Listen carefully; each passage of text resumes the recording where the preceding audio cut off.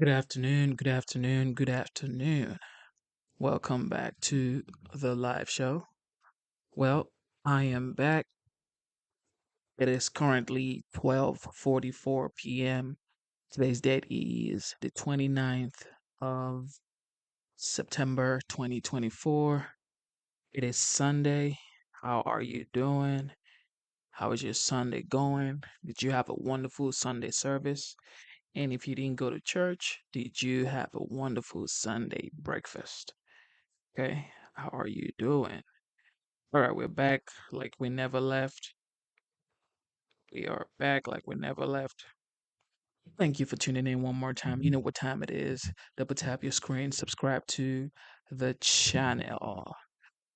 The topic today is a new dawn is coming. That is the topic for today. A new dawn is coming. Are you ready for a new dawn? Are you ready? Shout out to my boy Zima, the Prince of Amsterdam. Thank you for tuning in one more time. You know what time it is. All right. We are about to tune into the live show without further delay. Without further delay. Shout out to Corey B. You know what time it is. All right. So the OG, the former president of the United States, the 45th. Some people say he might be the 47th. He had he held a town hall event in Warren, Michigan. So we're gonna take a look at that one. And then, of course, like you see, I'm not at my usual location because the Hurricane Helen did what he had to do, and we did what we had to do too. So we are in a safe place. Thank you guys for your well wishes. Thank you for the messages. But we're safe now, okay? Hopefully, we still don't have power back home. So right now we are like 2 hours away from where we stay. But we're safe now with the family, and thank God for that. We have food, we have power here, so God is good. All right. All right. Without further delay, let's tune in and let's get the show going. All right, let's get it. Well, it's great to be with you, and this has been a very interesting day. Some numbers came out. Let's give you the bad news first. The worst numbers I think I've ever heard. You know exactly what I'm talking about, with a lot of people being released into our country that should never, ever be here, right? Like nobody can believe, but I've been saying it for 3.5 years because we are the party of common sense. We really know what's going on. And coming out of jails, murderers at levels that nobody thought possible. And it was all done by Comrade Kamala Harris. Our great border czar, who's incompetent, who's totally incompetent, and 245,000 criminals, but much more than 13,000 convicted murderers who were in jail. They were all released into our country, and we can't put up with this. This is gross incompetence, and let's get back to the show, okay? Get back to the show, right? Absolutely. And Mr. President, I've got to tell you, they have been having a great time. While they've been waiting for you, they've been singing, they've been talking, and I know we've got some questions tonight. And Nico, you're first up. Let's have at it. Come on. Good evening, Mr. President. Hello, Nico. My name is Nico. I'm from Plymouth, Michigan. Last week, I was laid off at Detroit Diesel. I was an assembler on the line, building diesel engines made in the USA. And my question is about immigration. Illegal immigrants are hurting American workers like me who are just starting off. How will you stop this invasion? Well, very easy. We're going to close the wall. We're going to close the border. You know, I built hundreds of miles. Nico, I built hundreds of miles of wall and did it well. And we had the best numbers we ever had 4 years ago, and now we have the worst numbers in the history of the world, not just this country. At least 21 million people came in during their term, and as we just said, a lot of them are real bad people, real rough people. but they're also taking a lot of jobs from Americans. Probably happened with you. And as the small number of jobs they created were all taken by illegal immigrants in the last short period of time, and we're going to make that change. You look like it'd be great. I'd like to have you make the motor, the engine, the motor of my car any day of the week. I'll bet you did a great job. I'll bet he did a great job. But we're going to bring the automobile business back to this area where it started, and we're going to bring it back at levels that have never been seen before. We're going to be lowering taxes. We're going to be doing a lot of things, but we're lowering taxes. We're going to use tariffs very, very wisely. You know, our country in the 1890s was probably, Marcia, probably the wealthiest it ever was because it was a system of tariffs. And we had a president, you know, McKinley, right? You remember Mount McKinley, and then they changed the name, but one of those things, he was really a very good businessman, and he took in billions of dollars at the time, which today it's always trillions, but then it was billions and probably hundreds of millions. But we were a very wealthy country, and we're going to be doing that now. We're going to do it where we keep, you know, there are enemies and our friends, too. They've taken advantage of us for years on trade, and year by year, all the time, we're losing our companies that make our cars, make the autos. A lot of them are going to Mexico now, and it's Mexico through China because China owns the factories. They're building big factories. They wouldn't have done it with me. They're building big factories, the biggest in Mexico, and they think they're going to make the cars and sell them in and close up Detroit, close up everything in this area, close up South Carolina. And it's not going to happen because we're going to put very heavy tariffs on those cars coming across the border, and we're not going to let that happen. We're not going to let it happen. So what we're saying is, Nico, we're going to have these companies that want to build in Mexico, they want to build in China, if they want to do business in the United States, they have to make their product, whether it's a car or anything else. We want them to make their product, have their plant in the United States. This way we employ our people, like Nico, we're going to employ you, I guarantee, and we're going to do it very fast, and then we have to keep out the competition, and we're going to make fair trade by charging them tariffs. If they want to come in and steal our wealth and steal our jobs and steal our companies, then they have to pay a price for that. And we've done it, and you know, I charged, as Marcia can tell you, China paid hundreds of billions of dollars during my term, and I had no inflation. We had the greatest economy in the history of our country. And we were just getting started, actually, but we had the greatest economy, the greatest employment for everybody, men, women, African American, Hispanic American, Asian American, everybody, young people with a diploma, without a diploma, people that went to the best schools in the world, got PhDs. Every single class, without exception, was the best they've ever been.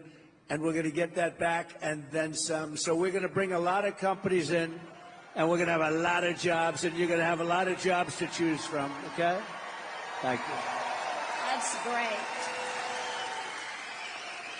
Everybody appreciates that and appreciate when you talk about immigration, you talk about building the wall and making certain that we secure this country.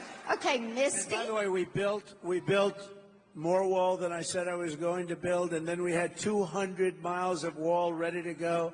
It was all fabricated, all made to the highest specifications of Border Patrol and ICE, and it was all set. And then we got more votes than any sitting president has ever gotten by far.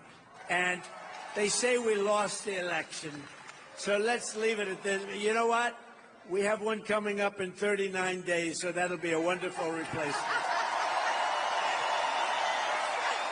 Wonderful replacement. Absolutely. All right. Misty. Good evening, President Trump. I wasn't sure. She reminded me when I was in the debate with crooked Hillary Clinton. She got up and she started walking around, and I said, "What's going on up here?" Go ahead. I didn't know you were going for such a beautiful young lady. Go ahead, please. Oh, thank you. Good evening, President Trump. Good evening. My name's Misty. I proudly build the Ford Broncos and Rangers. Yeah! I've been with Ford for 25 years. If I'm going to be honest with you, I'm sorry. I was not for you in the beginning. But my son told me I sounded ignorant and I needed to educate myself on you. That's it. True. That's what we're like. Where is he? Where is he? Is he here? No, he Well, you say, "I love your son." I think it's good. He said just get his autograph. Anyway, Yeah, so I took the challenge on, and I'm proud to say that I'm voting for you for again. Yeah. Thank you very much. No, thank you. Thank you. My question for you is, I'm a single mom of 5, and becoming difficult to afford, the basics. So can you please tell me what you're going to do to lower the prices for us? Yeah, so what we have to do, because the prices are so high, thank you, darling, very much. It's a great question. People are hurt by the cost of groceries, the cost of everything. There's nothing less expensive. If you go back 4 or 5 years, everything was just a fraction of what it is now. And they're making essentially, if they make the same wages, they're getting wiped out because You know what prices time are it up is. 50, 60, 70% for a lot of things. For some items, it's much more than that. Well, look at interest rates. They were 2%, now they're 10%, but at 10% you can't get the money. At 2%, there was plenty of money for everybody for buying a house, et cetera, et cetera. But when you look at groceries, I think it's this thing that really, I always say this is an election that I used to say determined by the stomach. Actually, I don't believe that anymore. I think it's now determined by the brain, because nobody wants to have criminals pouring into our country. Nobody wants to have any of these horrible things that are happening to our country. But we're going to be bringing them down, and it's going to start with energy. We're going to drill, baby, drill. Energy's coming way down. Energy's coming way down, and when energy comes down, everything else follows. That's what started this onslaught of inflation, that the greatest we've ever had in our country. We had the greatest inflation over the list, and it actually, we had almost no inflation. And that carried on for 2 years into there. I used to say his, now I say there. But nobody even really knows who our president is, if you want to know. Who's our president? Who is he? Nobody, we're not sure who the president is. Yeah. It sounds good. Thank you. Thank you. Thank you. But the inflation, it carried on for almost 2 years into that. We had a solid no inflation. It was solid, and then it exploded, because what they did was the energy, and also what they did, just almost as importantly, was they spent like nobody's ever spent. They went crazy. And the Green New Scam, and they were spending on things that didn't help the country, and it also drove. So between the energy and the spending, the inflation went up, and food prices came with it, and rent came with it, everything came with it. And we had, I think, the worst inflation we've ever had, and we're going to bring it down. So we're going to bring it down with energy and interest rates. The interest rates are going to come down, but first we're going to get, and here's a statement that I make to you tonight. We are going to have energy. We have more liquid gold, I call it. You've heard that said, liquid gold, that's oil and gas. We have more oil and gas, liquid gold, than any country in the world, including Saudi Arabia and Russia. And we're going to bring it down. We're going to bring your energy bills down, and also business, where they can employ people. But we're going to bring the energy down by 50% in the first 50% in the first 12 months. And when we do that, everything else is going to follow. Everything follows the energy. And because we have so much, they don't drill, they go to Venezuela. We buy oil from Venezuela. What's that all about? And we have more than anybody else in the world. Think of it. Saudi Arabia doesn't have as much. Russia doesn't have as much. Drill, and we're baby, going to drill. other countries. We're going to drill, and we're going to take it out. Your energy bills will be 50% lower 1 year from January 20th. 1 year from January 20th, okay? And that's going to have a huge impact, okay? Thank you. Say hello to your son. Thank you. Very good. Good job. Thank you. Well, I think that everybody is ready to get those prices at the pump down.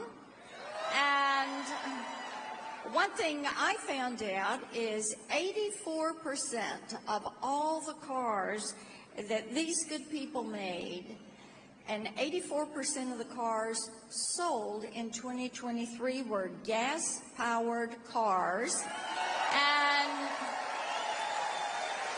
And we need to get that price down. Yeah, so it's a good point. Look, they have an electric mandate. Every car is going to be electric, they say. I will terminate that now. And you have to understand, Elon endorsed me with the strongest endorsement, and we love him, and he's great. And by the way, the Tesla is amazing, but not everybody should have an electric car. It might be 7 or 8% of the market, and then you also want hybrids, and you want to have pure gasoline-driven powered cars. We're going to have everything. The new one is hydrogen. There's one problem. Do you know what the problem is? They blow up. You'll be to the other side of the arena, and you won't feel too good. So until they fix that problem, I'm going to pass personally. If you'd like one, you can buy one, but I'm going to pass. But you've got to have alternatives and choices. That's what the country's all about. And we're not going to have, I will end the electric mandate on day one of the administration. Okay?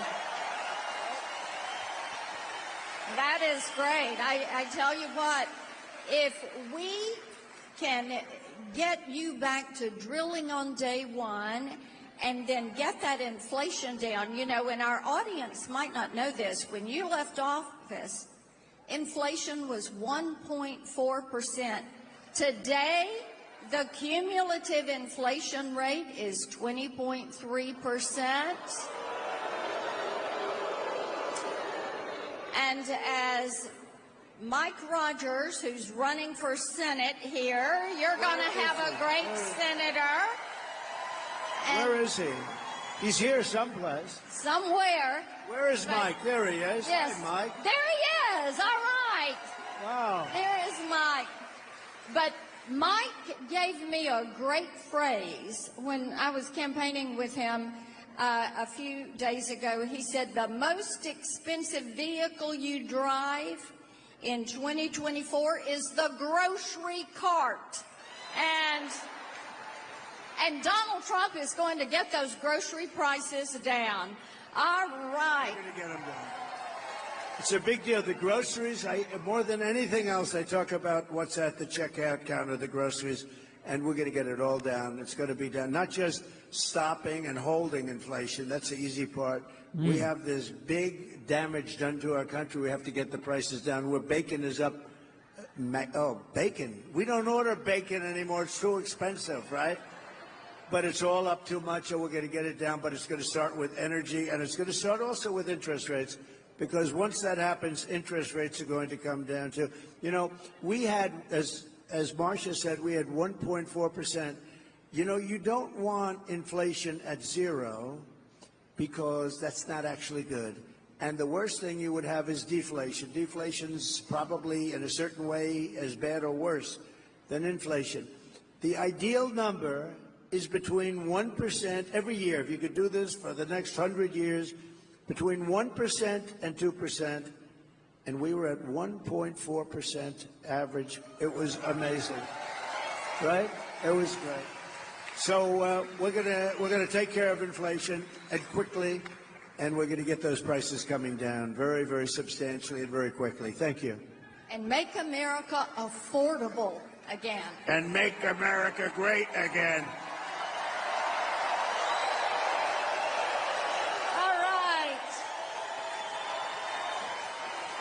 Okay, Tony. Where is Tony? He's over here with a question. Right here. And they're bringing you a microphone. Hello. How about it? Hello. Good evening, Senator. Make Mr. America President. great again. As you heard, As you heard, my name is Tony. Mr. Trump, we met last year at a great round of Bedminster with the Heritage Foundation. Good event. It was an honor. Our company's based here in the U.S. We melt steel and we make automotive parts out of ductile iron for brake components, axle components, and those are made for the big three here. Sadly, though, we're losing jobs to China, India, Mexico, and it's become more difficult to compete. Manufacturers like us, we are some of the largest users of energy, and under Harris and Biden, the energy costs have tripled. So my question is, what will you do to get energy back down so us U.S. manufacturers can compete and bring it back to the jobs here? Yeah, so it's a great question. A lot of people have the same question because it's affecting the companies. I just left one, a man from the Netherlands. We made a speech, a wonderful guy, and he said the problem was he opened up because of me. He opened in 2017, and he had 3 great years, and now with them, he's not doing well. What we're doing is, I said about the energy as to what we do and how we do it. But China's coming in, and you said Mexico. Mexico's a big threat now. Mexico's taking a lot of your business, and we're not going to let that happen. We need a smart series of tariffs and taxes, Marcia, and it's very simple business. You know, China won't take cars from outside of China. They only take them if you build in China. You have to build your factory. So if I'm making a car and I think I'm going to sell it into China, they have a massive over 100% tariff. So what you do is you say, to not pay that tariff, I'm going to have to build my factory in China. And they encourage it, they help it. We're going to be doing the same thing, but we're going to do it even better. We're going to bring cars back. We're going to bring, like you say, what are you, auto parts and things like that, right?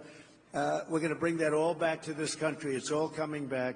If they had to pay tariffs on what they're doing and what they're selling into our country, they wouldn't be putting your business out of business if that's where you're going. It will never happen, and we're going to do it just the opposite. Plus, we're lowering the tax rate. So I took it from 39% to 21%. These are for companies, and that's why we had the great numbers for jobs. But now what I'm doing is I'm going, and nobody thought that was possible, and I got it approved by Congress, believe it or not. Now we're going to 21, from 21 to 15%, but you have to make your product in the USA. So if you want to take advantage of the low tax rate, you have to make your product. So we'll be down to 15%. That gives us one of the lowest tax rates in the whole world, so it's more than competitive. Companies will come here. But in addition to that, we're going to keep this really terrible competition. I don't mind the word competition, but it's predatory. And we're going to keep this competition out so that you're able to grow your business and grow it well. And you'll make the product and you'll sell it inside our country. And I know exactly what your situation is. And it's so easy to solve. We're going to need the help of the Senate. We're going to need the help of the House. And if they won't do it, I have the authorization and the power to do it myself, and we'll have to do it. Okay? Well, and that's why we need Mike Rogers Senator Mike Rogers. And we've got Lisa McClain, Congresswoman McClain. Right? Yes. A warrior. Yeah, that's right. Yes, she is a warrior. Facts. And the amazing, incredible Facts. Congressman John James. Hey, John. Good.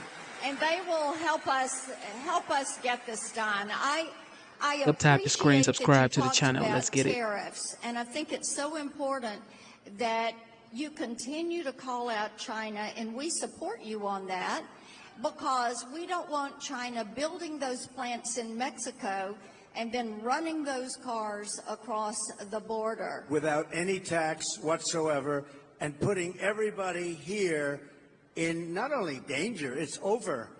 Your union head, I don't know who he is, Sean Fain or something, whoever this guy is, he sold you out because he let Biden, who doesn't know what he's doing, I mean, you probably noticed, he let this guy come up with an all-electric mandate. Those cars are all going to be built in China. We want cars built in the USA. It's very simple. and they're going to come in at levels.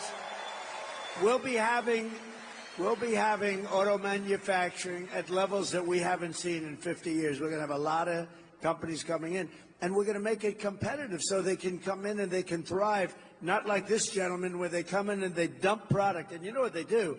They dump the product cheaply, and then everyone goes out of business. Then they take over the businesses and they sell it for 2 and 3 times what it was selling for before. The whole thing, it's really not too, Rockefeller in the old days, he used to open a gas station. He used to underprice it by 50, 100. He'd give the gas away. He'd drive the people out of business around him.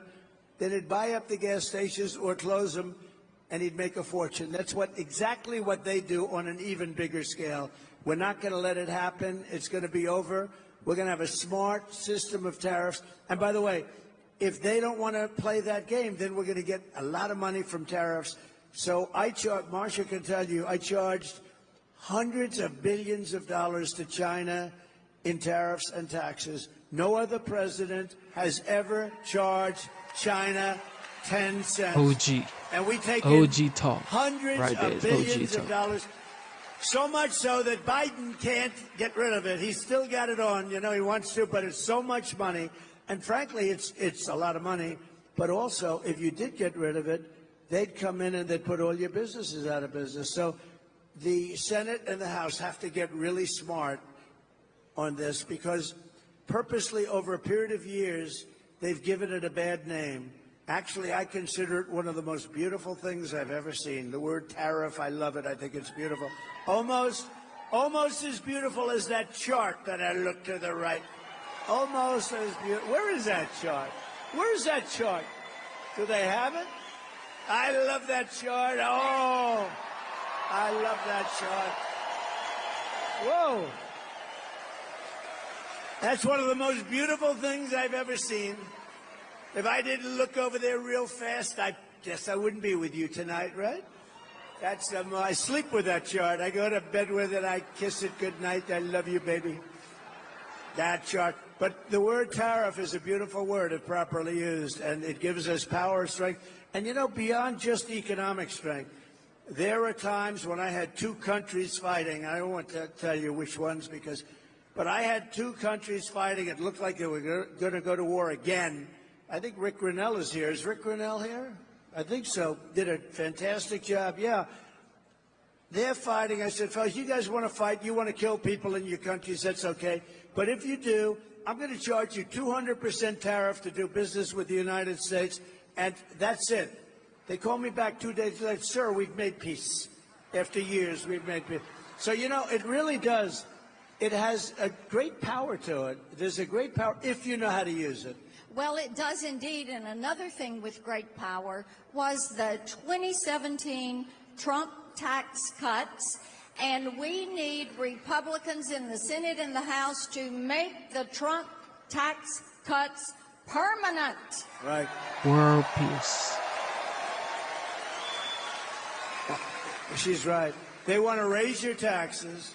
They want to take out the Trump tax cuts, which will, I think, close to Depression time. Not recession, but Depression time, because it was the biggest tax cut in the history of our country. And you got a lot of other things, too. Estate tax, death tax. If you love your children and you want to leave your business to them or whatever, does anybody not love their children? Because if you don't love your children, then it doesn't help you too much. But if you want to leave, leave it to anybody. But you had zero estate tax. You had zero death tax, we call it. Sometimes I like the word estate better than death, but a lot of people use the word death. And that was a big thing, because you would have a farm and you'd leave it to your children, and they have a big tax to pay. They'd go out to the bank, they'd borrow the money, they'd end up losing the farm and living like hell. And part of our tax cuts, nobody even talks about it, but the people that are involved in this stuff really say that's one of the best things. You have no estate or death tax to pay, so it's really great. Well, we're going to... They want to end that. We'll lower those taxes. We'll have those tariffs. We're going to make those cars right here and then see them loaded on a Teamster-driven big rig and taken all across the country. And thank you to the Teamsters. Did you know I got 60% of the vote with the Teamsters? So thank you, Teamsters. That's the first time that happened in a long time. Yes, it is. Okay. Thank you, Teamsters. Our next question is from Ashley. Whoops, stepped on that water bottle. Hi, Mr. President. Hi. Thank you so much for coming to Michigan. My name is Ashley, and I work at the Chrysler plant. Like many auto workers, I am deeply concerned about the future of our industry. With many jobs being outsourced as we speak, what actions will you take to ensure that our jobs stay in America so we can continue to build the best cars in the world here in Michigan?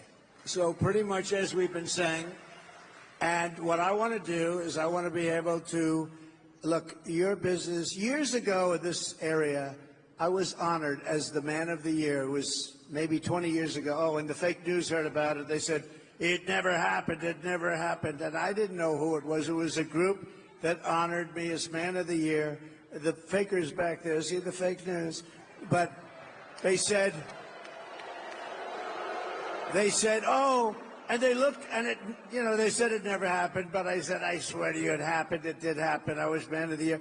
And I came and I made a speech, and I said, why do you allow them to take your car business away? Why do you allow it to happen? They're taking your business away. And I didn't know too much about it. All I know is they were taking your car industry away from you. They said it never happened. And lo and behold, somebody said, I remember the event, and then we found out, and we had everything. We got the awards. We had everything. It did happen, but I gave a speech which at the time was pretty controversial.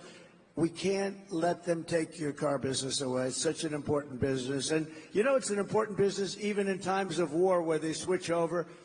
And it was really something. And I looked at that speech from, I don't know, it's like 19, 20 years ago. And I could repeat it now without changing a word. You cannot let foreign countries, and a lot of the times our worst foes are our so-called friends, okay? Our friends, the European Union takes tremendous advantage of us. As an example, they give us cars by them. We don't have too many Chevrolets in the middle of European cities, okay? European Union is brutal. They don't take our farm products for the most part. They don't take a lot. But unlike Kamala, who always complains and doesn't do anything, I keep saying, why don't you do? I saw Marcia the other day. Why didn't she do it 4 years ago almost? And I say that, she's on the border today trying just to, what a day for the border. She goes to the border today, and they just announced just before she got up to speak that more than 13,000 murderers from jail, solitary confinement people in many cases, were released. But I just say, let's go back. So we can't let them take our businesses, and we're not going to let them take our businesses. And you can control that so easily through good policy. Not her kind of policy, by the way. She changed her policy 15 times. No fracking. Oh, I like fracking. Defund the police. She wants to defund the police. Now, oh, I love the police all of a sudden. By the way, when anybody is into defunding the police even for a day during their career, they can no longer serve as President of the United States, I can tell you. So, Question: are you better off now than you were 4 years ago? Can you answer that question? Anyway, double tap your screen, subscribe to the channel. Let's go. So we're not going to let them take our businesses. And really, a lot of that's determined by our taxation policy. When China has to pay all that money, the people that liked me the best were the steel companies because I saved them. They were dumping, China and others, but mostly China was dumping steel in here at levels that nobody had ever seen before. And it was putting the steel companies out of business. I put a 50 and 100% tax on the dumping of steel, and the steel companies thrived. I saved them, and you have to have the steel companies. So we'll do the same thing, and you don't worry about it. Here's what you have to do. I only ask you to do one thing, and then you can sleep beautifully all night long, go to a job you love, and get a lot of money at the end of the week. You know what the thing is? Vote for Trump. If you vote for Trump, everything's going to be taken. There you go. Everything is going to be taken. Right. And we have Todd, we've got another question over here. Todd Okay, Todd. is over here, right there. Okay, Hi. he's got his microphone. Todd? Welcome, President Trump. First off, I want to say you and your family are in me and my wife's daily prayers. Thank you. May God continue to watch over you. Thank you very much. So my name's Todd. I'm from Shelby. Unfortunately, pretty soon, over 2,000 people will be laid off from my plant that I've worked at for 25 years. And we can't take... Where are they moving? Where are they moving?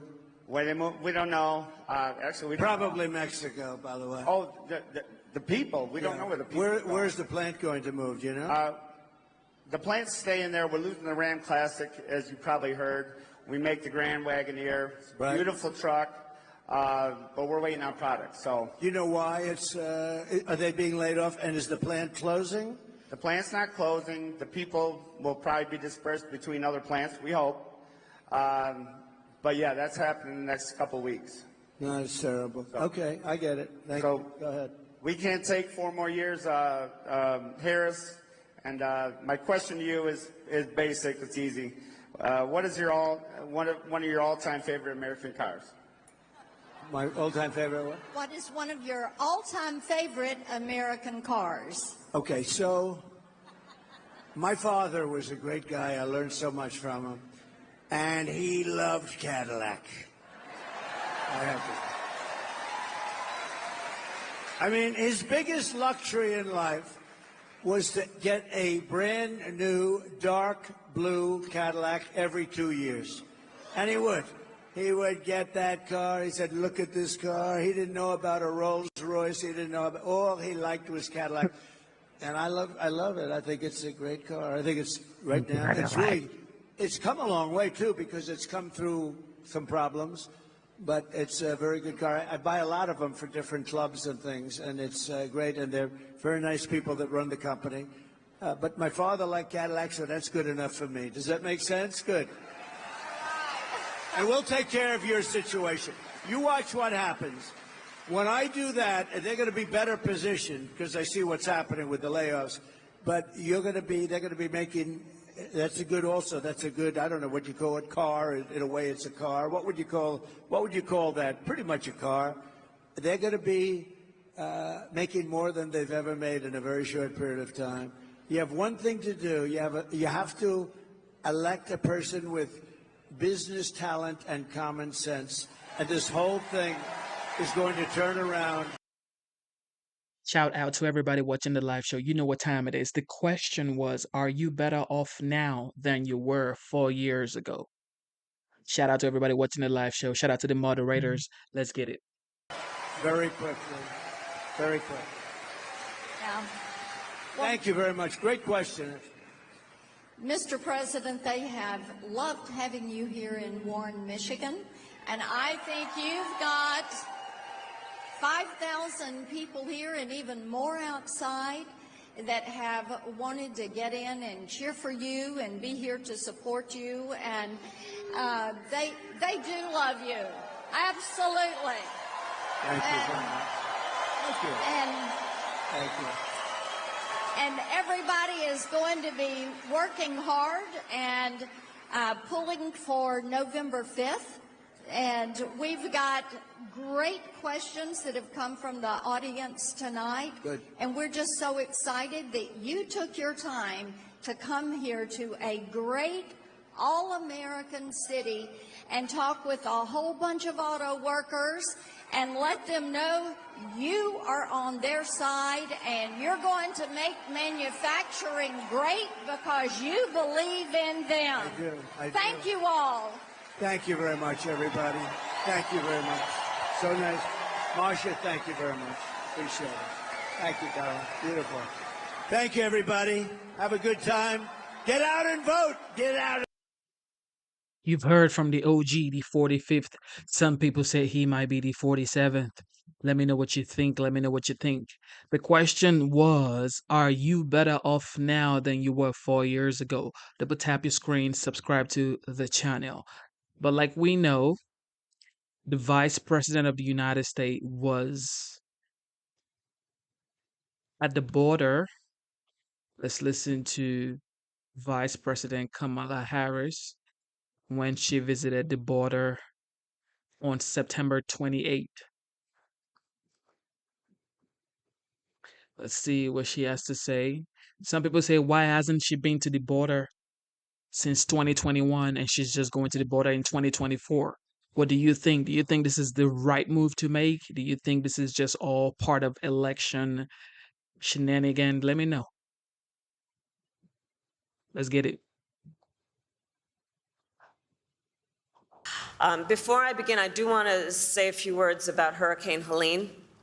I spoke this morning with our FEMA Administrator, Chris Well, and President Biden and I, of course, will continue to monitor the situation. Before I begin, I do want to say a few words about Hurricane Helene. I spoke this morning with our FEMA Administrator, Chris Well, and President Biden and I, of course, will continue to monitor the situation closely. We have mobilized more than 1,500 federal personnel to support those communities that have been impacted. We have food, water, and generators that are ready for deployment. And we are working to restore power for millions of people who currently are experiencing outages. And I just want to stress, and for the press that is here, to those who are watching, the storm continues to be dangerous and deadly, and lives have been lost, and the risk of flooding still remains high. So I continue to urge everyone to please continue to follow guidance from your local officials until we get past this moment. So thank you all. And now I'll speak about, in particular, the people who are here today and why we are gathered here together today. So Arizona, I think you all know, and this is why you are here, there are consequential issues at stake in this election. And one is the security of our border. The United States is a sovereign nation, and I believe we have a duty to set rules at our border and to enforce them. And I take that responsibility very seriously. We are also a nation of immigrants. The United States has been enriched by generations of people who have come from every corner of the world to contribute to our country and to become part of the American story. And so we must reform our immigration system to ensure that it works in an orderly way, that it is humane, and that it makes our country stronger.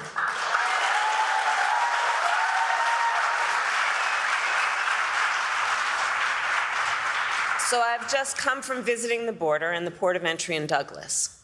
I spoke with dedicated agents from Border Patrol and Customs officers who every day see the overflow of commercial traffic through the port. These men and women who work there and at other places along our southern border help keep our nation secure.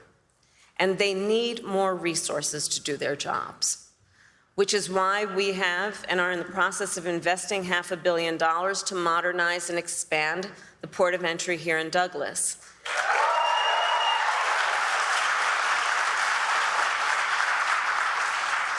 And why last December I helped raise the rate of overtime pay for border agents, and also why I strongly supported the comprehensive border security bill. Written last year, as you know, by a bipartisan group of senators, including one of the most conservative members of the United States Congress. That bill would have hired one. Did she just say raise the income for overtime pay? So now she's talking about overtime too? Man, double tap your screen, subscribe to the channel. Let's get it. 1,500 more border agents and officers. It would have paid for 100 inspection machines to detect fentanyl that is killing tens of thousands of Americans every year. It would have allowed us to more quickly and effectively remove those who come here illegally, and it would have increased the number of immigration judges and asylum officers. It was the strongest border security bill we have seen in decades. It was endorsed by the Border Patrol Union.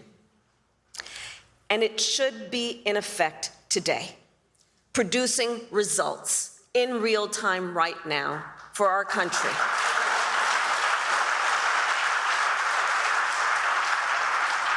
But Donald Trump tanked it. He picked up the phone and called some friends in Congress and said, stop the bill. Because you see, he prefers to run on a problem instead of fixing a problem. And the American people deserve a president who cares more about border security than playing political games and their personal political future.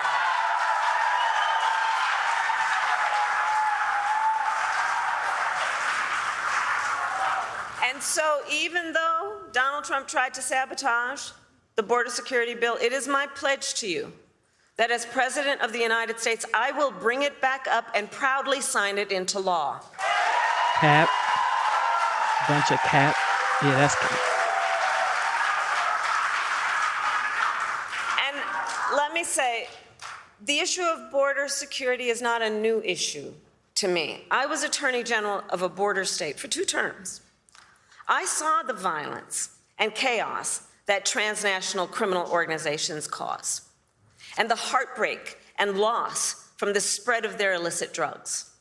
I walked through tunnels that traffickers used to smuggle contraband into the United States. I've seen tunnels with walls as smooth as the walls of your living room, complete with lighting and air conditioning, making very clear that it is about an enterprise that is making a whole lot of money in the trafficking of guns, drugs, and human beings.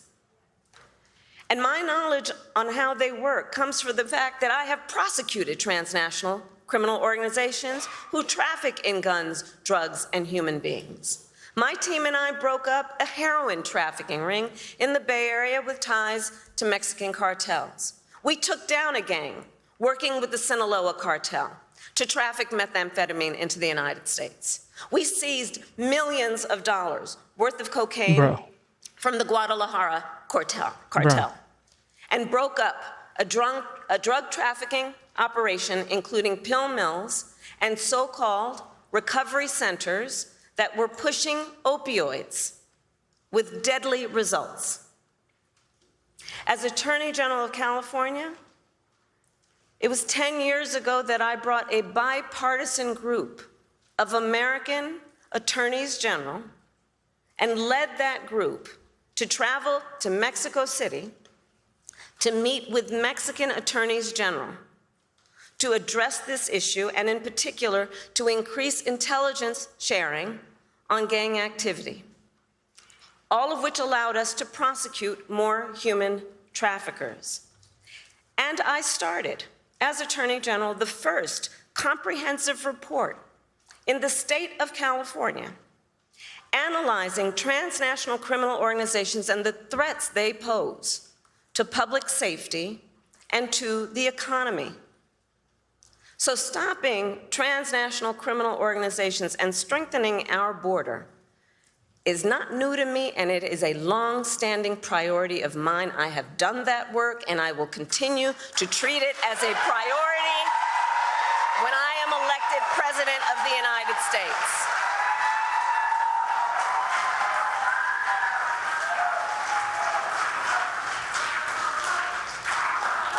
And it is my pledge to you, understanding how solutions get formed, that I will reach across the aisle and I will embrace common sense approaches and new technologies to get the job done. Because I know transnational gangs coming across the border, trafficking in guns, drugs, and human beings could care less who somebody voted for in the last election. They could care less. They've got one goal in mind. And it is therefore critically important that anybody who calls themselves a leader would work with other leaders for common sense solutions, understanding the pain and the suffering that Americans are experiencing if we don't work together to fix these problems. And look, transnational gangs, one of the things I know about them, they are always innovating. So to disrupt them, we must do the same. And that means, again, working together in real time, grounded on finding common sense approaches, not just about some rhetoric at a rally, but actually doing the work of fixing a problem.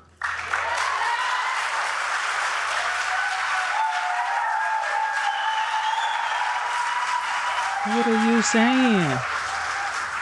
And as president, I won't only bring back the border security bill that Donald Trump tanked. I will do more to secure our border. But To you are in reduce charge right illegal now. border Correct. crossings, I will take further action to keep the border closed between ports of entry. Those who cross our borders unlawfully will be apprehended and removed and barred from re-entering for 5 years. We will pursue more severe criminal charges against repeat violators. And if someone does not make an asylum request at a legal point of entry and instead crosses our border unlawfully, they will be barred from receiving asylum. While we understand that many people are desperate to migrate to the United States, our system must be orderly and secure. And that is my goal. And that is my goal. Securing our border also means addressing the flow of fentanyl into our communities. Fentanyl is a scourge on our country. The nature of it as a drug is such that it is highly addictive and it is highly lethal. So much so that using it one time only can be fatal. I have met far too many families, parents, loved ones who have lost a family member, a child, Curry B. to fentanyl. Chill, bro. And their grief is heartbreaking. And the devastation caused by fentanyl is being felt from rural communities to big cities. It's impacting communities across our country, regardless of where they are geographically, politically, or any other demographic you choose to talk about. It's a scourge in our country, and we have to take it seriously. And as president, I will make it a top priority to disrupt the flow of fentanyl coming into the United States.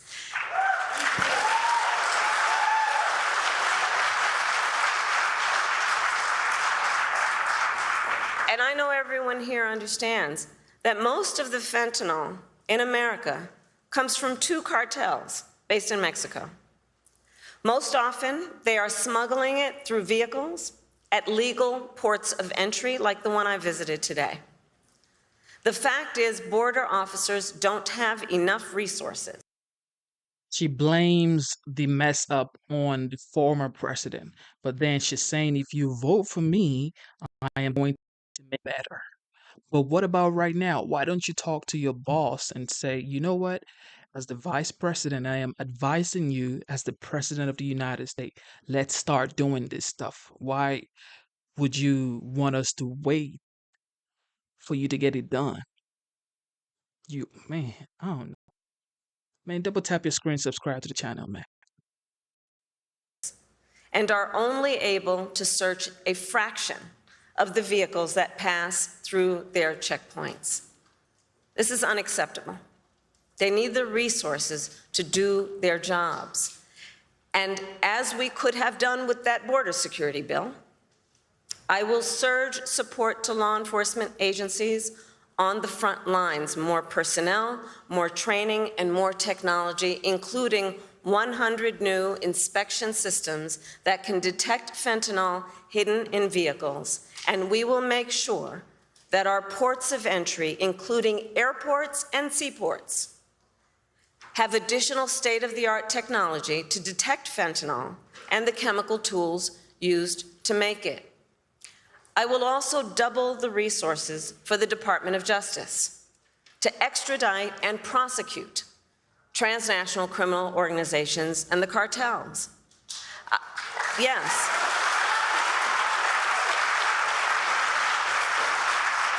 I will ensure that we target the entire global fentanyl supply chain because we must materially and sustainably disrupt the flow of illicit fentanyl coming into our country.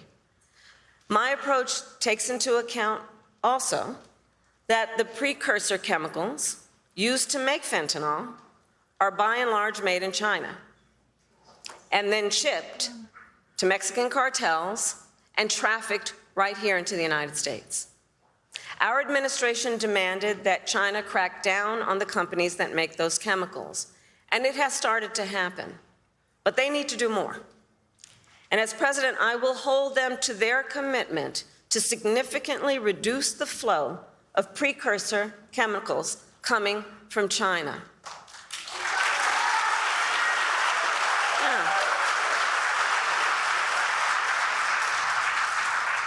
And all of this to say, we must tackle this issue from every angle, because our highest...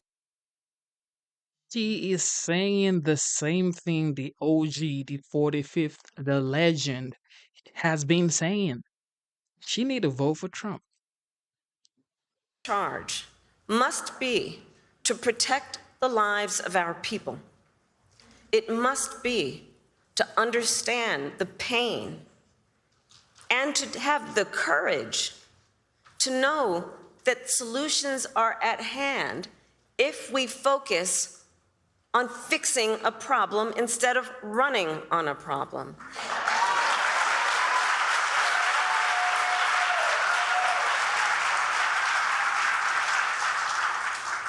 And on this issue, writ large, we must ensure that our country remains strong and competitive, which includes fixing our broken immigration system.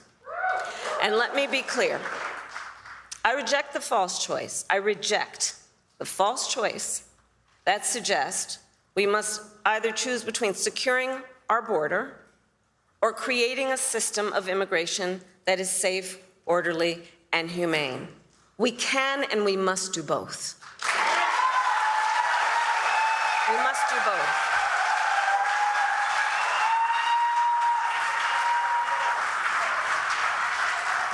And we need clear legal pathways for people seeking to come into our country. And we must make our current system work better. For example, it can take years for asylum claims to be decided. Well, this is a problem we can solve, including by hiring more asylum officers and expanding processing centers in people's home countries. And as president, I will work with Congress to create, at long last, a pathway to citizenship for hardworking immigrants who have been here for years. For years.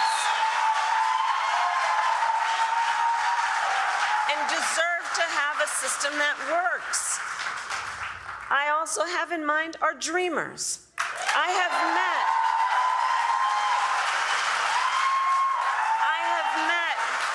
with so many of our dreamers throughout my career. They who have grown up in the United States, were educated here, pay taxes here, serve in our military, and contribute to our communities every... Why are they clapping? This is the current Vice President of the United States that said the President of the United States now is the greatest president of our generation. So why can't you teach him this ideas? Why can't you teach him this information and say, let's start working on this, the greatest president of our generation? Why? Means not it's election time. You want to run based on dreams because man, double tap your screen, subscribe to the channel, bro. They are American in every way. But still, they do not have an earned pathway to citizenship. And this problem has gone unsolved at this point now for decades. The same goes for farm workers, who ensure that we have food on our tables and who sustain our agricultural industry. And they too have been in legal limbo for years because politicians have refused to come together to fix our broken immigration system. Well, as president, I will put politics aside to fix our immigration system and find solutions to problems which have persisted for far too long. For far too long, we have all known this is not working as it can and as it should. And so, as I said at the beginning, these issues are highly consequential for our nation. And the contrast in this election is clear. It is a choice between common sense solutions and the same old political games. In the 4 years that Donald Trump was president, he did nothing to fix our broken immigration system. He did not solve the shortage of immigration judges. He did not solve the shortage of border agents. He did not create lawful pathways into our nation. He did nothing to address an outdated asylum system and did not work with other governments in our hemisphere to deal with what clearly is also a regional challenge. As overdoses went up during his presidency, he fought to slash funding for the fight against fentanyl. And what did he do instead? Well, let's talk about that. He separated families. He ripped toddlers out of their mothers' arms, put children in cages, and tried to end protections for dreamers. He made the challenges at the border worse. And he is still fanning the flames of fear and division. And let me be clear, that is not the work of a leader. That is not the work of a leader. And that is, in fact, I think we all believe, an abdication of leadership.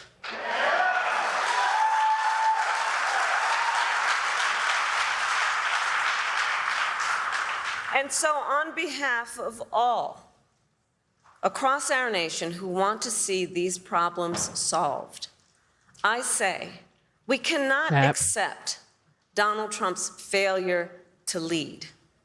We should not permit scapegoating instead of solutions. And let's see what's happening. Let's not permit scapegoating instead of solutions, or rhetoric instead of results. No, we As we your already president, accepted. I will protect our nation's sovereignty, secure our border, and work to fix our broken system of immigration. And I will partner with Democrats, Republicans, and independents to do it.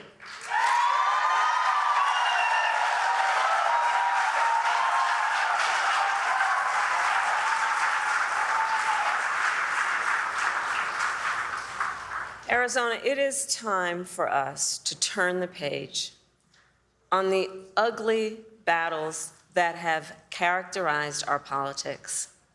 And it is time to move forward together to achieve real solutions that make our country stronger. And I know we can get this done. I know we have the And will. we've turned the I know page we on have you. the courage. We've I know turned the the page on solutions you, are at Baker. hand, and I know we are ready. And so with all of that, I say thank you. May God bless you, and may God bless the United States of America.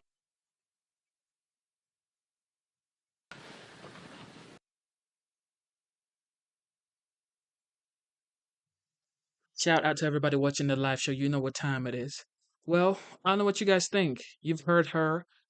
She was known to be the border czar by the media and by, the Trump campaign team that say she was the border czar.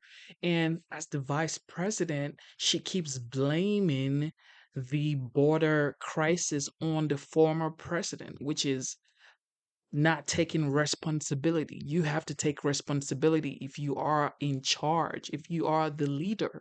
You have to be taking responsibility. You have to take responsibility. This is why I think she's not doing it, because you're not taking responsibility. If you don't take responsibility, how are you supposed to find a solution? You keep blaming someone else for what's going on. You can't be blaming someone for what's going on. Man, and for you guys voting for Kamala, tell me what he's done for the past 4 years. And for you guys voting for Trump, tell me why you're voting for Trump.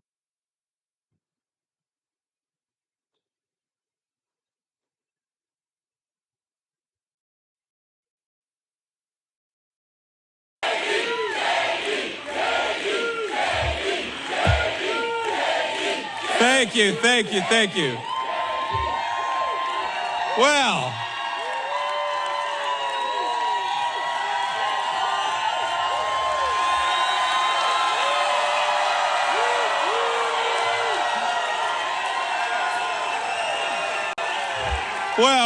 we have got, thank you. We have got a hell of a crowd here in the state of Pennsylvania, and in 38 days, we're going to turn Pennsylvania red, send Kamala Harris back in, and send Donald Trump back to the White House.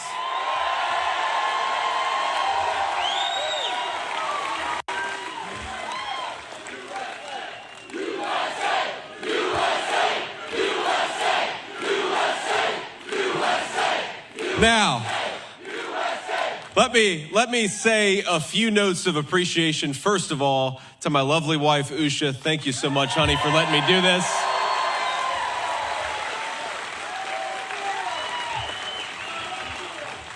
I don't know why you put up with me, but there's no turning back now.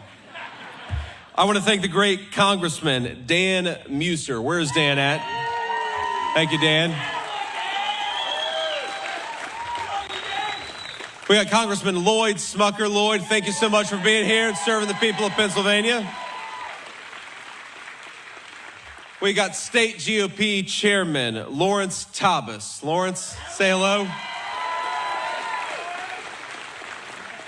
And of course, we've got the owner of the Newtown Athletic Club and one of the MVPs of the Trump campaign, Jim Worthington. Thank you, Jim.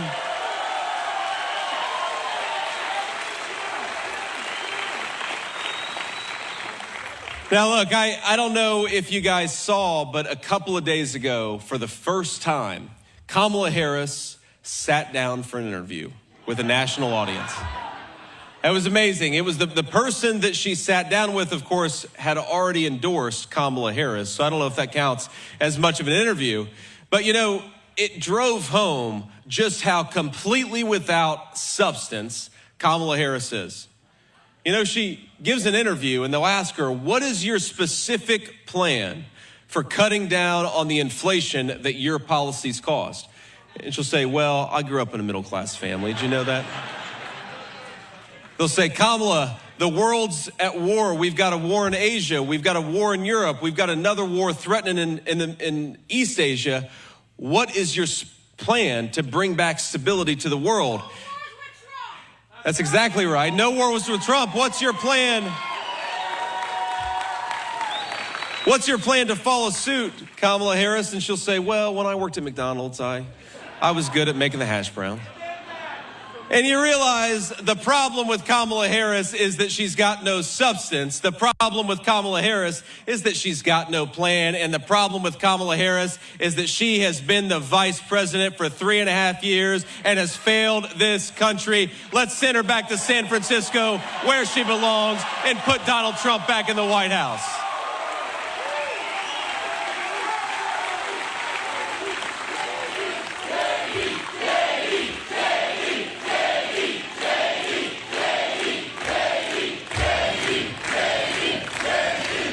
Now, I I came to Pennsylvania, I wanted to come in the same week that President Zelensky from Ukraine came to Pennsylvania. And I don't know if y'all noticed, but he came to campaign with the Democratic leadership of this country. You know, we've spent $200 billion on Ukraine. You know what I wish Zelensky would do when he comes to the United States of America? Say thank you to the people of Pennsylvania and everybody else.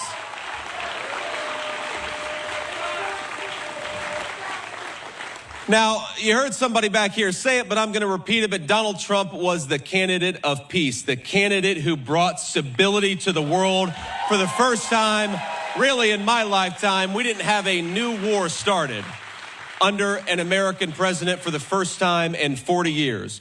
And of course, the supporters of Kamala Harris say that Donald Trump was not the candidate of peace, and we know that he was the candidate of peace. He was the candidate of prosperity. He was the candidate of American citizenry and putting them first. Now, here's the thing. We have so many problems right now in the United States of America, but we got a lot to be thankful for. We got the most beautiful country in the entire world. I really do believe that. We've got natural resources, including right here in the state of Pennsylvania, great natural gas. Let's get it out of the ground with Pennsylvania workers.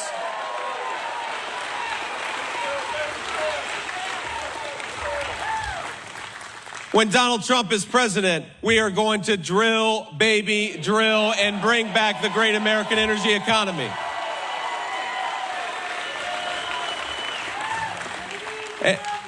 And Kamala Harris, she is the candidate of not buying oil and gas from Americans and Pennsylvanians. Kamala Harris wants us to buy energy from every tin pot dictator all over the world. Kamala, we say, no way, we're going to buy it from our own people right here in the state of Pennsylvania.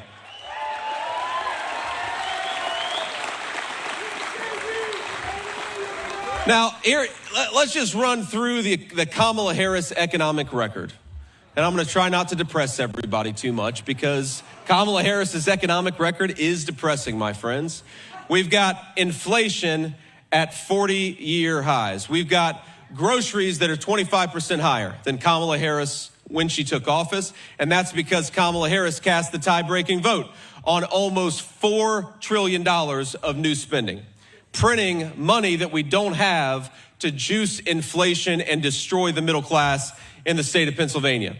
Thanks to Kamala Harris, eggs are about 115% higher. That's more than double the price than when she took office. And I got 3 little kids, my friends. We buy a lot of eggs. So I'm pretty pissed off at Kamala Harris over the price of eggs. When Kamala Harris took office, since then, 3.5 years, gas prices have gone up 35%. Energy has gone up 40%. And it's not just Kamala Harris's terrible economy, of course. It is the wide open southern border. The border czar caused it, and we can't let him forget it. It's an invasion. That's exactly right. It is an invasion of this country. And we can't let folks forget that it is deeply connected to what's going on when it comes to the economy. What's going on at the border is deeply connected to what's going on. Now, think about this. When you let in 25 million people, many of whom are bringing fentanyl into this country, and they're competing against Americans buying homes that ought by right go to American citizens. That is why we have skyrocketing housing costs in the state of Pennsylvania and all across our country. So here's our message to Kamala Harris and the 25 million illegal aliens she has let park in the United States of America. In 6 months, pack your bags because you're going home.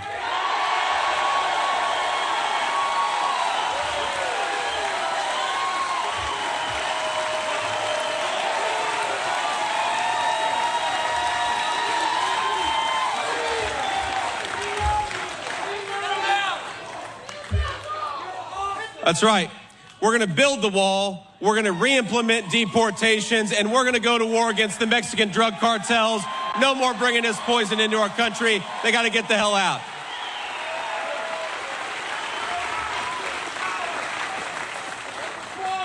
Now, it is funny to me because Kamala Harris, she doesn't have an ounce of proposal or an ounce of plan. Now, I've only been in politics a couple of years, so maybe, my friends, I'm just not shameless enough to stand before a crowd and do what Kamala Harris does. Because she has been the vice president for 3.5 years. And she'll say to a crowd without an ounce of humility or shame, on day one, we're going to tackle the wide open southern border. On day one, she'll say, we're going to make groceries and housing more affordable for American citizens.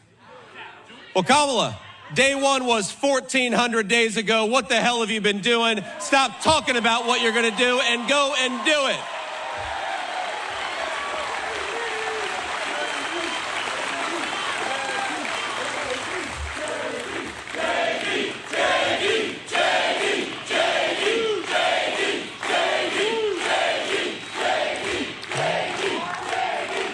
Now, I think that the thing that Kamala Harris and the Democrats say that bothers me the most is when they talk about how they allegedly stand for working people in the middle class. We know that's not true, right?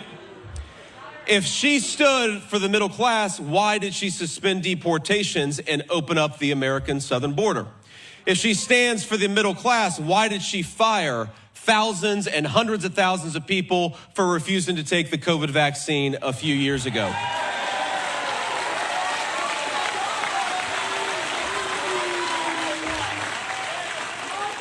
If she stands for the middle class, why does she want to tax the middle class in this country to give rich people money to buy electric vehicles made in China? That doesn't make any sense, does it?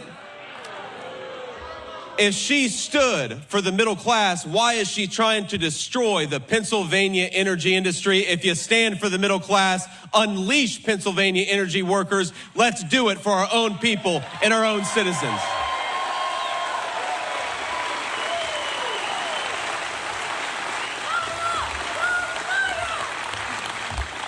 Now, it's funny, I will say this, she recognizes how unpopular her actual governance is.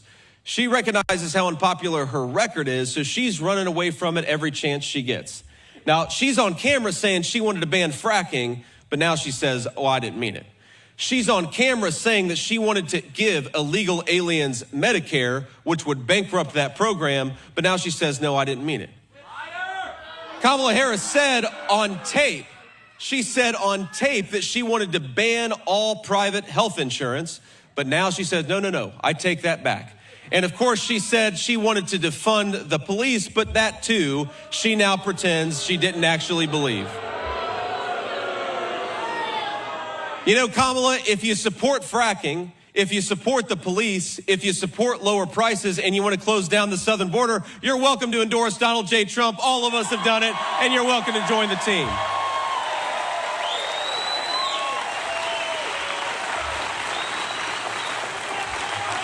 Now, I actually joke with the president. I say, sir, she is copying every single one of your positions. She's not doing it, to be clear. She's not actually governing that way. But I say, sir, she is so obsessed with pretending that she agrees with you on all these issues, I think she's going to show up to her next rally with a red MAGA hat.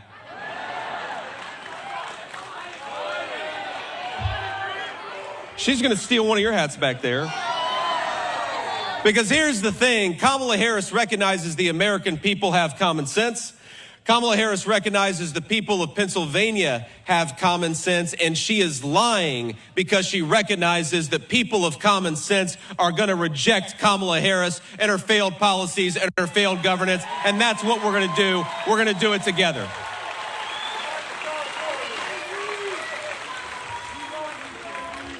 Now, look, part of the reason I think that Kamala Harris, it's so disgraceful when they say that their policies work for the middle class. And part of the reason I get so frustrated by that is because I grew up in a family that was affected by the kind of failed policies enacted by Kamala Harris. Now, I remember when my grandmother and I were really tight with money. We didn't have a whole lot extra to spend, and it got very cold in the middle of a cold Ohio winter. And my grandmother would say, you know, we just don't have enough money to turn on the heat tonight. And I think about a lot of Pennsylvania families out there who are going to go through a cold winter in a couple of months. And I happen to believe whether you're rich or poor, if you work hard and play by the rules, you ought to be able to turn your heat on in the middle of a cold winter night.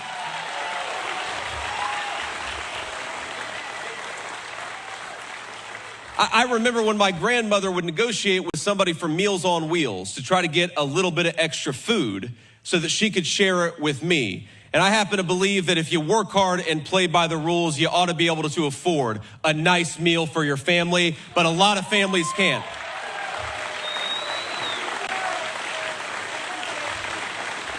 But a lot of families can't because of the policies of Kamala Harris.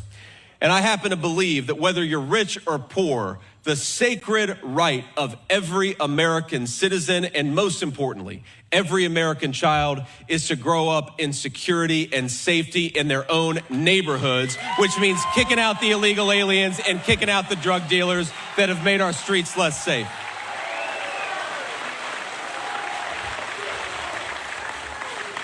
Now, do y'all remember there was a woman who spoke at the RNC? It was the speech that affected me the most personally. I think because, a lot of folks in my family struggled with addiction when I was growing up, and I know what toll it takes on a family. And this woman was talking about her 15-year-old son who had died of a fentanyl overdose. And what had happened is that this boy had done what a lot of teenagers in our country do. He had taken something under peer pressure, and it happened to be laced with fentanyl that these drug cartels are bringing into our country.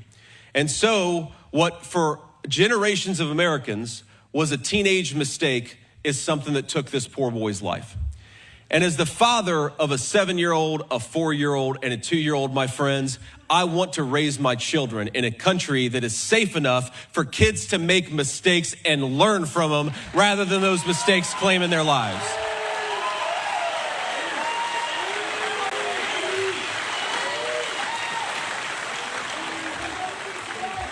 I want to raise my children in a country where it's safe enough where whether you're rich or poor, you can walk down the street in safety and comfort, and that is the birthright of every American citizen. I want to raise my children in a country where everybody who works hard and plays by the rules can afford a nice meal for their families and for their children. And because of that, I want to raise my children in a country governed by President Donald J. Trump, not the fraud Kamala Harris.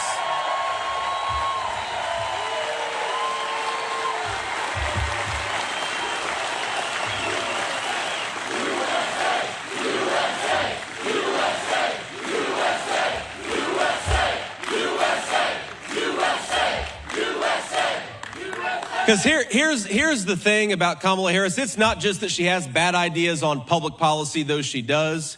It's that she disrespects the citizens of her own country and tells them that they're bad people for daring to have an opinion on her failure in leadership.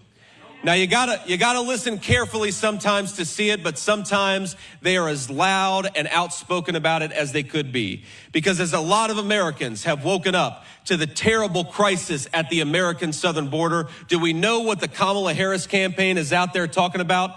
Not that Kamala Harris is going to do her job and secure the southern border, but that the people who are complaining about that wide open border, that they are racist. That's what Kamala Harris has been saying. You notice that? Now, here's what I think, Kamala Harris. I think that the American citizens, as the First Amendment right, they have the right to complain about your bad leadership.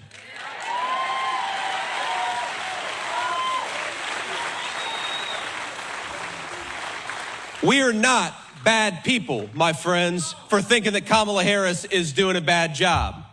No one is a bad person for thinking that Kamala Harris should have done her job and shut down the American southern border. No one is a bad person for being pissed off that somebody in their community died of a fentanyl overdose when that poison should have never been here to begin with. Nobody is a bad person for thinking that Kamala Harris ought to do her damn job. Kamala Harris, stop telling the people of your own country that they're bad people. You're a bad person for not doing your job. Start doing it.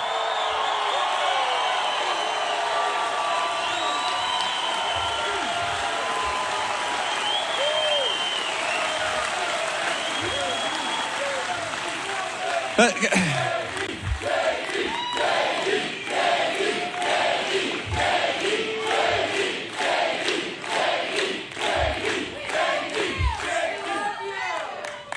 here's the thing about censorship. It is antithetical to the principles of this country. And whether I agree or disagree, if you're watching this on TV or if you're here in the room, whether I agree or disagree with you about a specific issue, I will defend your right to speak your mind in the United States of America.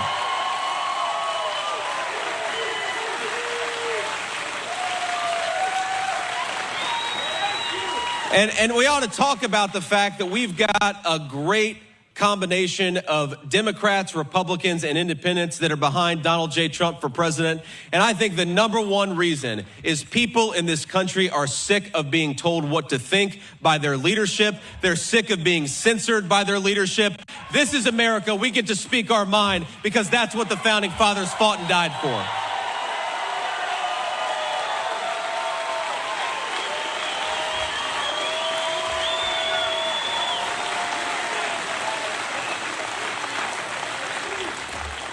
And think about this, my friends. Why is it that Kamala Harris wants to work with big tech to censor American citizens?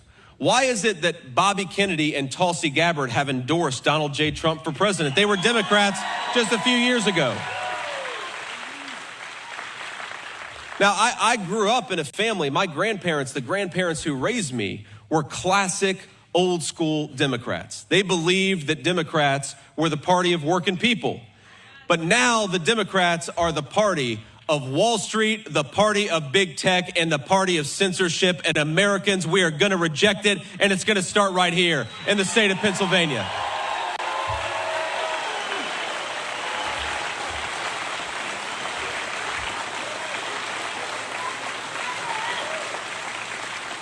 And I think to all those Democrats who are watching who are saying, you know what?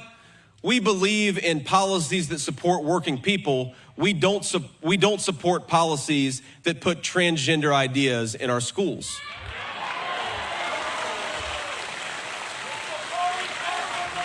There are a lot of Democrats out there who say, you know what, I might not agree on every issue. I might not agree with them on tax policy, for example, but I sure as hell think we ought to close down that southern border and stop the cartels from bringing this crap into our country, right?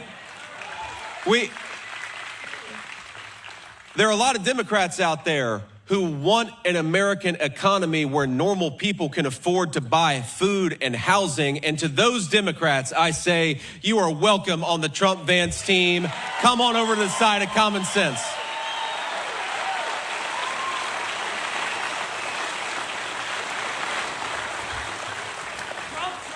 Because if anything is true about Kamala Harris, she is the candidate of uncommon sense.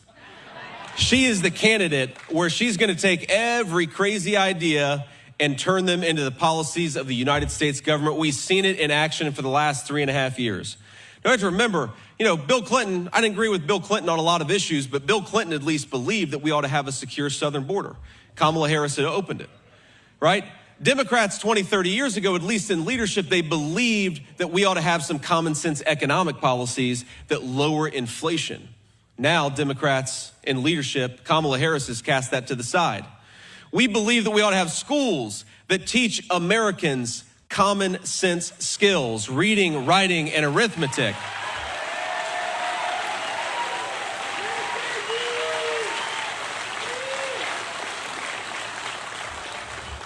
Now, thanks to Kamala Harris, a lot of American children can't add 5 plus 5, but they can't tell you there are 87 genders. Well, Kamala, we'd like our schools to get back to common sense. We'd like our government to get back to common sense. And that's why we're going to fire Kamala Harris, send her back to San Francisco, where she belongs, and put common sense back in the White House.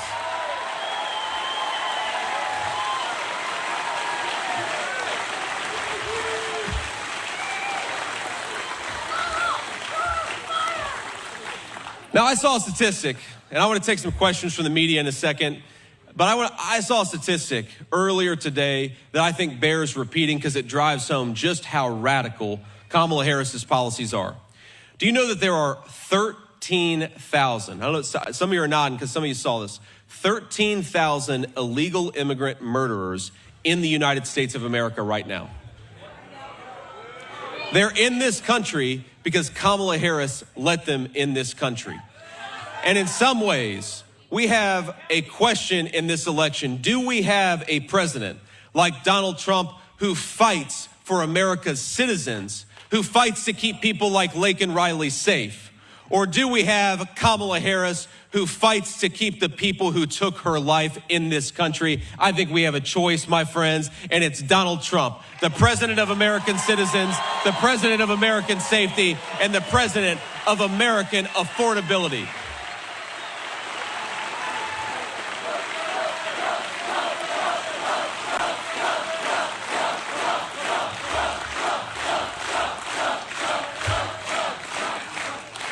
So let me just offer one final request, and then I'll take these questions from the press. I want you to do two things today. I want you to commit to doing two things. First of all, I want every single person in this room to get out there and vote 10 times.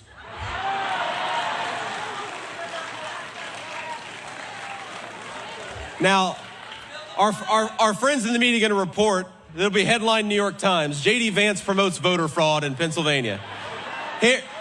Here's the way that we're going to vote legally 10 times. You're going to go to the polls and take 9 of your friends and family and make sure every single one of them votes.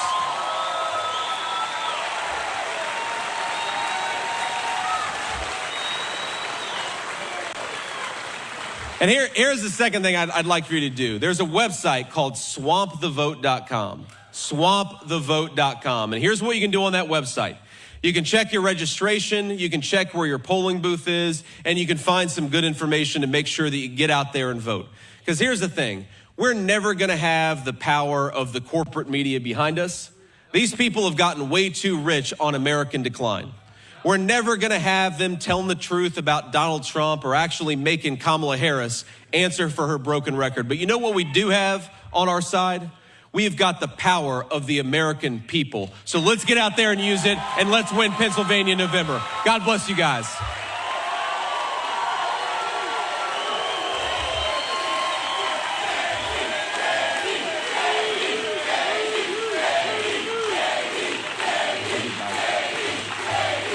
All right. We love you. We thank you guys. Let's take a few questions from the media. And what I'd ask is that we start with the local reporters first. If we've got time afterwards, we'll take some questions from the national folks. Thank you very much, Senator. I've got 2 quick questions for you. First off, what are you going to do with the Affordable Care Act? Can you guarantee that it's not going to be dismantled until there is a plan in place? And what is going to be happening with people that work for the minimum wage in the state of Pennsylvania and the United States? Yeah, so first of all, on the Affordable Care Act, Donald Trump has made very, very clear we do not want people dying in the streets in the greatest country in the world. We want to make sure Americans have the best health care, the best health care options. And of course, we're going to protect people with pre-existing conditions. But the way that you do that is by promoting transparency. And Donald Trump, more than any president of my lifetime, you know what he did? He promoted transparency in our healthcare system, and he went to war with Big Pharma to lower costs for American citizens all over the country. And that's exactly what he's going to do again. And in fact, Donald Trump's record on healthcare was so good that the main thing Kamala Harris talks about is actually an achievement of Donald Trump's, which is getting insulin down to $35 a vial. Thank Donald Trump for that. Don't let Kamala Harris lie and take credit for it. And the question he asked about the minimum wage. Look, we want every American who works hard and plays by the rules to earn a good enough wage to support their families, put food on the table, and if, God willing, that's their dream, to buy an American home. That's what we want. Now, we ask ourselves, how is it that Donald Trump had the fastest growing economy, the fastest growing take-home pay, and inflation at 1.5% when he left office? And the answer is that Donald Trump gave American workers bargaining power. And how did he do that? Because he got control of that southern border. Kamala Harris has seen the decimation of American wages because she has let in millions upon millions of illegal aliens, and they're undercutting American wages. Donald Trump is going to say, you got to go back home. If you want to come in this country, you can come through the proper channels, but you send people home who've come here illegally, and that's how you raise American wages.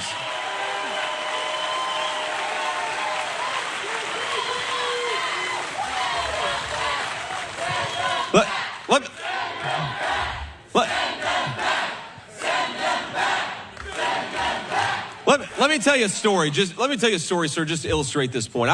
This was back in my private sector days. I was at a business dinner, and I happened to be seated next to one of the leaders of a very large American hotel chain. And he was just going on and on about how much he hated Donald Trump's immigration policies. And I said, well, explain to me, what is it that you hate so much about having a secure southern border? And the guy said, well, because I can't hire illegal immigrants who will work for cheaper, I've got to pay my American workers a higher wage. And I said, well, that's a good thing. Paying American workers a higher wage is exactly what we want out of American economic policy.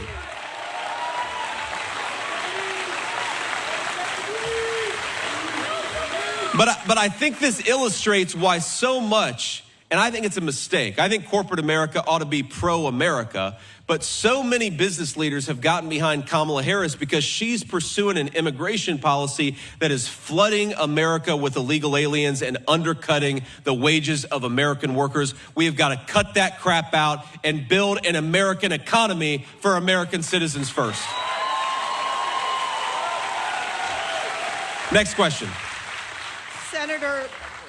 Senator Linda Stein, Delaware Valley Journal. I was wondering, you and Donald Trump have promised us peace and prosperity. However, Israel is bombing Hezbollah now, and of course the war in Ukraine continues. What do you think is going on in the world? What will you do about it? Well, ma'am, it's actually a very important question because you cited two wars that were started under Kamala Harris's weak leadership. And the way...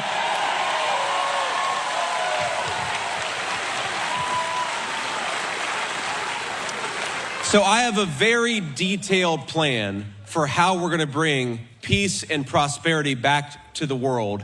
It's 3 words: elect Donald Trump. That is the peace plan for the United States of America and for the world.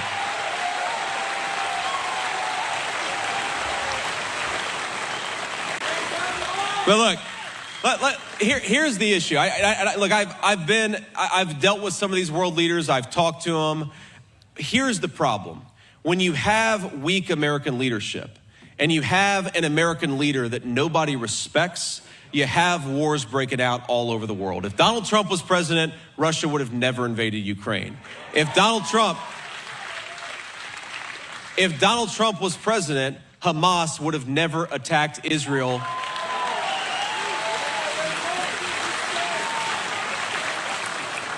And so what we've got to do is just get back to common sense American deterrence. You've got to make the bad guys worry that if they do something screwed up, somebody is going to make them pay for it. That is exactly what Donald Trump did, and that's how we're going to get back to peace in the world. American deterrence, peace through strength. Next question. Senator Vance, Ben Jacobs.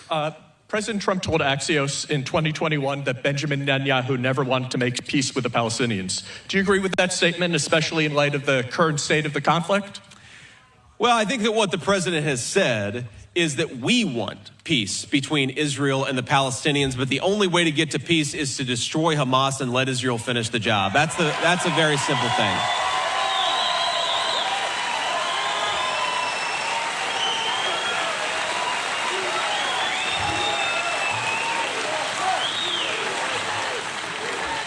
Now, look, Ben, I don't know what the president said in 2021. I'm skeptical, of course, when somebody tells me what the president says, because half the time they're leaving out context or they're not actually telling me what he said. But more importantly, look, 2024 is not 2021, and we're in a totally new situation where we've got multiple major world conflicts in the Middle East and in Europe, and again, one threatening in Asia. So I think that what we have to remember here is that strong American leadership and, importantly, smart American diplomacy is what keeps the peace. We're not going to have it with Kamala Harris. We don't have it right now. We will have it when we get back to the presidency of Donald J. Trump.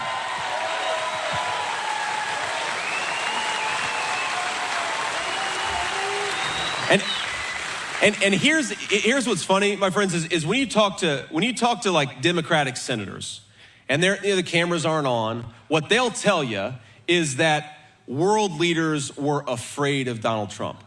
And they'll talk about that as if it was a bad thing, okay? I happen to think it's a good thing for world leaders to not know exactly what to expect from a president. That's how you keep the peace.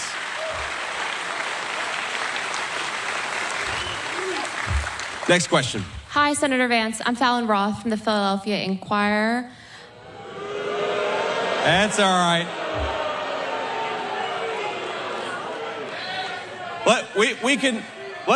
Let's let her ask her question, and then we can boo afterwards if it's a ridiculous question. Go ahead. This is your first stop in the Philly suburbs. Why did you choose Bucks County? And how can Republicans win back the suburbs in 2024 after President Trump lost in 2016 and 2020? Well, I think there are a few things. First of all, look, we're going to make an argument to every Pennsylvanian. And I understand why you're asking the question, because you're looking at the demographics of politics, but I don't believe in this segmentation of urban, suburban, rural. We're all Americans, and Donald Trump and I are going to fight for every single vote.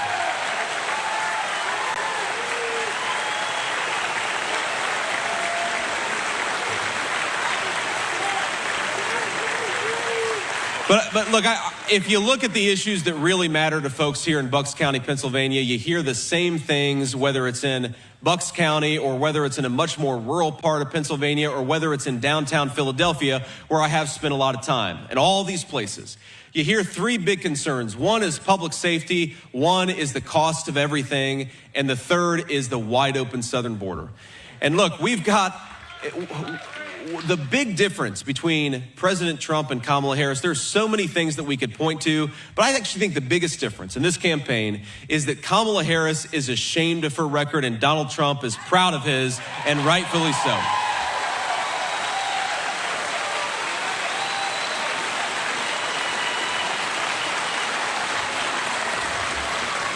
Because when you let in 13,000 illegal immigrant murders, that's not just murderers that shouldn't be in our country. That's police officers that are dealing with those people instead of with problems that are a little bit closer to home. When you shoot inflation, when you shoot the price of groceries up by 25%, the price of housing up by 40%, you make it so that even the hardest working Americans cannot afford to live a good life in their own country.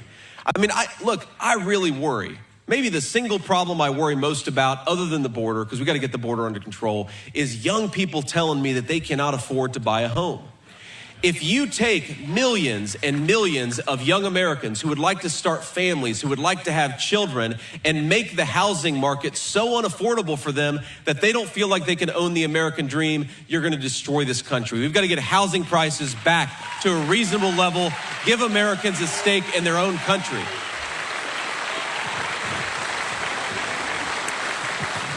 And I think that is one big difference from 2020, but it's one big difference from my entire life, is my entire life, most Americans can afford to buy a home. Maybe not a fancy home, maybe not a giant home, but most Americans could afford to buy a home. I think it's something like 65% of our fellow citizens have no real prospect of owning a home in this country. It's a disgrace. It's because of Kamala Harris's policies, and Donald Trump and I are going to make American housing affordable for Americans again.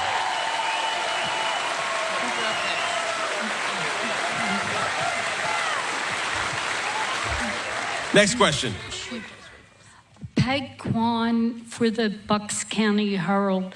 I met two groups of young men here today from universities, and they are concerned about the wars and possibly a draft being reinstated. What's your take on that, Senator? Well, I think, look, my honest guidance to those young men, and I think their concerns are very legitimate. But if you're worried about the world spinning out of control, if you're worried about a military draft, if you're worried about, God forbid, a world war, the best way to prevent it is to vote for Donald Trump. And I really believe that.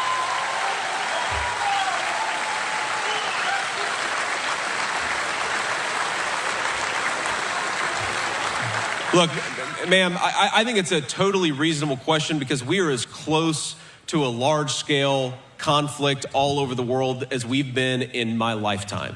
And we've gotten here because we've had leadership that has been weak and leadership that has been very dumb when it comes to basic diplomacy. Now, we talked about Zelensky coming in here. Zelensky's gotten $200 billion. Donald Trump is the only person of either major American political party, the only person who has stood with Zelensky and said, yes, the Russians should not have invaded Ukraine, but the killing has to stop. Thank you for tuning into the live show. Double tap your screen, subscribe to the channel. We are currently listening to J.D. Vance, the vice presidential candidate for Donald J. Trump. Let's get it. We need an American president who stops the bloodshed and stops the carnage. And that is what Donald Trump had the courage to do.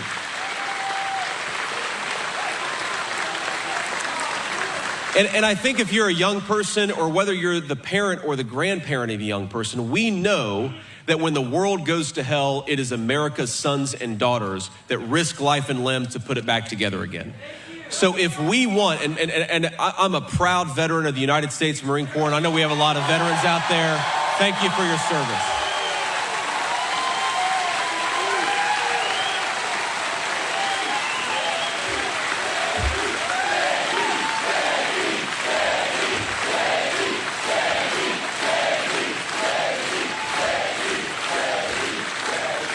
But the most precious natural resource that we have, and we have a lot of them, but the most precious is the lives of our young people who are willing to put on a uniform and sacrifice for this country. It's an amazing thing that we got to cherish and we got to care for.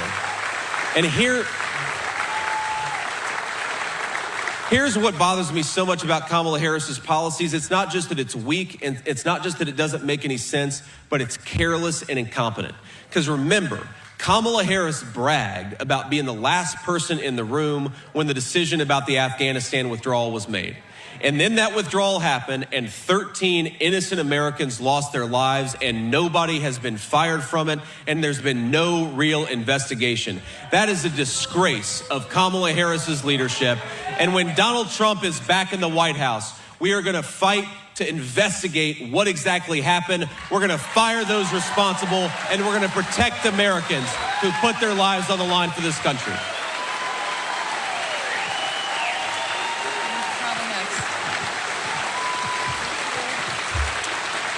And I think we got time for one more question, and then I'll leave you with one final thought here, but one more question first. Senator Vance, J.D. Mullane from the Bucks County Courier-Times. It's a great name, my friend. Yeah, you get a big head listening to these chants in here.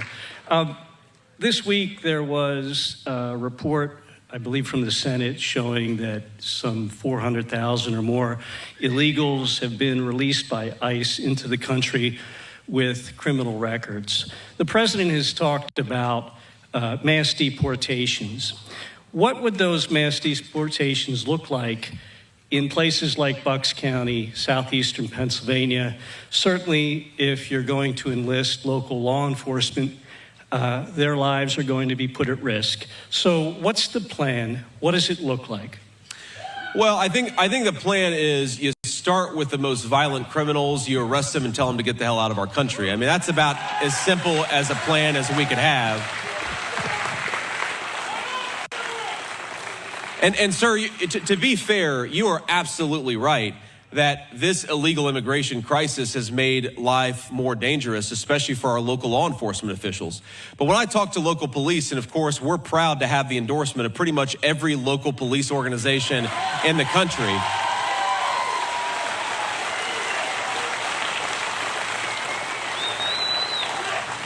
You know what they tell me? They tell me they would love to be empowered to do their job and to enforce the law and keep their communities safe. And that's exactly what President Trump and I are going to do. When we say back the blue, we mean a couple of things. First of all, we're going to back the blue in getting the pay and benefits they deserve. We're going to back the blue in thanking them every day for their service, and we're going to back the blue in empowering them to do their jobs and keep all of us safe. We're going to fight for them every single day because they fight for us.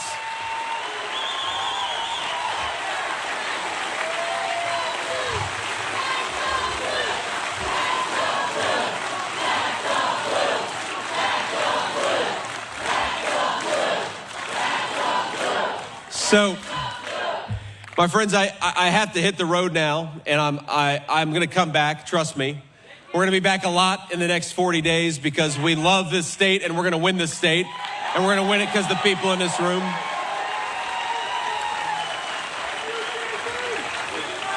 But let me just say that a lot of times when I come, I mean, pretty much every time I come and do an event, which is pretty much multiple times a day at this point, somebody will come up to me and they'll ask me how I'm doing. And it's the sweetest and kindest thing in the world. You have people who are worried about how they're going to afford their next meal, and they ask me how I'm doing. And that makes me feel really special. But most importantly, it makes me feel that we have a very special country filled with the best people in the world. We really do.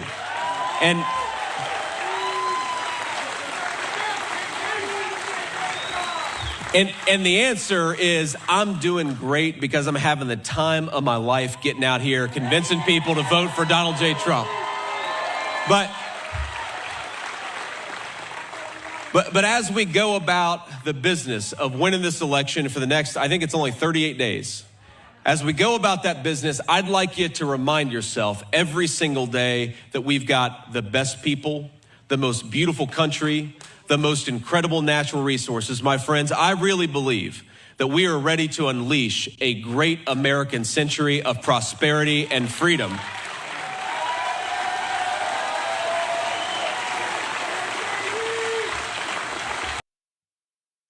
Thank you one more time for tuning in. Thank you, thank you, thank you. Double tap your screen, subscribe to the channel. We just heard JD Vance, the vice presidential candidate for the GOP party.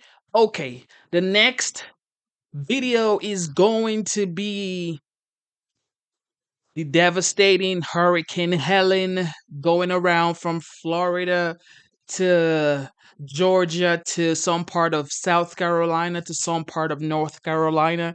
It is a devastating, very, very, very devastating hurricane. We had to move. We stay in Georgia. We had to move to another part of Georgia because the power was out. The wind shut down everything. Storm put down some trees on the line, so we don't have power, so we had to move. And it is pitch black at nighttime, so we had to move away. That's why you don't see my regular background here. This is a Airbnb that we had to move to, but we're gonna watch some videos about Hurricane Helen. I hope you have safety, shelter, food, water, electricity, and your family is safe if you are in the Hurricane Helen path. God bless you. Let's go.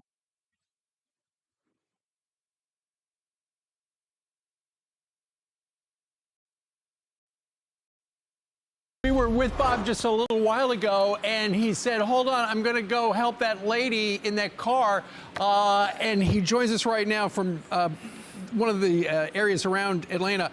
Bob, tell us, when we saw you last, there was a lady in that white car behind you, and we could hear her screaming her head off during your live shot. And eventually you said, I've called 911, but the water was rising. And you had to do something, so pick up the story. Steve, I know that we're swamped here with all the 911 calls because there's so many high water rescues that we've already documented so far. And call 911 in 5 minutes, 10 minutes, and you could hear her screaming, right? You could hear it during my live shot real loud. And that's her car right there. Windshield wipers are still on. So I just said, you know what? I realize I'm with you guys. I'm on the air, but I can't let it go. So I just... I dropped everything and I took my wallet out of my pants and I went in there, waded in about chest deep. Yeah. That's the type of guy Bob Van Dillen is. I've known Bob for probably 15 years. So don't be humble, my friend. I was not surprised at all when you took off your gear and on live television said, I've got to go do something. Janice, you know how it is, and I was concerned at one that maybe there was a nice swift current, but the current really wasn't that bad. But the water temperature I was afraid with too. The water temperature is probably about 80, so all those things were working pretty nicely. Now that being said, the water came up to about my chest, and she was in there, and she was still strapped into her car, and the water was actually rising and getting up into the car itself. So she was about, almost neck deep submerged in her own car. If you hadn't done that, and she's on her phone with her husband. What would have happened had you not gone in there?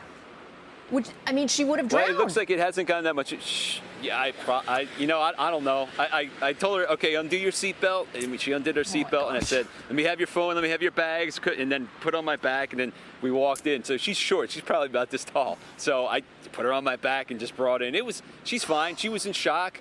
She was cold, shivering, so I gave her one of my shirts, and she was in our car just warming up. About 10 minutes later, the fire department came, saw that we were okay, and they went on to the next rescue, wherever they're going. But her husband just picked her up about 5 minutes ago. That's right. You're amazing. Yeah, there they are. Bob, a heroic act, but you're never supposed to do any of that stuff. Is your wife watching you right now on TV? Because you've got a lot of explaining to do. You know what? I texted her. I said, "Let's just keep this under wraps." She doesn't know what happened or anything. I'm going to text her right now. Don't tell her. You guys. Allie, no, Janice, come on. You know her. Don't tell. I'm going to tell her. That's good. Everyone now knows. When I go home, she's going to lose her shoe in my butt when she finds out. We love you so much, Bob. Thank you for doing such great work. That's right. And thanks for actually saving that lady and crossing that police tape that is behind you. That means don't cross, but you did it anyway, and it was a good deed for the day. Thank you, Bob. We love you. That's it. All right, you guys. All right. See you guys later. The great He's Bob gonna Van lose his Dillen He's the best. to the rescue. I'm not surprised. All right, JD.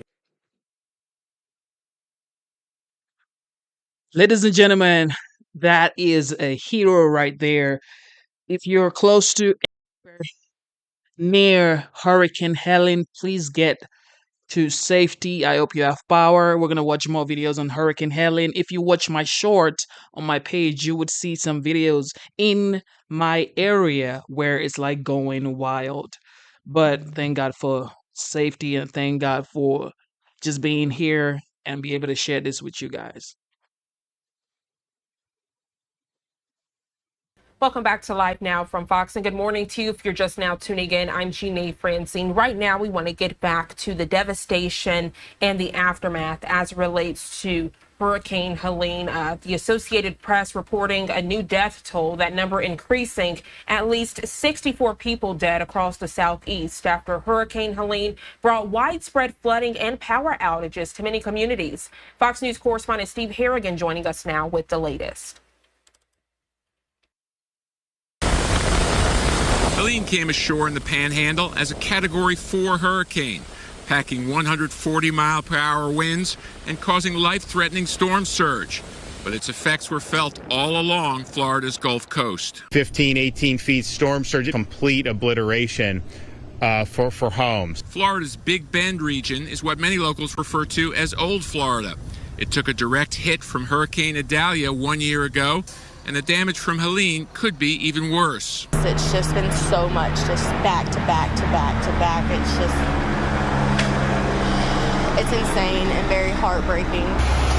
Helene was so wide and powerful, it was felt as far north as Virginia and Tennessee. Dozens were killed across 5 states, and millions are still without power. Atlanta saw its first ever flash flood emergency. Some rivers in Georgia rising to levels not seen in 200 years. Flash flooding in North Carolina is so bad, the western part of the state was essentially cut off by floodwaters and landslides. Hundreds of water rescues made by first responders, one of the most dramatic in Tennessee, where patients and staff were evacuated from the roof of the building by helicopter. As the cleanup efforts begin, there is a huge task ahead, with property damage estimated to start at $15 billion. It's physically and mentally exhausting, but it's the price you pay to have a little teeny tiny piece of paradise. And it's still not over, with flash flood warnings in the southern and central Appalachians. In Gulfport, Florida, Steve Harrigan, Fox News.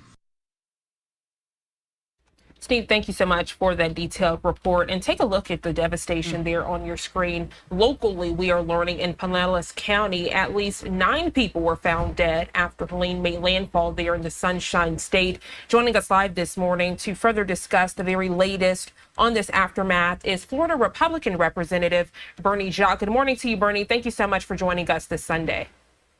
Good morning, Janae. Thanks for having me on. So I know it's been a very hectic past few days for you, to say the least. I know you were working before Helene made landfall, and even at this point, right, doing this interview, but several days after. And I know this will be something you continue to do in the coming days, weeks, and even months. Talk about the past few days, what it was like during the storm, people who were heeding the warnings, those who weren't, and then catch us up today. I know it wasn't a quick, just, stay inside or don't stay inside. It was a very fluid situation. Absolutely, it certainly was. But what was clear is that we had mandatory evacuations for a specific zone that was Zone A, all around the county and all of mobile homes. And that warning and the orders turned out to be correct, because when you saw the extent of the damage that occurred, it was in those zones. When you talk about some of the deaths that you just alluded to, it came from those zones. Right. And that's why it's very important when I was with you throughout the week, telling folks to heed to the warnings. Don't make the mistake of staying.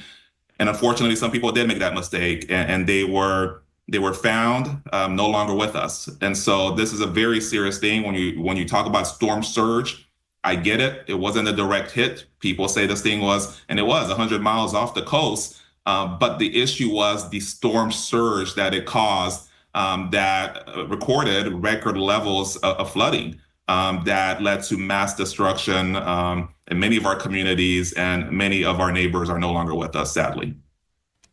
Bernie, that first part you mentioned, I'm so glad you hit that, because I was listening to the director of the National Hurricane Center, and he said, I hope you do evacuate for nothing. I hope you evacuate and you come back and your home is still standing. But unfortunately for many, they did heed the warnings and they are coming back and there's just debris there. But what a blessing that they are still alive because they did heed those warnings. Let's fast forward to today. You woke up, you might head to the grocery store, you're with your family, you were surveying the areas. What are you seeing in your area? Down power lines? Thankfully, you do have power, but not everyone's so lucky this morning. Yeah, so during the storm, just a little backtrack, I lost power here Thursday night. The storm, the winds were pretty high. The waters increased that night, heading into early Friday morning. And on Friday, I was on the ground with my mayor here, the city of Seminole, surveying, spending time with our firefighters, who are running a number of calls all throughout the night and throughout the day on Friday, and as well as our National Guard that was deployed here in our area. So I spent some time with those folks, as well as Public Works, making sure that they were removing debris and so forth.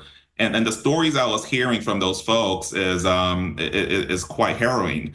The amount of calls they had to go out to the beaches to rescue individuals. I was speaking to some folks with the National Guard, that their military style vehicles that can take on high water is traveling down the road there on Gulf Boulevard. And at certain points, it almost felt like it was floating as opposed to driving due to the high water as they were going to make rescues. So shout out to our great first responders, the members of our National Guard, State Guard, everybody who came in to rescue individuals, to put out fires, multiple fires out on the beaches.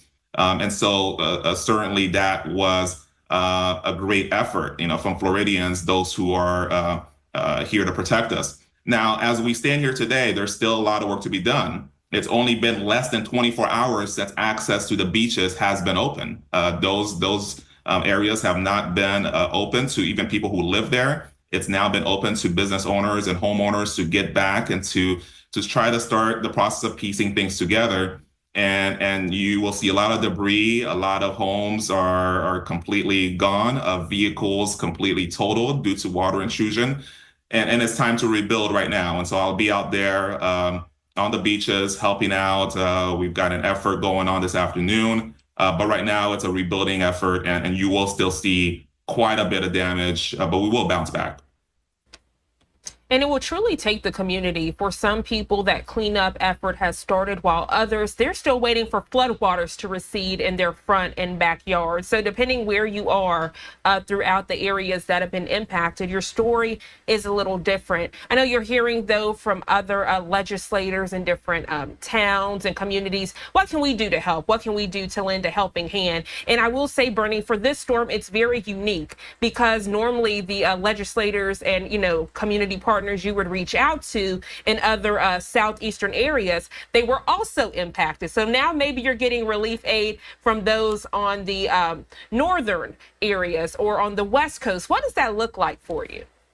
Well, we've had an outpouring, great outpouring level of support. I will say since before the storm, during the storm, even in real time as it's happening, I'm getting the text messages from fellow legislators, fellow elected officials, fellow community members checking in.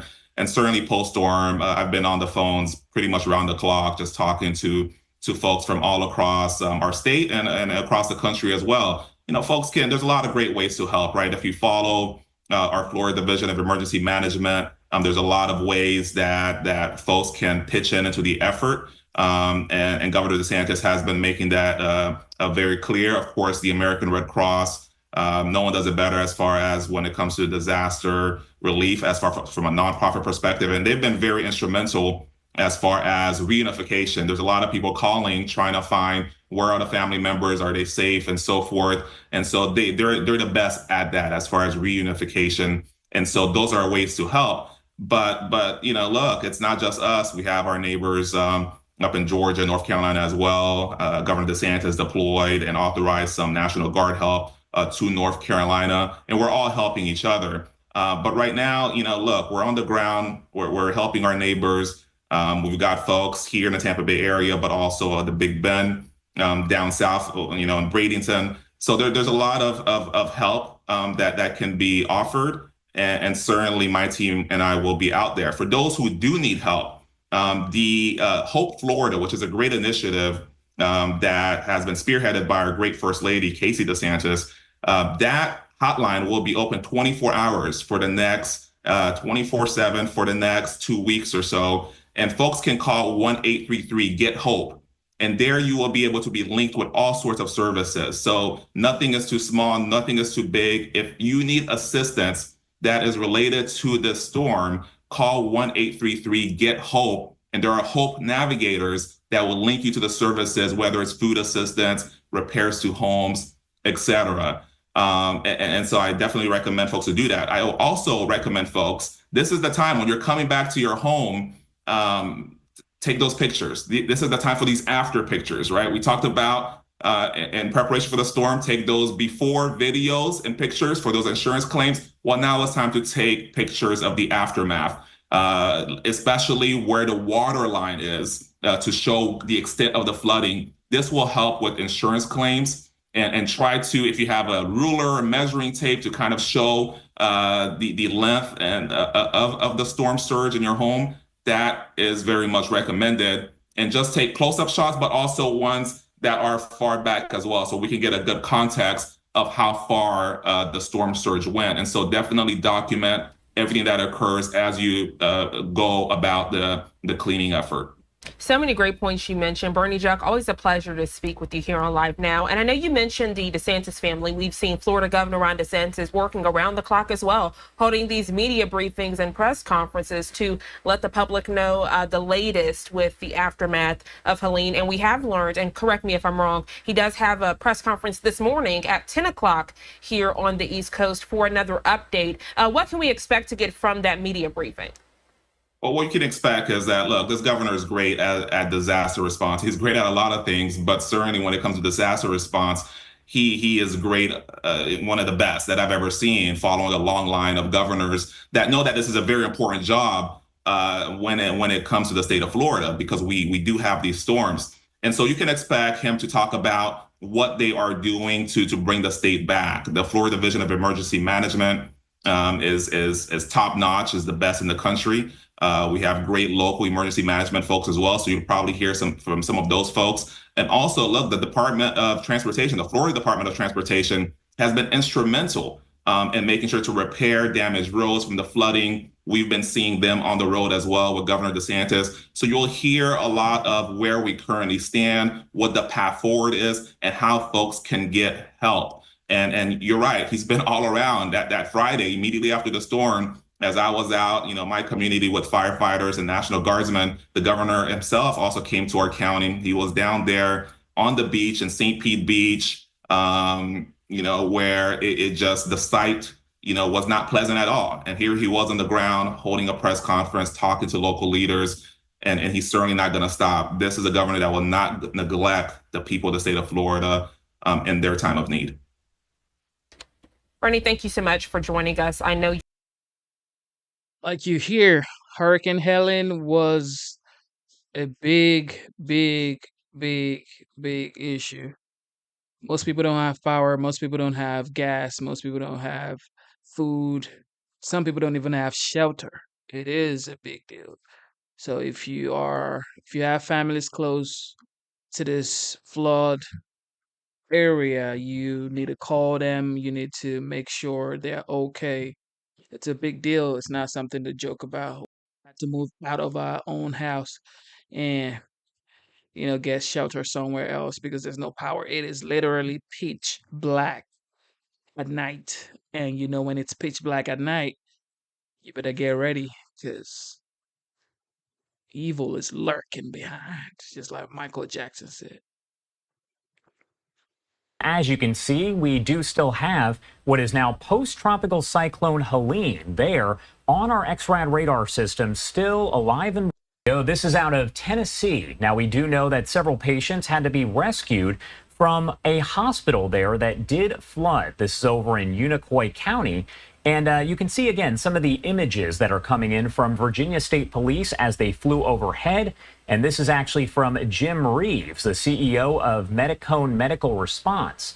I do want to talk more about exactly what happened here. So we are going to bring in Eric Deaton, Ballad Health's Chief Operating Officer and Incident Commander of the Corporate Emergency Operations Center. Thank you so much for taking the time to be here with us today. My pleasure, Josh. Thank you. All right, so first off, the question I do want to start off with, can you explain to me exactly what happened, your understanding of what happened there at the hospital yesterday? Sure. So around 9:30 a.m. yesterday morning, we received word that the water was rising pretty rapidly in the river that's somewhat behind the hospital that we have there. And so we were asked to start looking at an evacuation of that facility because of the swift water and the water that was rising pretty rapidly. So we set up our incident command center and started working on evacuating patients and staff from that facility. We had 11 patients initially that were inside that facility that needed to be evacuated. So we were in the process of getting our local EMS there to transport patients out to one of our other facilities.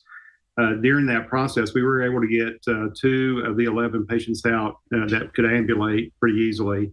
But as we were loading other patients into ambulances that needed to be moved, the water just started rising very, very fast. And we think that our understanding is that maybe a dam had been breached or had broken upstream. So we received a lot of water very quickly. Within probably 15 to 20 minutes, the hospital was pretty much surrounded by water. So at that point, we were working with Tennessee Emergency Management to help us with rescue using either vehicles or boats. The water rose so quickly that we could not get vehicles in there. Boats attempted to get in, but as they got in, they were not able to leave because of the amount of debris and just the rapid movement of the water. So eventually, the water just kept rising and it breached the hospital itself. We have about a 12-foot berm behind the hospital, and the water breached that and was actually broken to the front doors of the facility and started filling up the facility and the patient rooms and elsewhere. So we made a decision to ask our team to evacuate to the top of the hospital, to the roof of the hospital where we saw those pictures earlier. And at that point, it was in really a work with our local, we're very close to Virginia, so Virginia Hospital or our Virginia State Police, our Tennessee management services, and then our local helicopter service started to go into action to be able to remove the patients and the team members that were on the roof of that building. And that was around 2:30. We started to extract the first patients and team members. And by 4 o'clock, we had everyone out of there. But it was a very, very harrowing experience for a number of hours there. Yeah, I can only imagine. So what are you thinking as you see that the water is that high? I mean, we're not talking about people necessarily being flown out of there. The water is up to the roof, right? It was probably about 8 feet from the top of the building at the highest point there. So, and the water continued to rise. We were obviously very nervous for our team. We were trying to communicate with them as often as we could, and we were doing that by cell phone most of the time. We have some amazing leaders that were on the ground that really kept the patients safe. We had a couple of patients that could not be moved to the roof because just how difficult that was to move those patients. So they actually, I think we had 4 patients remained in boats that were tethered to the hospital with our personnel there to help care for them. And so as the helicopter started coming in to rescue, we were able to actually move all the patients by helicopter out of that region. And like I said, it was probably about an hour and a half that the extraction was taking place. So the team did great, and our leadership on the ground there did a great job keeping everyone safe and protecting the patients. And that's what I was going to ask. What do you say about those staff members? Because as the hospital is flooding, you can't freak out. I'm sure you have to go and you have to just go right into rescue mode to help the patients. You do, and I think we have some very very good leaders who are they care greatly about the community that they serve. They care about their patients. I know that the chief medical officer that was there and the administrator at the hospital, after they were flown out and after they were able to be rescued from that spot, they actually went and visited the patients that were sent to another hospital. So they, instead of just leaving, after they were rescued, they visited the patients in the other hospital that we have close by here. So they care a lot. They really kept everyone calm. They executed expertly and did a great job just helping everyone through a very difficult situation.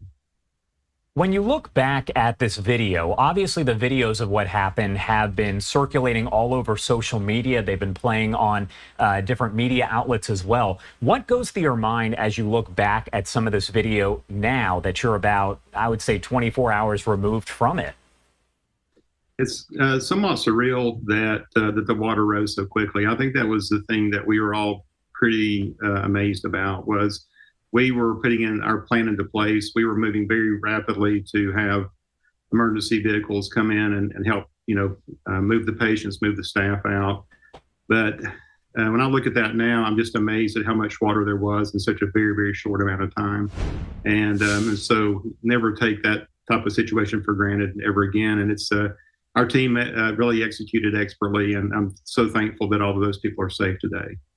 My last question for you, can that hospital be salvaged at all, or is it too early to really tell? We're just now seeing pictures of, and we are not able to get to the site yet. We have sent some of our security teams to secure the building and to start in a facility to start assessing, but it's still pretty dangerous to get there now because of the amount of debris and water that's still around the building today. So it'll take several weeks for us to really understand where we are with that building and what the next steps would be with reopening it. All right. Eric Deaton, thank you so much for taking the time to join us and help kind of break down what happened yesterday. Is there anything else you want to add about any of this before I let you go? I just appreciate the community and the great support that we've received from everyone in our region. And really, I'm so thankful again that our team members are safe and our patients are safe. And just thank them for being so courageous. Yes, y'all. This is a sad situation. Hopefully, people are safe. Hopefully, your family members around this devastating hurricane are in a safe place right now. All right, let's see what's going on. According to the news, the former president of the United States, is actually having a speech right now, I think in Pennsylvania. Let's tune in.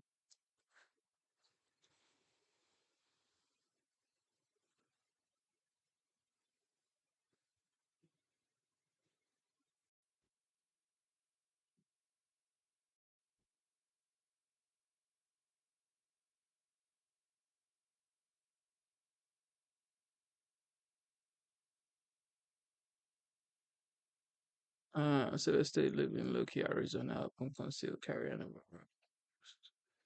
still gonna achieve it sucks.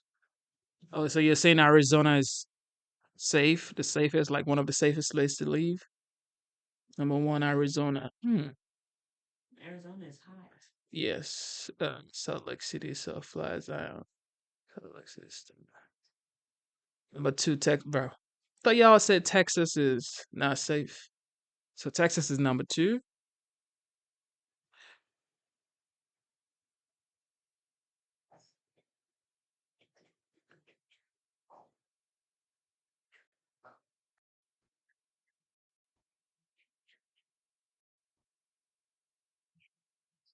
All right, let's go get.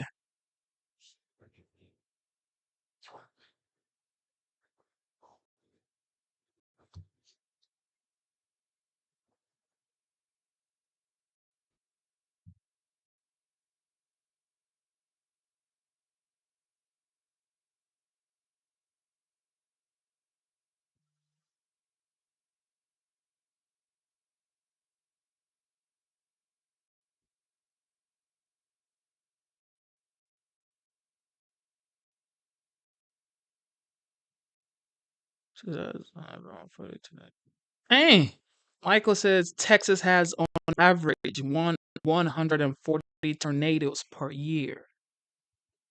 Now that's not safe, people. I would have moved to Texas if that's the case. I did not move to Texas with a 4-year-old. Hell no. That would deny any human being public health, period. You be committing to close immigration detention centers. Dozens of other U.S. out there.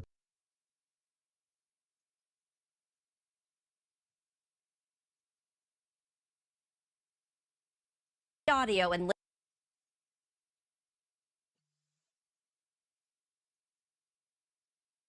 all of those who are displaced and suffering in the wake of the hurricane's destruction. swing state and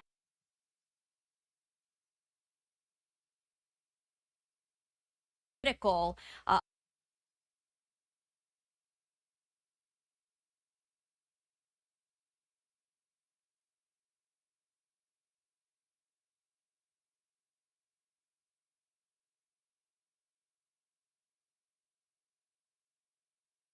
Just everybody, right?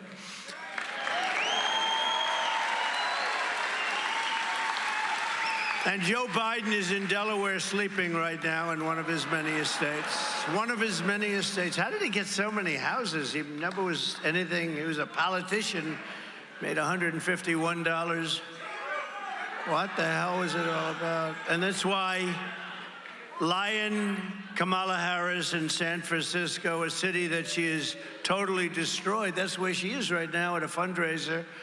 I don't know why fundraiser. They send her, they get so much money. You know who give, a lot of people send money. I won't tell you who, but people that you would not like very much. I could give you the names. I think I will release the names. But if I do that, they'll say that I'm a threat to democracy. He's a threat. You wouldn't like the names. But they raise a lot of money from bad people, fundraising events with their radical left lunatic donors, when big parts of our country have been devastated by that massive hurricane and is underwater with many, many people dead. She ought to be here. She ought to be down in the area where she should be. That's what she's getting paid for, right? That's what she's getting paid for. So he's at home sleeping in one of his many estates, and she's in San Francisco, which she destroyed, trying to raise more money. She ought to get out and do more interviews. That's what she ought to do, right? And I'm here in Erie, Pennsylvania with the workers who used to be Democrats, but now they're all Trump Republicans because they know that Trump is going to take them to the promised land. We will. And we will. And by the way, so that, you know, our polls are doing great. You saw that. This is, if we win Pennsylvania, we win. But, you know, honestly, we're doing good everywhere. But we were at the Alabama-Georgia game yesterday. Did you see it? So, just to show, because this is a poll too, right? And I walked in. It must be my looks. Because the place went stone cold crazy. Where is it? Put it up. Put it up. We got to put it up.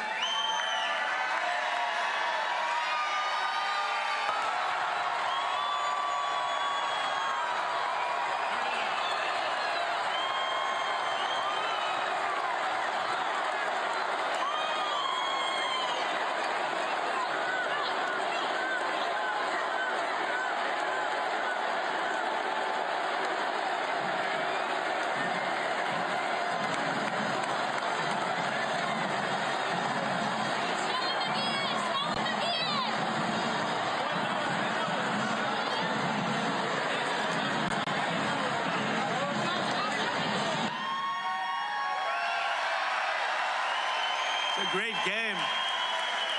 And that was a great game. Alabama got off to a really big start. You would have said it was over, and then Georgia came back. What a great game that was. Great players, a lot of future NFL players in that group, but it was really great. But the level of love and enthusiasm, and, you know, Tim Walsh, you know who he is, right?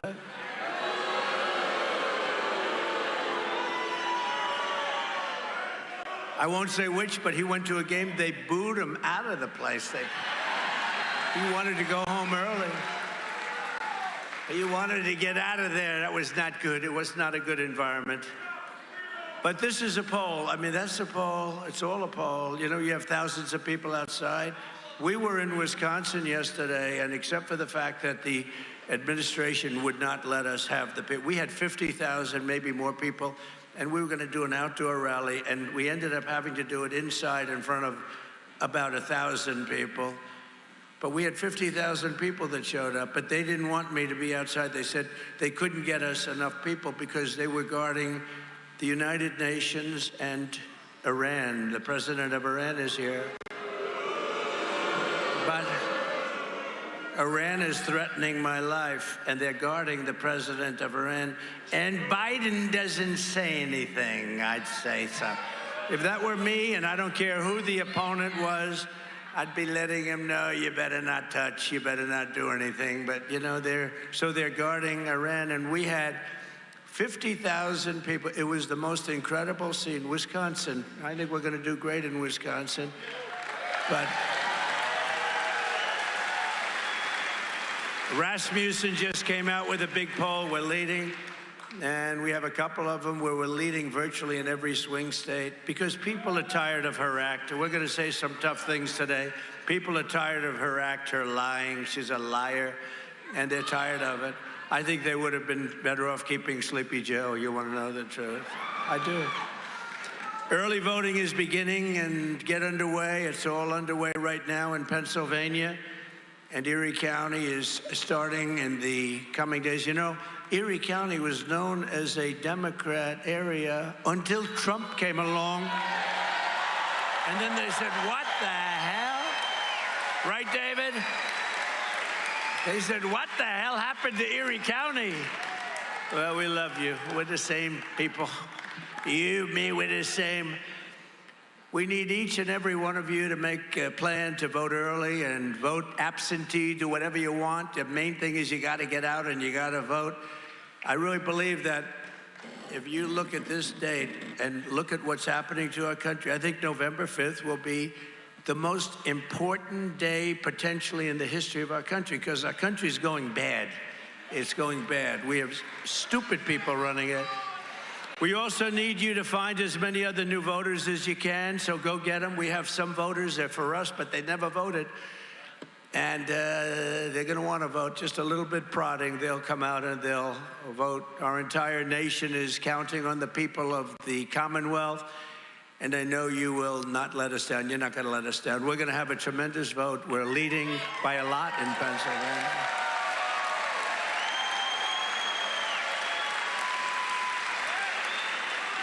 But I mean, like a thing like fracking, her whole life, you will never frack, never frack. There will be no petroleum product. We're going to go to wind. Everything's going to be wind. Wind. Even if it's not windy, then we'll suffer for a couple of days. Well, about 90% of the year. We're going to wind. We're going to lots of different things. They haven't worked anywhere else in the world, but we're going anywhere. No, there's no way she fracks her whole life. So she has 15 policies, and over the last year and a half, every single one of them, she changed to the exact opposite. Like taking prisoners and giving them sex change operation. She's totally in favor. That's what she wants to do. That's one of the more men playing in women's sports. Who would want that? Who would want that? Frankly, the worst of all, and to me the most ridiculous, or almost most ridiculous, open borders. Let everyone come into our country and destroy it. But if we win in Pennsylvania, we will win the whole thing. We're going to win, and we're going to turn our country around. We're going to turn our country around, right? David, we're going to turn our country around. We're going to turn around fast. Thank you. And vote for that man right there. He's a great man, David McCormick, Senator. Bob Casey. Bob Casey does nothing. He doesn't do. I was there 4 years. I don't know if I ever met the guy. He just votes along whoever's, on the radical left. He votes. It's not your guy. He's been there a long time. His father was there. He was there. You got to get somebody that's got energy. He's a low energy person. Remember the last time I said that?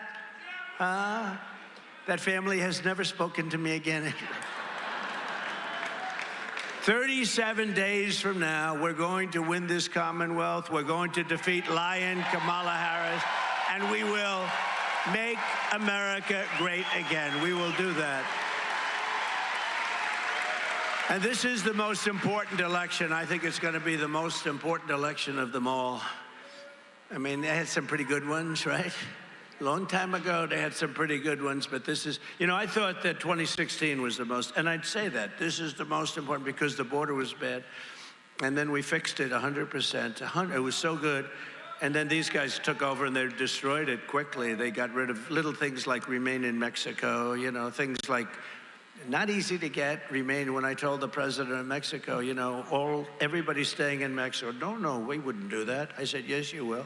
Because if you don't, we're going to tariff your cars at 150%, and that's going to be the end of that. Sir, we'd love to do that. We'd love to keep everybody in. We had hundreds of thousands of people. Tijuana was probably the fastest growing place on the planet.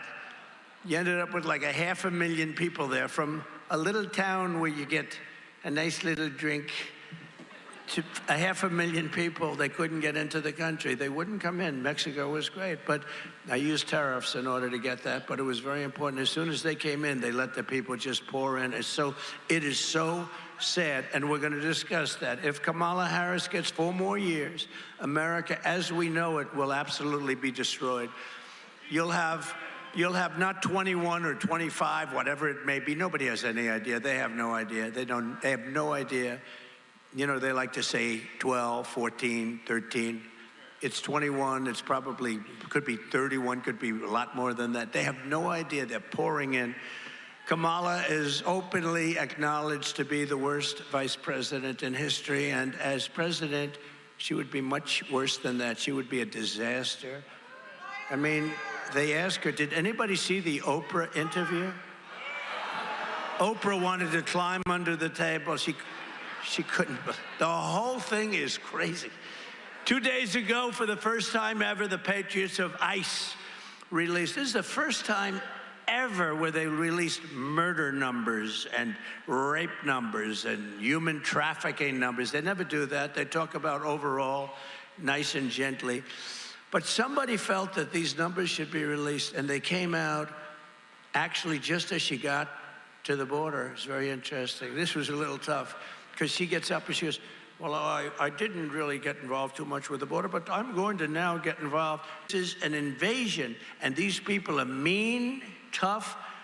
She had a total, listen to this, these numbers just came out. Nobody thought, and I've been saying it for a long time because we are the party of common sense.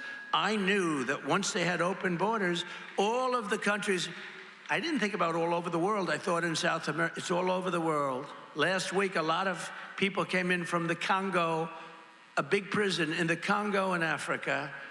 Welcome to the United States.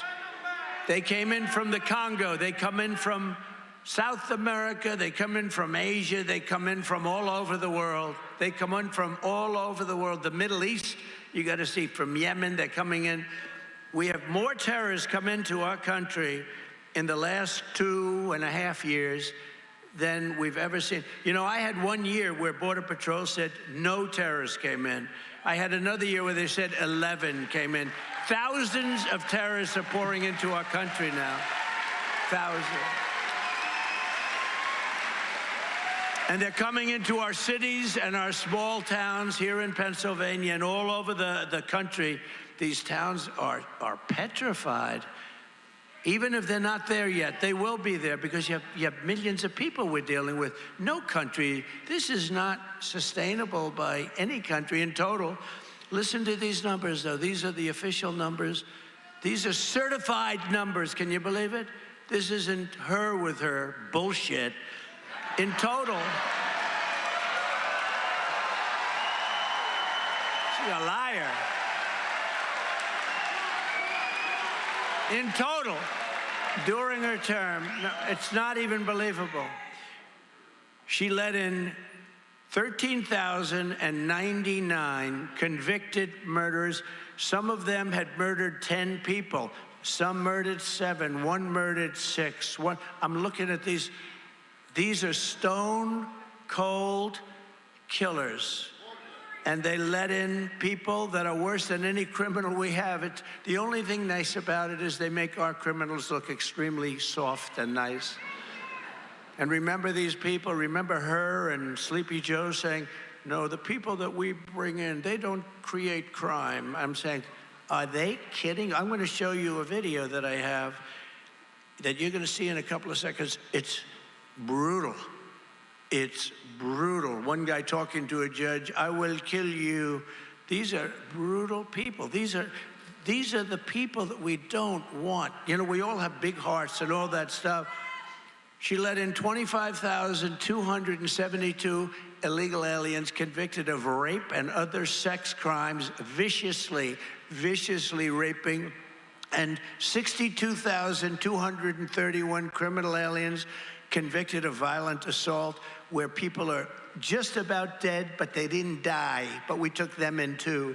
In total, she let in, listen to these numbers, 647,572 migrant criminals of the worst order. They call them of the worst order. I wonder what that means.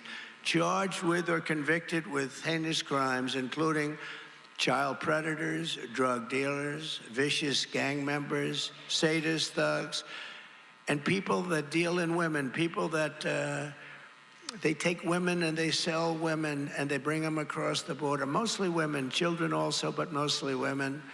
And they're all living in our country right now. And we've had many killings. Rachel Morin, so many people have died, but wait till you see what's going to happen. Oh, and if I don't get in, it's going to be the worst thing that this country has ever suffered, because they won't do a damn thing about it. And the number of 21 or 25 or whatever million it is, you'll have 150, 200 million coming. You will have, this country will no longer be recognizable. It's already close to that, and we're going to get it taken care of. And I just say this. I just say this. To all rapists, drug dealers, human traffickers, and murderers, welcome to America. It is important that you send a thank you note to Lion Kamala Harris, because without her, you would not be here. But we don't want you here, and you're going to get the hell out very soon. We're getting you out.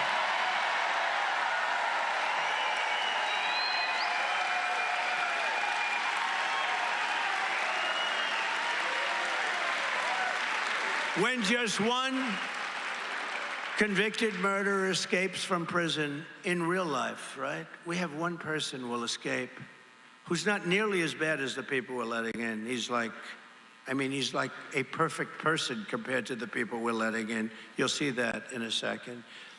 But if somebody escapes, we have a massive manhunt, and we look all over the place, and we got everything in the world. And we have 13,099 that just came in. We have massive manhunts. It's all over the place, and they capture them. But now we have 13,099. That's just the murderers. And over 600,000 highest, they call them highest level criminals in our country. Kamala let in the 13,099 convicted murderers and opposes all efforts to find them and to remove them. She opposes all these efforts because, look, she's a communist, you know that. I used to say Marxist, but unfortunately nobody knows what that is. Most people said, what's a Marxist? Is that a good thing or a bad? I said, I have to use the word communist, okay? Does anybody mind? It's close, and by the way, they're close enough. Remember I used to say, our country will never be a socialist country. And I turned out to be right. They skipped socialism. They went right down to communism. So I was right. See, because I'm right about everything, right? Trump is right about everything. Trump is right about everything. They skip socialism. Normally they go from socialism to communism. No, they skip socialism. Kamala Harris can never be forgiven for erasing our border.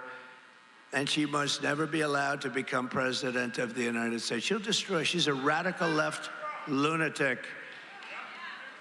And one of the reasons I'm angry, yesterday she made a speech like everything on the border is good. And she's going to fix the border. Did you see that crazy speech? And I'm going to fix the border because I was a prosecutor. You know who she prosecuted? Mostly her political opponents like me. But how am I doing? I'm doing pretty good, right?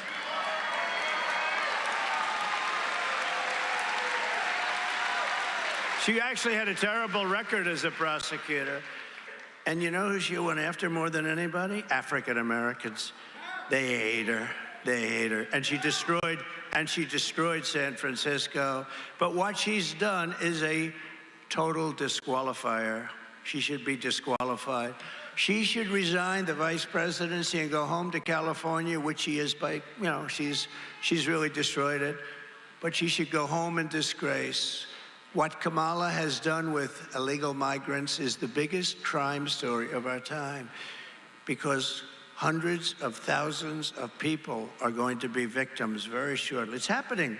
We had many of them yesterday. We had this incredible event. We had many of the parents of victims at the event. We had one or two that spoke.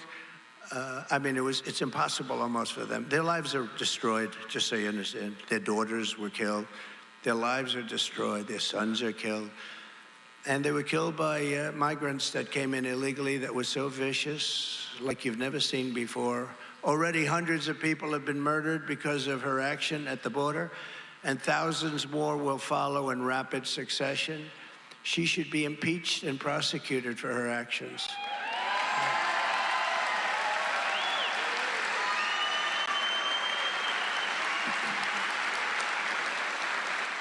And these killers are stone-cold monsters and have so little heart. They have no heart.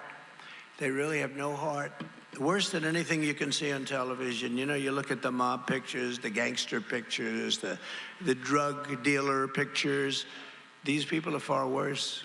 There's nobody in Hollywood like this. You can't get people like this. You'll see that in a second. And they don't care when or who they kill. They wake up the following morning, they don't even remember. So it's just like a routine part of life. And they're in our country now. They don't even think about it. These are rough, vicious, rougher than anything you can imagine. There is no, and I say it all the time, if you wanted to do a movie on some of these people that you're going to be looking at in 2 minutes, if you wanted to do a movie, there's no actor in Hollywood that could play the role. There's nobody that could do it. These actors, you know, they're a little bit shaky. They can't play the role. They'll bring in a big actor and you look, you say, oh, he's got no muscle content. He's got no muscle. We need a little muscle. Then they bring in another one, but he's got a weak face. He looks weak. No, these guys have the whole package, unfortunately for our country. I watched one of them shouting at a judge, I kill you. I kill you when I get out. I kill you. And, you know, the judge is like, oh, he's never heard. And even the guards, you know, they want to look for a new job themselves. I kill you. But it's all because Kamala let these people in. Let's take a look at this. You'll find it very interesting. Ladies and gentlemen of the jury, please step out of the hallway. If I'm dead, I don't want you to bring people. We'll break you out soon, and I'll kill more.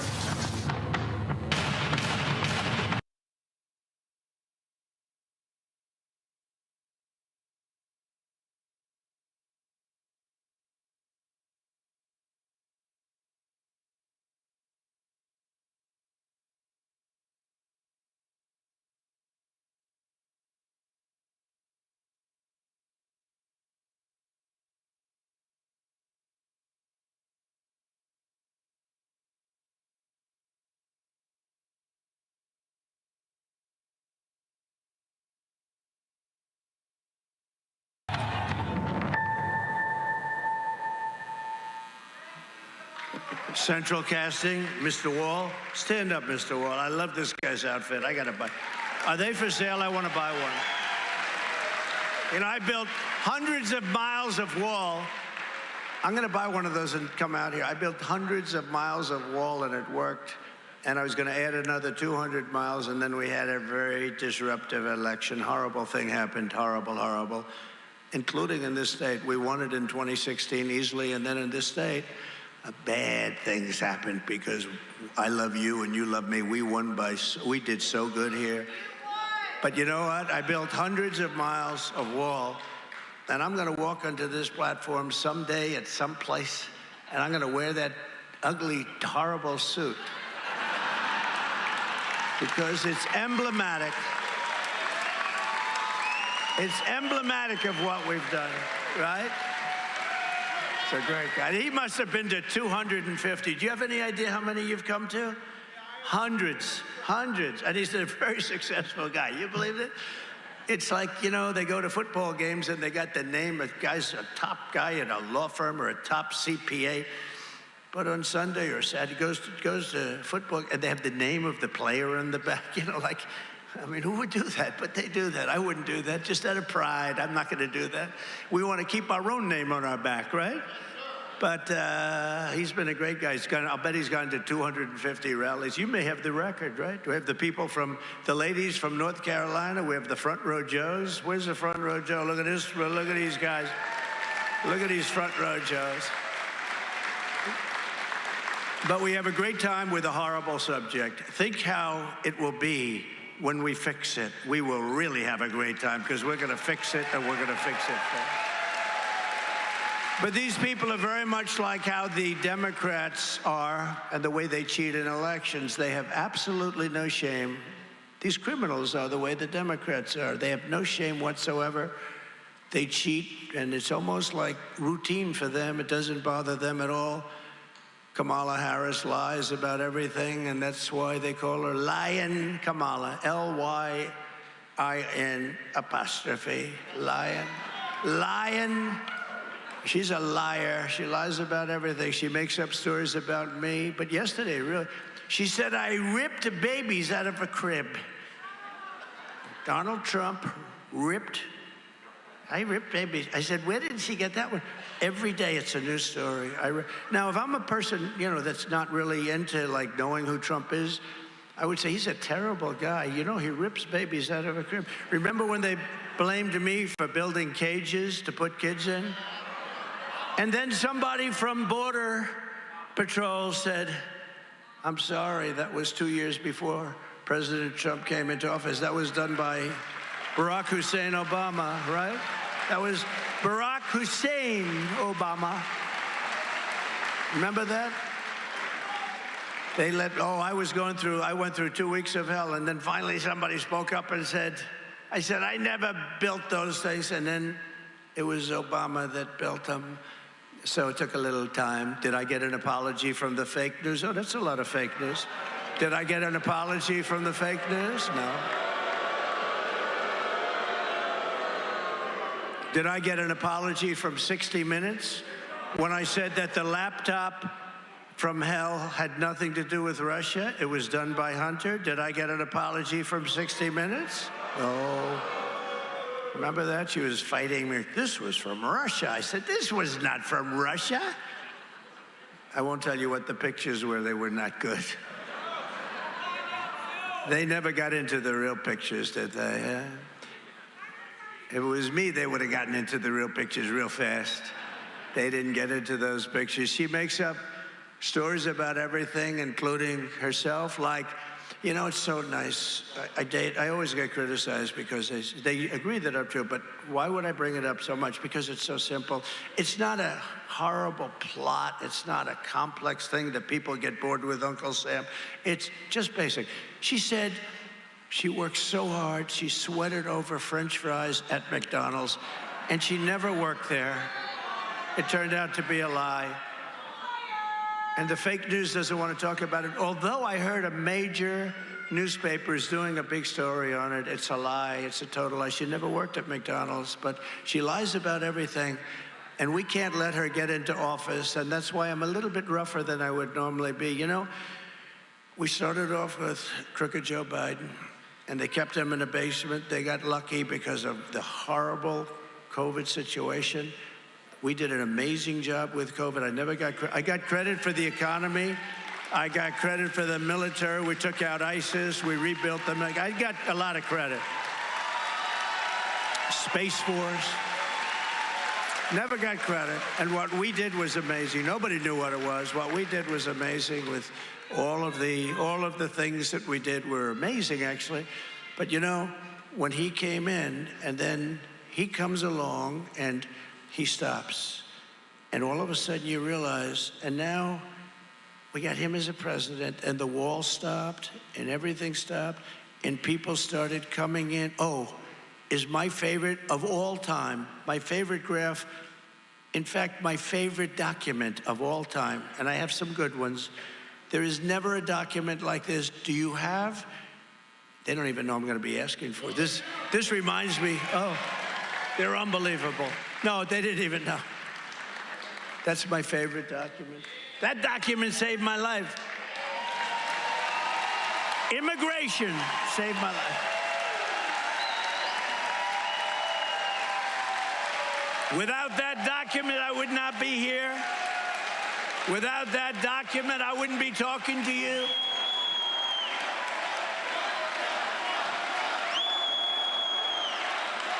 Without that document, we're not here. Because that document's always on my left. It's always on my left. It's always at the end of the speech, not the beginning. And I had it on my right, because I don't use a teleprompter that much, you know, just pieces. By the way, I said this the other day. Isn't it nice to have a president that doesn't need to use a teleprompter? Isn't it, Uncle Sam? Isn't that nice? Isn't it really nice? But they do keep you out of a lot of trouble. You know, you just read the line. Like I was watching her the other day. Ba, ba, ba, ba, ba. Keeps you out of trouble because she can't answer a question. So this document turned out at the beginning. Think of that. What are the chances that it's at the beginning? I never did it at the beginning, right at the begining, and it's on my right instead of my left. And I was looking just at the right angle. Ping. I love that document. I sleep with that document every night. I kiss that document. I love that document. But what the document says, now that we get back to order, what the document says is that that was the lowest point, the arrow on the bottom, that was the lowest point of illegal immigration in the history of our country. It's the lowest point that we've ever had. We had it going good. That included drugs, and that included trafficking of women and trafficking of children. We had it going, and all they had to do is leave it. And they came in and they terminated everything. Sanctions, they terminated remain in Mexico. They terminated every single thing. And they ended up with, look what happened. It was like a rocket ship, what's gone on. And then we found out on top of everything, I don't think they knew it at that time, they had flights coming in from all over different parts of the world. Flights, big, beautiful airplanes loaded up with migrants flying over the border. So they really did want people to come in. You know, now she says, well, I did a good job, but we're going to do a good job. Why hasn't she done it? You know, my expression with her, you could say every word she utters. Why haven't you done it? She goes, we're going to do this and we're going to do that. She's there for almost 4 years. And I just keep saying, why? I did it during the debate. I killed her in the debate, but I have crooked people. What they do, I had 3-on-1. I didn't even mind that. I still won by a lot. But why? I asked the question.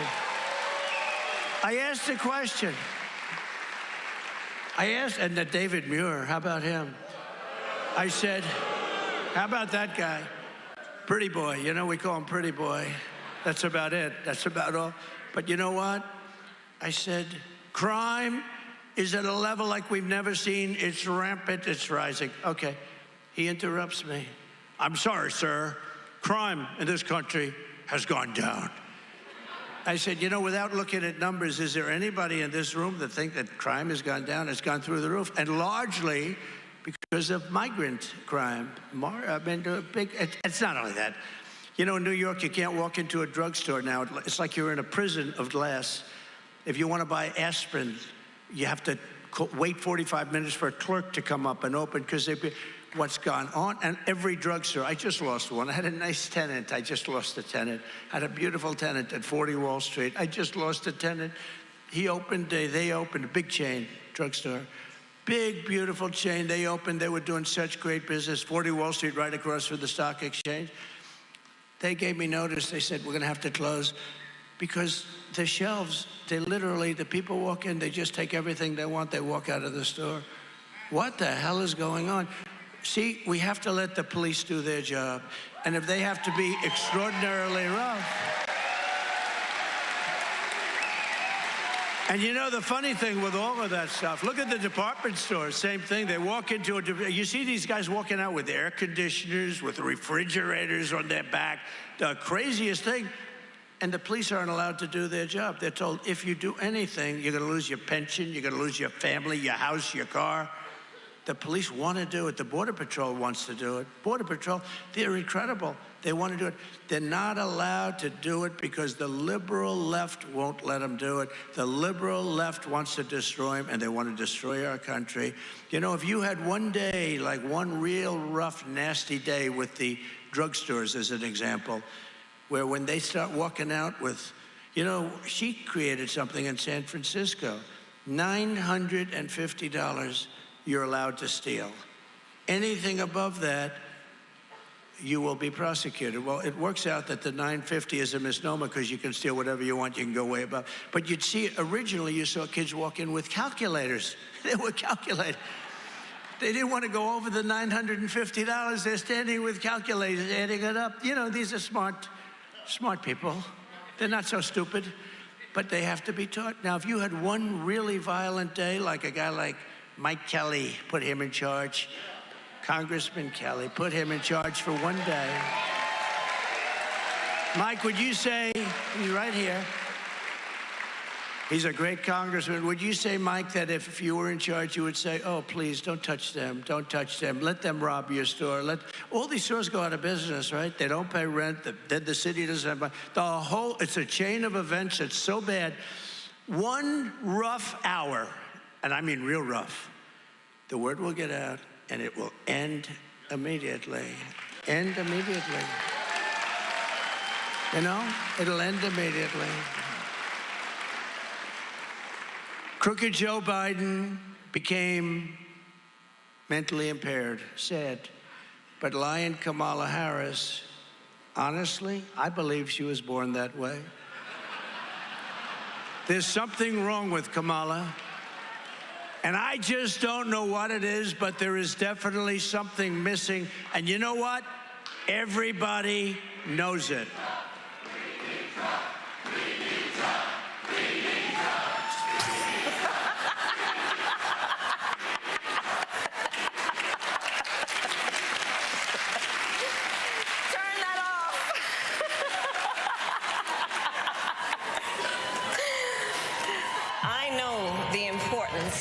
Of safety and security, especially at our border.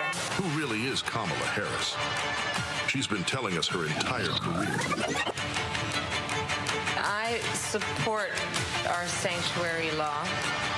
The illegal immigrant deported multiple times who stands accused of killing Kate Steinle. An undocumented immigrant is not a criminal. Also have the courage to reject that term illegal alien. Are you aware that there's a perception? Are you aware that there's a perception? Puts ICE in the same category as the KKK. Is that what you're asking me? Abolish ICE. Yeah. Is that a position that you agree with? And we need to probably think about starting from scratch. We're not going to treat people who are undocumented across the border as criminals. I am opposed to any policy that would deny any human being public health, period. You be committing to close immigration detention centers? Absolutely, on day one. How come she hasn't applied consequences the last 3.5 years? 10 million illegal encounters, 2 million gotaways, 600% increase in sex trafficking, more terrorists coming across the border, a record number of people off the terrorist watch list, and over 250,000 Americans dead to fentanyl that comes across the border.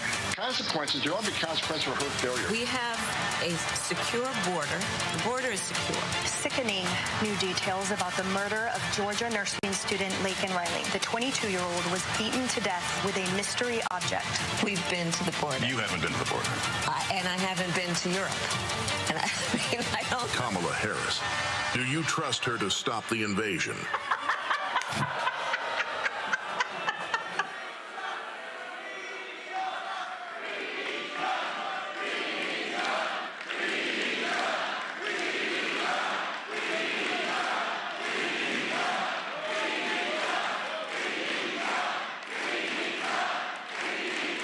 Thank you very much.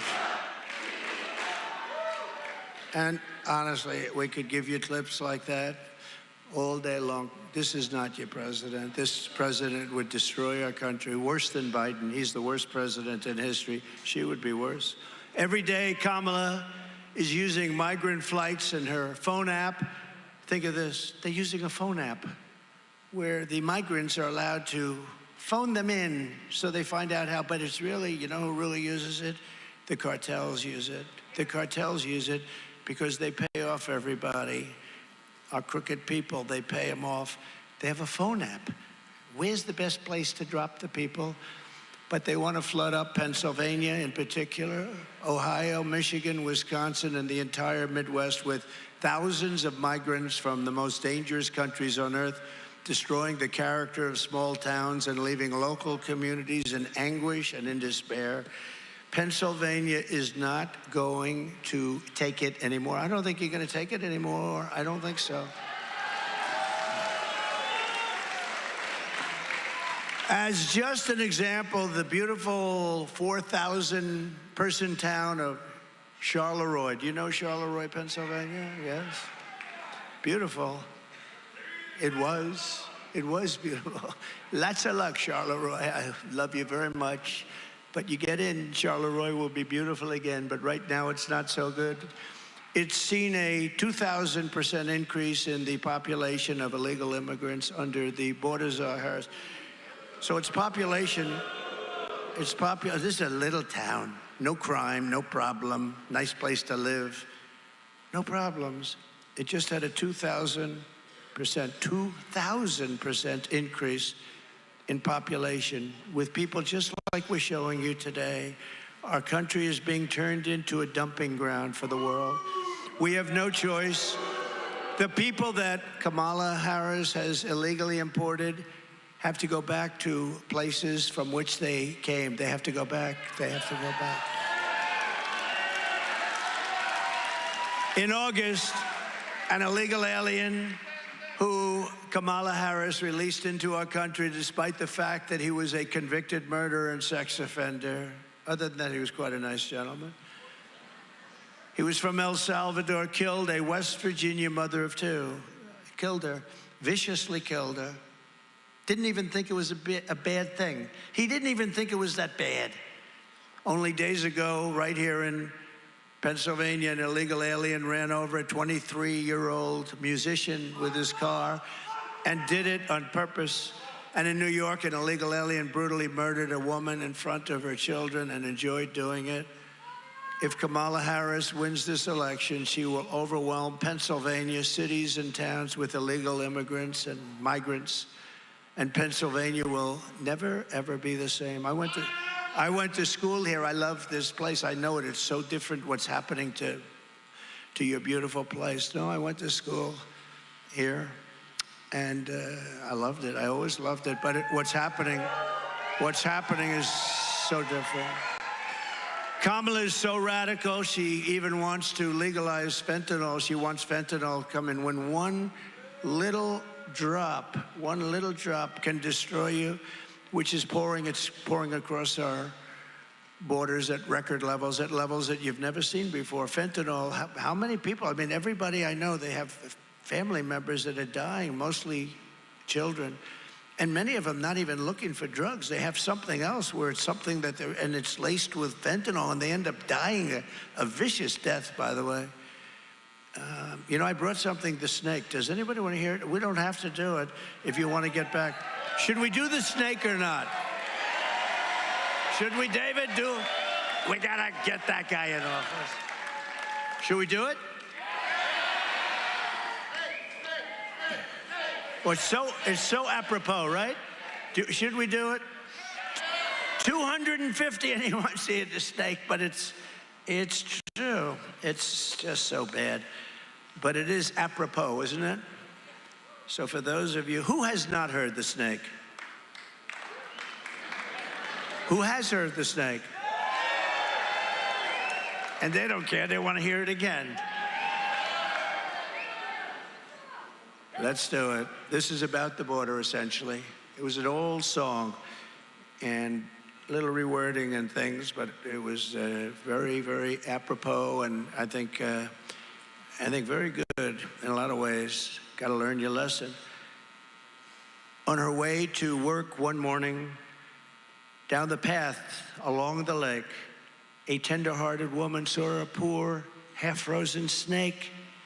His pretty colored skin had been all frosted with the dew.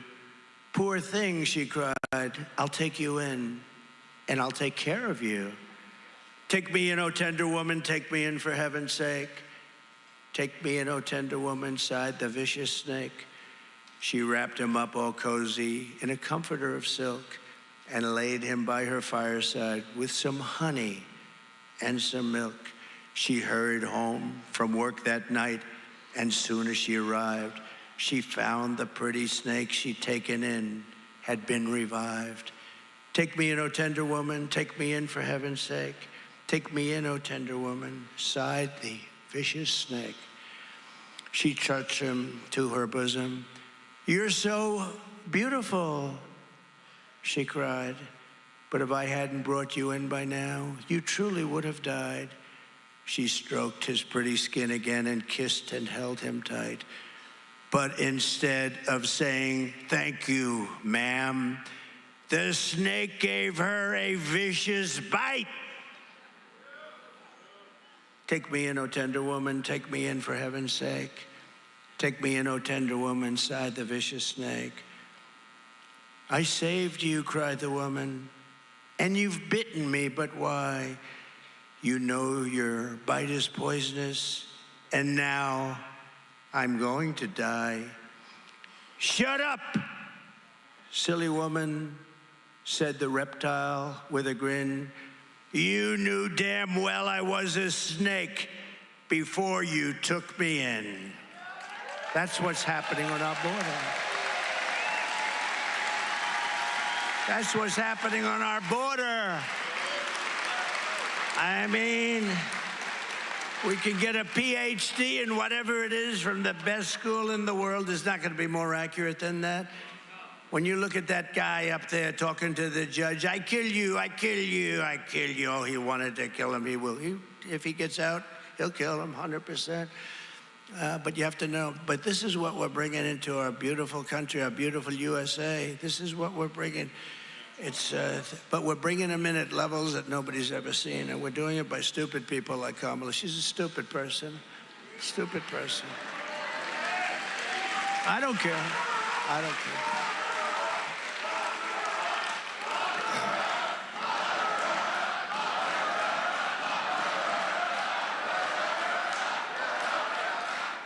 On day one of my new administration, the invasion ends and the deportations begin. We get them out.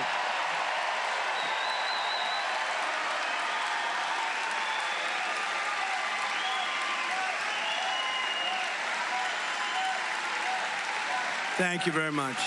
As soon as I take office, I will stop all migrant flights to Pennsylvania and every other state. I will shut down all entries through Kamala's migrant phone app. If you can believe, they have an app. They have a phone app called an app. Can you believe this? I will end immediately catch and release. So I had catch and release too. But you know where I released them? In Mexico. I have catch and release too, but I released them in Mexico. Their catch and release was to catch them, even if they were a criminal. Immediately, they released them into our country. I released them into Mexico. I will end all sanctuary cities all over our country immediately. And I will restore Remain in Mexico. It's called Remain in Mexico, and it wasn't easy to get. I had a fight like hell with the Mexican government and the president, a good man, but I had a fight like hell. When I told him I want everybody to stay in Mexico, he laughed at me. He laughed. He said, "What? Why would we do that?" Why? I said, "You're going to do it." No, you're going to do it. No, but we can't do that. I said, "You're going to do it. And if you don't do it, we're putting this massive tariff on everything you sell into our country, including all the cars you stole. And we'll make an absolute fortune on you, all right?" And he said, "But Donald, it would be my great honor to do everything that you'd like to do. Please don't put those tariffs on me, please. I beg you, don't put the tariffs. I will send in the federal law enforcement to liberate every Pennsylvania town and every town in the United States of America that has been taken over by migrant gangs and thugs and criminal aliens."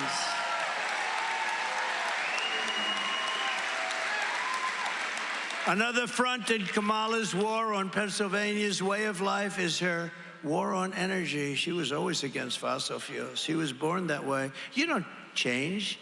You know, she just changed because her poll numbers were bad. You don't change.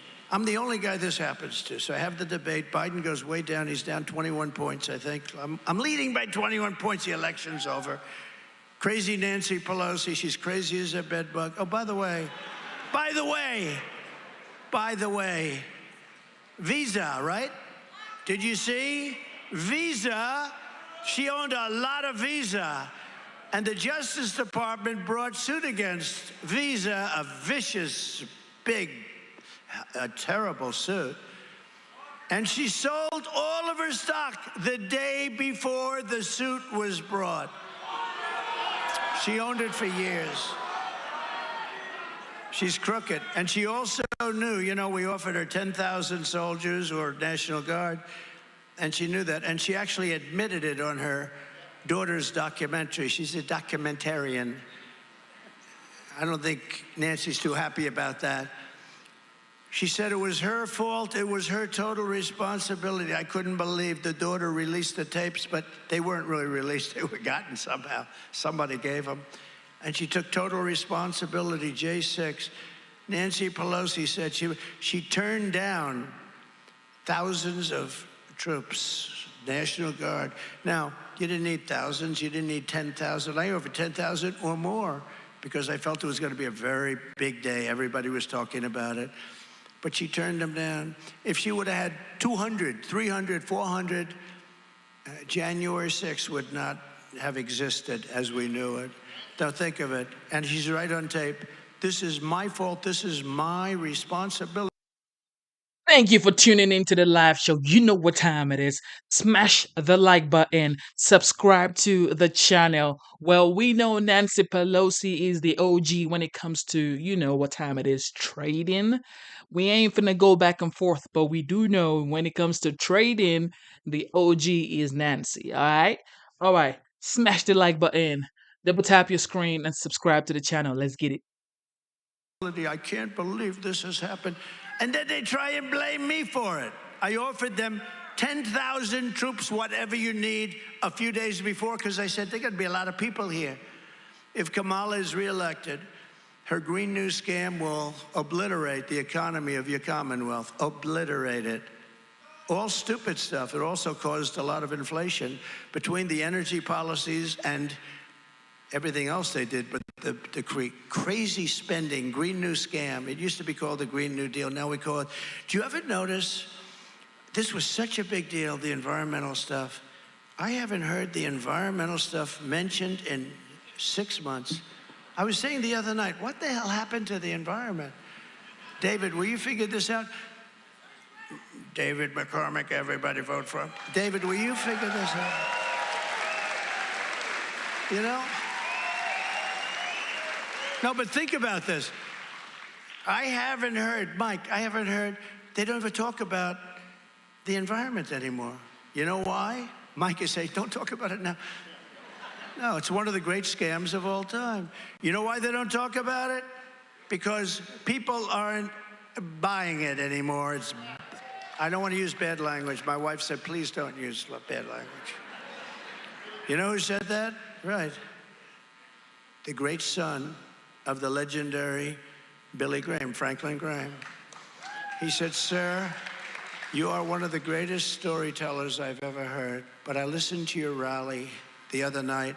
You wrote me a beautiful letter, and your stories would even be better if you didn't use foul language.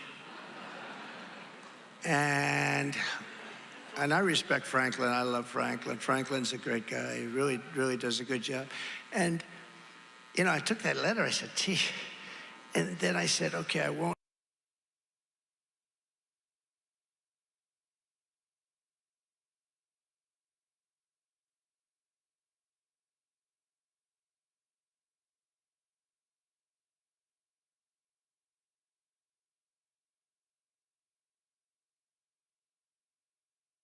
Use really bad words, but like, you know, for emphasis, and so I tried it one time, and it wasn't pretty.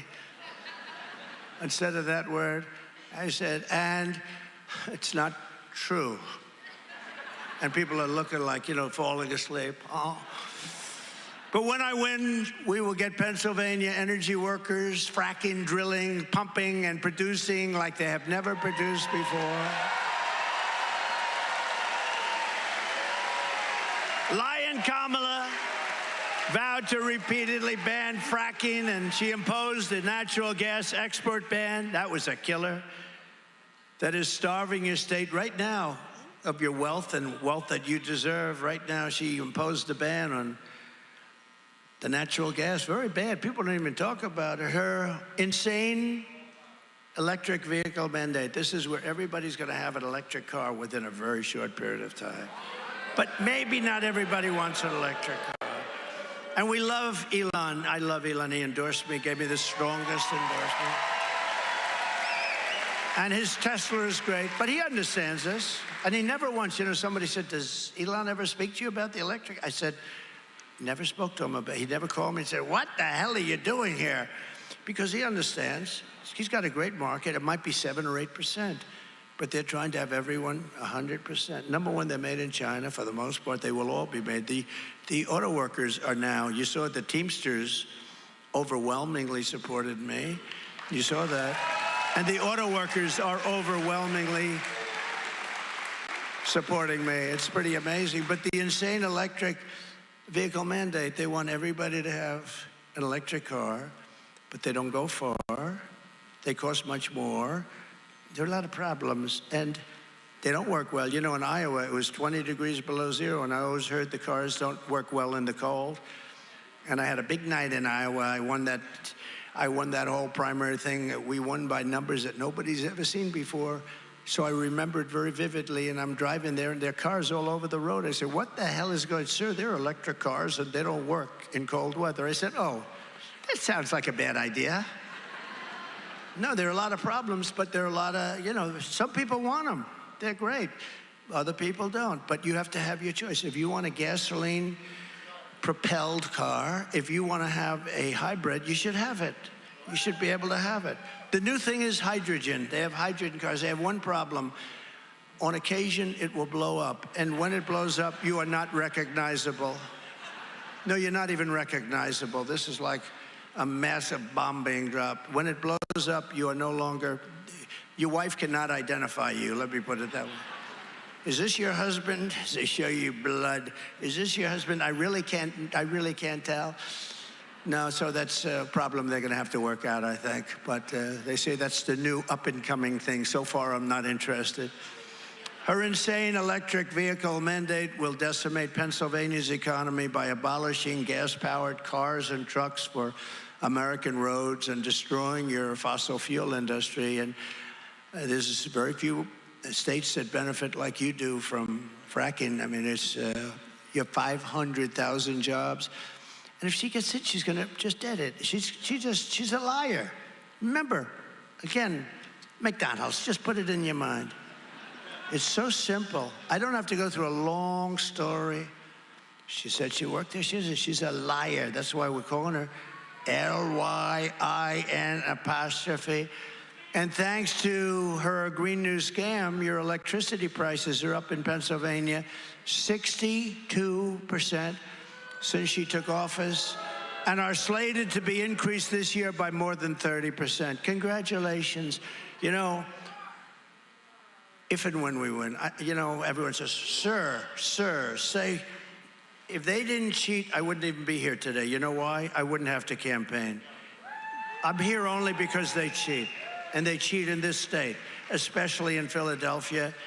And I've mentioned a couple of the areas, but for the most part, but Philadelphia is out of control.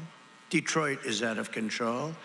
Atlanta is out of control. Places are out of control, because if there was no cheating, if God came down from a high and said, I am going to be your vote tabulator for this election, I would leave this podium right now because I wouldn't have to speak. We wouldn't have any problem.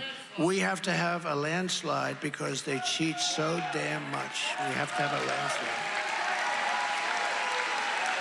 Right, Mike?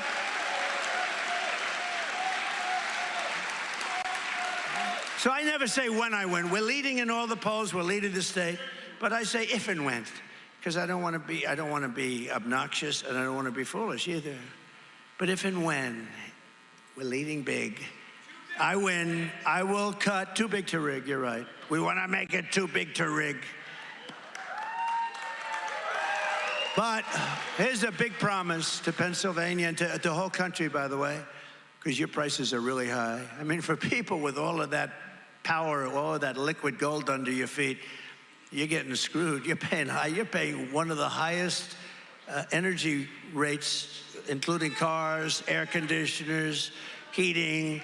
You're paying one of the highest in the whole country. Perhaps your governor's not doing a very good job. I don't know what the hell's going on.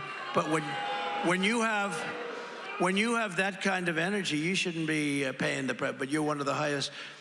But here's a promise I'm making to you. I will cut your energy and electricity prices in half, 50%, 5-0, within 12 months of taking the oath of office.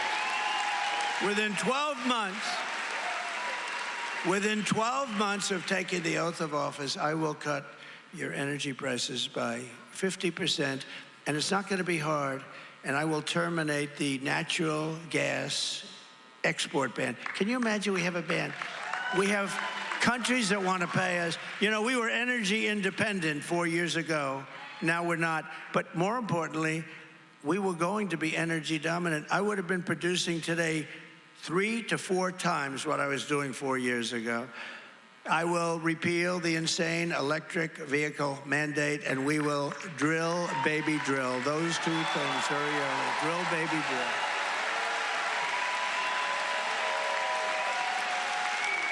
Thank you. And earlier this month, I was honored to receive the endorsement, as I said just a little while ago, but I got the endorsement from the rank and file membership of the Teamsters. It was a great honor. You know, I've used in New York. It's a very union town, and I used the Teamsters for years. They were great. They drove the cement trucks where I poured the concrete frames, and I did it for many years. A lot of buildings, built many buildings, many buildings, and Teamsters. And I got along with them great, but I got 60% of the vote. Actually, I think more than that, but 60% of the vote. And some local chapters, we did even better in Pennsylvania. We got 65% of the vote from the Teamsters. Wow, thank you very much. I love the Teamsters. Are there any Teamsters? Any Teamsters in the room? Good. Stand up, sir. He's a tough-looking guy. Very good. Good. Thank you.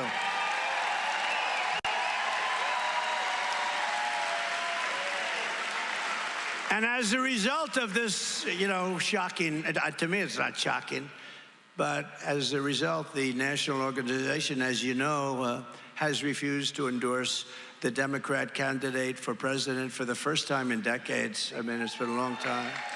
And I want to thank Teamsters President Sean O'Brien and all of the incredible rank and file Teamsters that did this. This was a big shocker. It wasn't shocking to me. I said, how the hell are Teamsters? You know, these are tough people.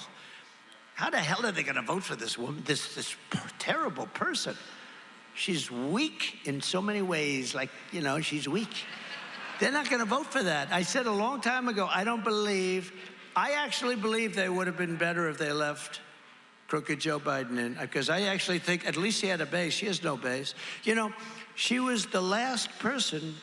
She came in last because when he ran, he got 14 million votes, whatever you want. I'm not a big fan of his.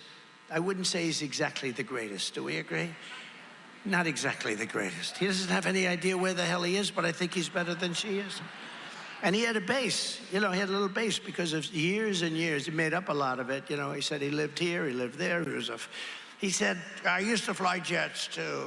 If pilots came in, I used to fly jets. If truckers came in, I used to drive a truck. The worst of all, though, was when he said, I want to play him in golf. He wants to play me in golf. You ever see him play? Yeah.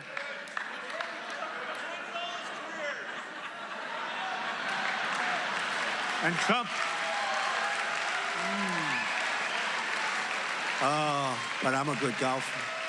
No, I'm a good golfer.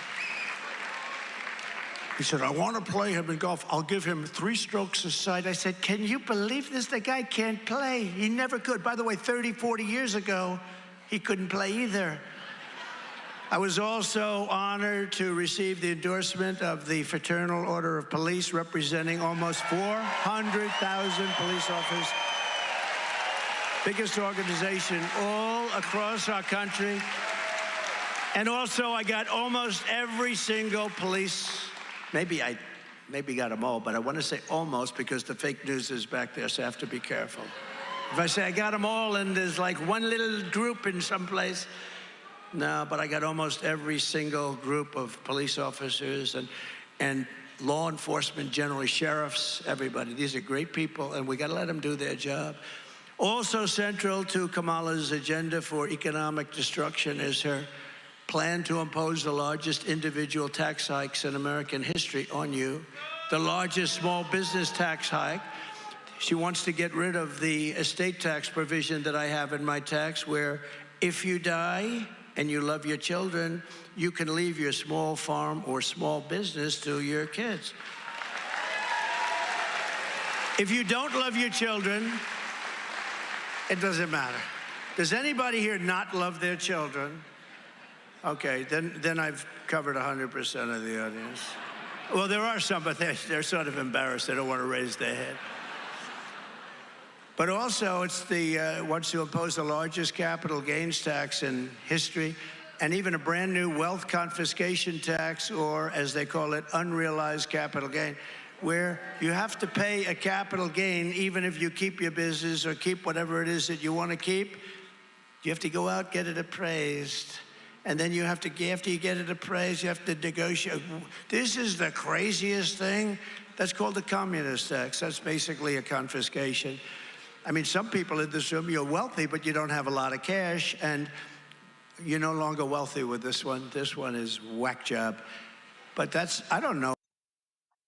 Thank you for tuning into the live show. You know what time it is. We are currently listening to the 45th. Some people say he might be the 47th. What do you think? This is what I think.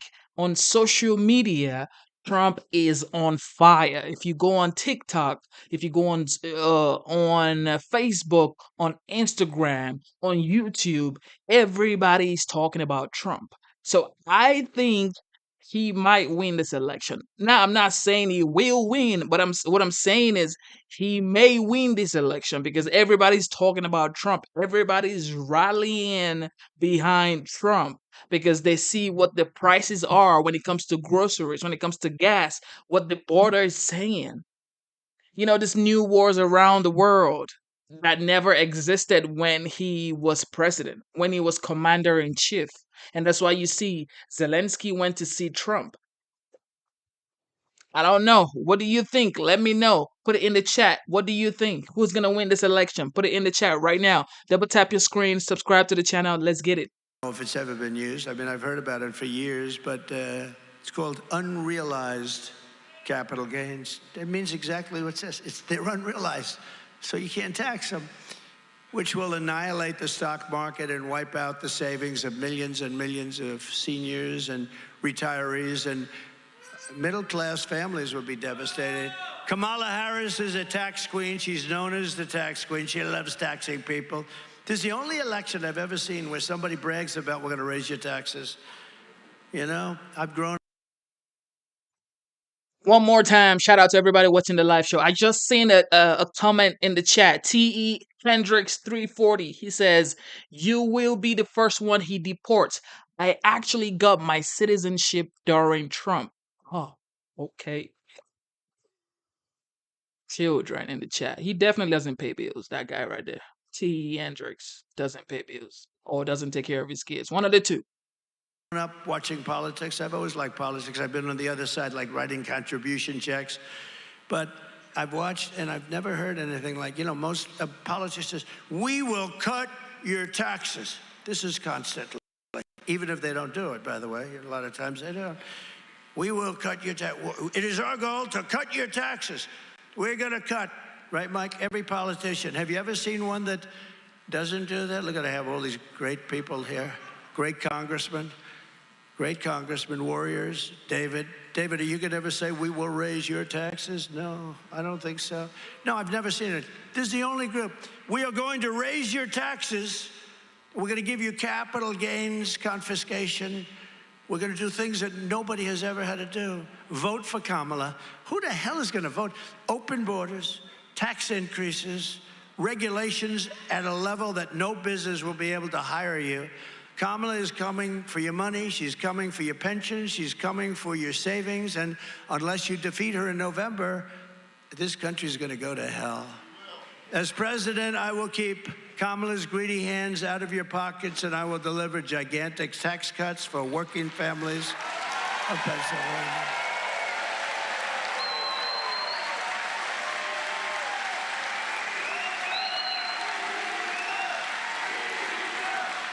Thank you. And very importantly, this is so important because this is something, and she tried to copy me, that one didn't work out, that she tried. A few months later, she said it, she got slaughtered. We will have no tax on tips. No tax on overtime. And no tax on Social Security benefits for seniors. No tax. No tax. And you know, it's going to lead to great things. A lot of people don't give. I know a lot about overtime. I'd hated to give overtime. I hated it. I'd get other people, I shouldn't say this, but I'd get other people in, I wouldn't pay. I hated. This is going to lead to a lot more. I think it's going to be economically positive, but I'm not even doing it for that reason. I'm doing it because like the no tax on overtime, it's something so good, but no tax for the seniors. Do we have any seniors here?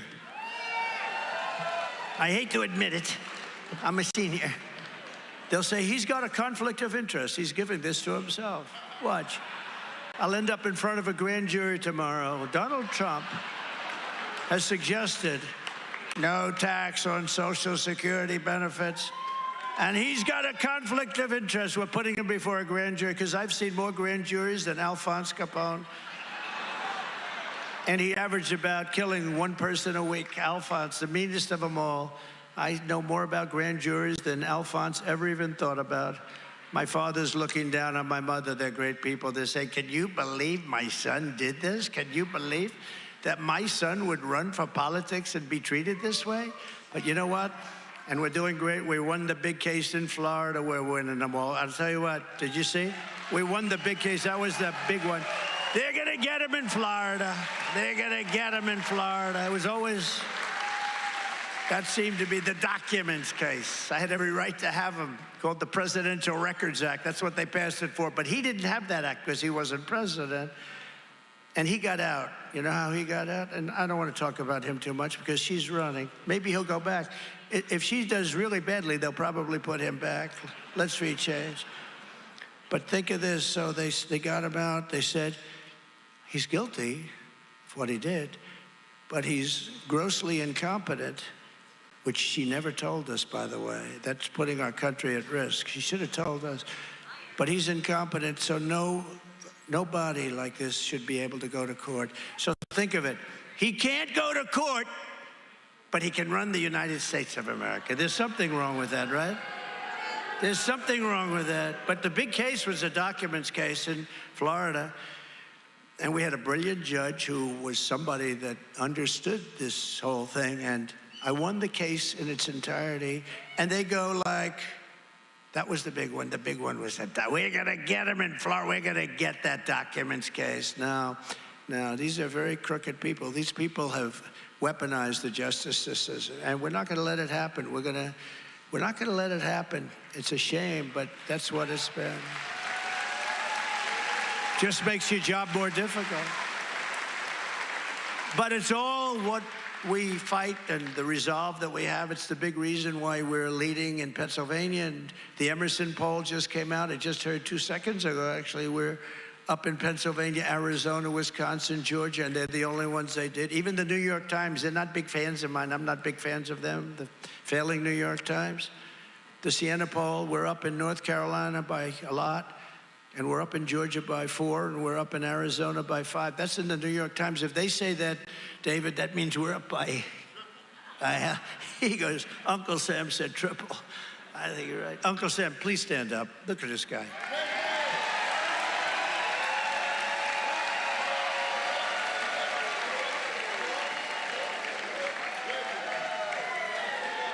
Thank you. And by the way, he doesn't work for me. He goes to a lot of these, you know, they say it's the greatest show on earth. It is pretty great, isn't it, though? Isn't it? The people make it great. It's the greatest show on earth. But he does, Uncle Sam, I don't know who he is, but I shook his hand the other day, like at the Nassau Coliseum when we had a big one, but I shook his hand.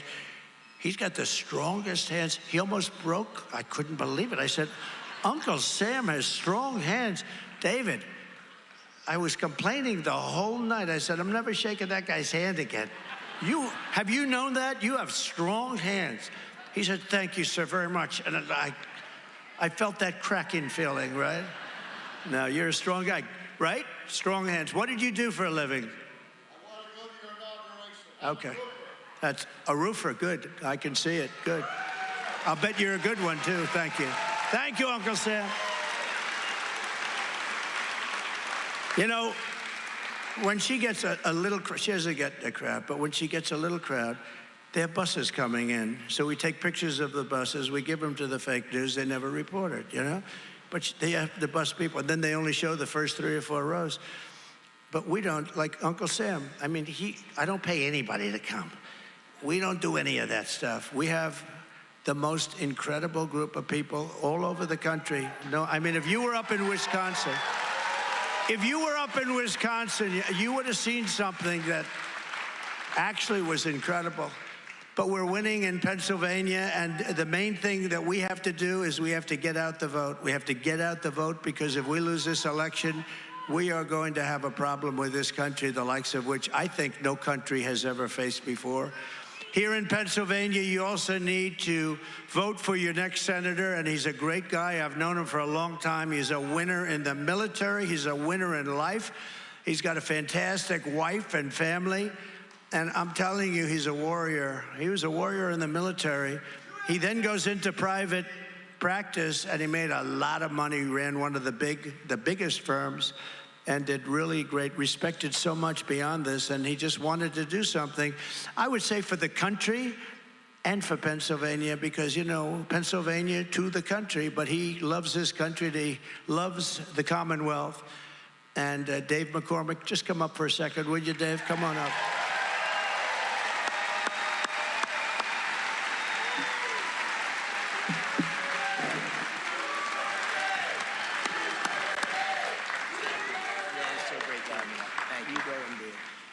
All right, thank you, Mr. President, and hello, Erie, how are you? You know, I just wanted to say, Mr. President, thank you for coming back to the Keystone State. This is the place where we're gonna retire Joe Biden and Kamala Harris and send you back to the White House, right here in Pennsylvania, right here. This state. All right. Smash the like button, double tap your screen, subscribe to the channel. I just read another comment. The person said this person, the 45th, is selfish. He has always been for himself, just himself, nobody else.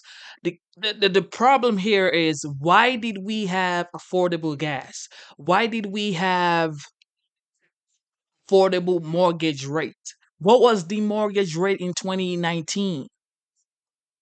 What was the mortgage rate in 2018, 2019, 2020? And tell me what the current mortgage rate is now.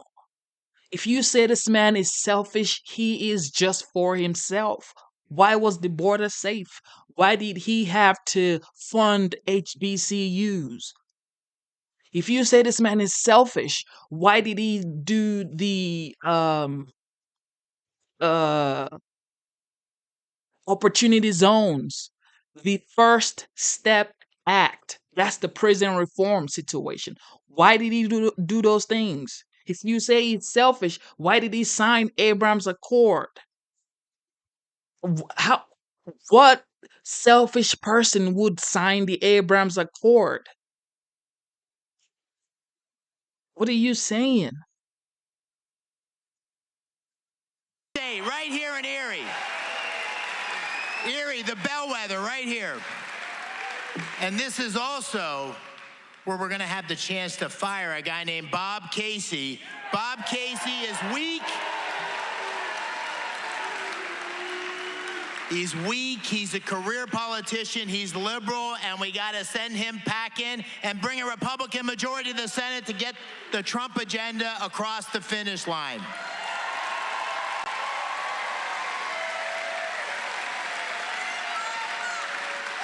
And you know, I'm new to politics, but ever since I can remember, I've had people tell me, this is the most important election of your lifetime. How many times have we heard it? I want to tell you, my Shout out to Aaron Torres. Aaron Torres just said, he says, why did he work for free, donating his salary? Why, bro? Why? You say this man is selfish, but yet donated his salary. Man, y'all be wildin', man. friends, this for our kids, for our grandkids, this is the most important election of our lifetimes right here.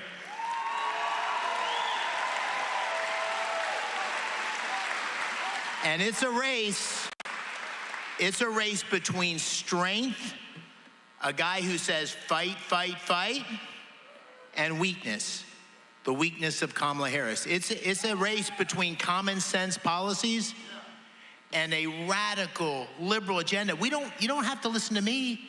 This is a woman who said, in her own words, we want to ban fracking.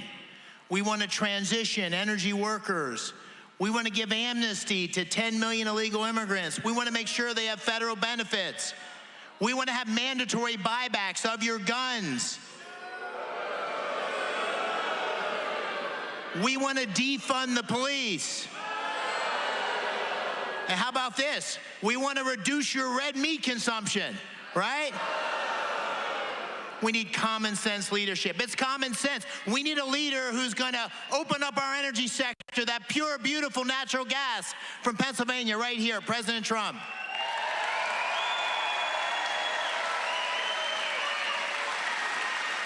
We need leadership to tame. We got to tame this inflation and help working families with President Trump. We need to bring law and order to our cities, and we need to secure that border and stop these illegal immigrants coming in and bringing crime and fentanyl into Pennsylvania.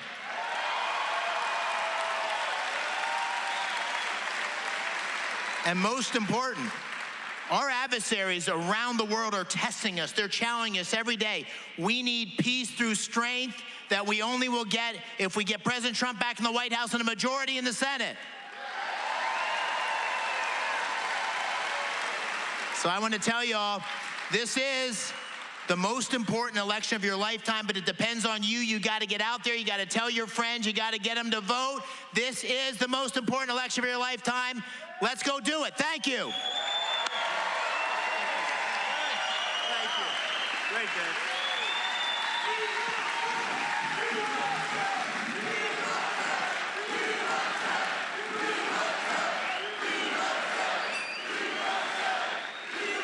That's great, David. So get out. Dave McCormick, great guy. You got to get him in. He'll be a tremendous asset, tremendous help to you and to everybody. We're also pleased to be joined by a couple of real warriors. Mike Kelly, who I mentioned before. Mike, please stand up. Congressman. This guy he's a great guy. He's been my friend for a long time. I won't say how long because I don't want to have them think we're a little old, because we're not old. Where it counts, we're not old. But I'll tell you, Mike is a tremendous guy, and he's been that for a long time, and he loves your Commonwealth, and he loves it a lot, and he loves our country. So thank you, Mike, for being here. Appreciate it. And another longtime friend, Nick Langworthy, who is a congressman, doing really well. I've known him. One more time, thank you to everybody watching the live show. My question now is, are you better off now than you were 4 years ago? Are you better off now than you were 4 years ago? And also, if this guy is so bad, why are people supporting him even higher now? Why are people supporting him now? Way more than they were in 2020. Why? He was the leader of the party. He was a leader of everything he's done, and you're doing a great job. Thank you very much, Nick. Thank you. And a very popular mayor of Slippery Rock, J.D. Alongo. Thank you, J.D. Thank you. Good job. Good job. And all the other people. We have so many people here. we won't do all, and I apologize, but we got to get back to it, and then we'll get the hell out of here. You go home, watch a football game or something, right? Lion Kamala Harris is the worst vice president acknowledged to be in history. Everyone thought she wouldn't get it, but they wanted to be politically correct, so she gave it to her. And here are the facts. She wants open borders. She cost the typical family $29,000. Think of that because of her inflation policy. And it's going to cost a lot more than that very soon. It's going up by a lot. She was an original creator of defund the police. Are there any police officers? She was for defund the police. Anybody that wants to defund the police for even 1 week is not worthy of being the president of the United States.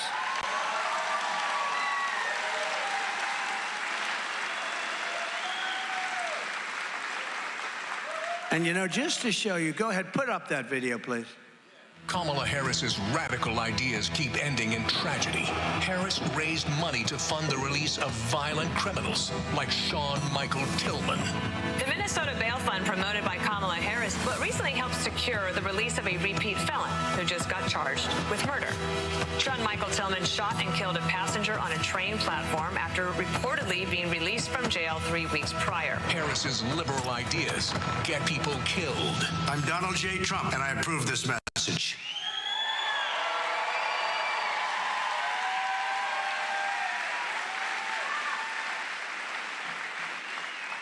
So we're trying to show you, and we're working hard because a lot of people don't know her. She's a disaster. You can't have her. Kamala Harris vowed to abolish ICE, and she supports free health care for illegal aliens. She wants mass amnesty and citizenship for everyone. All of these people, even if they're criminals, they're looking for amnesty, and they want to become citizens of our country. Those countries threw them all out. She says we must not utter the words illegal alien, radical Islamic terrorist. Remember, I used to use that word all the time because we had a problem. We didn't have one terror attack during my 4 years because they knew they couldn't do it. But maybe worst of all, she lost more than, this is not even possible to believe, 325,000 migrant children are missing, many of whom have been trafficked and raped. As California Attorney General, she lost them all. And she redefined child sex trafficking, assault with a deadly weapon, and rape of an unconscious person as totally nonviolent crimes. No, this is a radical left lunatic we're dealing with. By the way, if she wins, it's not going to be so pleasant for me, but I don't care. I really don't care. We have a job to do. You can't let her win. You can't. Because they're unpleasant. They're unpleasant anyway. They're crooked. They're crooked people. They're crooked people. She praised the idea of a 70 to 80% tax rate.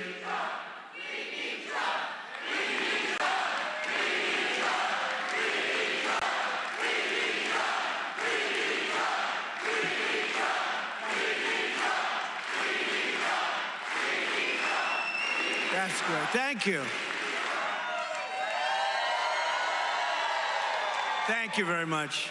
You know, they have the best seat in the house, actually. They only see the back, but the cameras, all those cameras are on them. And every once in a while, a star emerges. Like, how about the stars that emerged in Butler? Those people behind me, so many stars emerged. They were behind me, and they didn't run. They weren't running, right? Mike is doing a fantastic job, by the way, on that. Thank you. Mike Kelly, what a fantastic job he's doing. He gets it. But, you know, amazing. They had, just for a second, so they have these crowd control experts, and they were explaining, when one bullet is fired, big stadiums will run out there. They call it a stampede, and many people oftentimes are killed. Many bullets were fired. They were going over my head. They were going, we lost Corey, the great firefighter, one great guy. And two other people were supposed to die, but the doctors up there were phenomenal, and they saved their lives. We worked with them. But, I mean, what happened was incredible. But the guy comes in, he says, I've never seen anything like this. All those bullets were flying, and you didn't see the crowd out here. It was massive. It was as big a crowd as you'll ever see. I think as big a crowd as you'll ever see. And by the way, we're going back to Butler. You're going to be there. We're going back. That's a big deal. We have a lot of people coming, and I really believe that will be the safest place on earth. And also, I think I'll start the speech by saying, as I was saying, but the crowd control expert said, I've never seen, because they studied, they couldn't see the people here because the camera was here, and we had many cameras, and it was, you know, I mean, it was amazing. The whole thing was horrible. But they had the people in the back.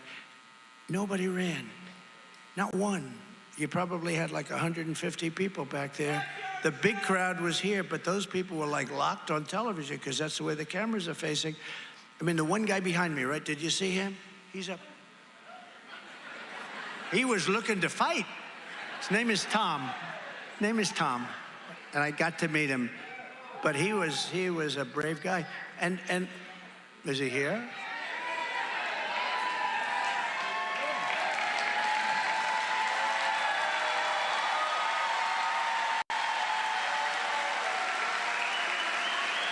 He was brave. That's not the one I was talking about, by the way. It's not the one but he was a brave guy too. But everybody up there, they were amazing. I mean, they were amazing. So they had my back. They saw that we were in trouble. Something bad happened. And normally everybody would flee. Nobody, not one male, female, nobody. They just, you could see the anger on their face. They didn't know exactly. They just knew that your president was in big trouble because they saw that happening, and they didn't flee. And they didn't, and can I tell you, these people didn't flee either. There were so many people, tens of thousands of people. They didn't flee. They stood, they watched, and they wanted to know what could they do to help. The people in the front row Joes were there. Some of the front row Joes were there. You were there. And it was amazing. You stood, I watched you, you didn't move. Mr. Wall, I call him Mr. Wall because you can't go wrong, but Mr. Wall stood there. He didn't move an inch. He was like a piece of, and bullets are flying all over the place. And it was an amazing thing to see, frankly. It was real bravery. Rarely, the crowd control person, a real pro, he said he's never seen anything like it. The people, and what they did, a lot of them, were just, the one guy, he just wants to find out. The bullets are going back and forth, a lot of shots. And it was amazing. So we're going to go back to Butler next week, right? Next week. Good. Good. Going to be a lot of people. And I want to thank the town. They were great. They want to do it. You know, it's become a big tourist site. Can you believe this? It's become a tremendous, cars are riding by there, taking pictures. It's become an amazing tourist site. So, but we're going to be back there, and it's going to be, we're going to celebrate Corey, the firefighter who died, and really the two men that were so badly hurt. And they're better. Those doctors were amazing. The doctors actually saved the two guys. They're great guys, big Trumpers, and Corey was a big Trumper. He just wanted to make America great again, but the two gentlemen, I said, how many people are going to, because it was wall-to-wall people, so when you hear the bullets, you know, they're not landing on the ground. There was no ground to land on. There was only people, and they said 3 are probably dead, sir. And 2 of them were very badly hurt. They were brought to the hospital, and these doctors were unbelievable, what the job they did.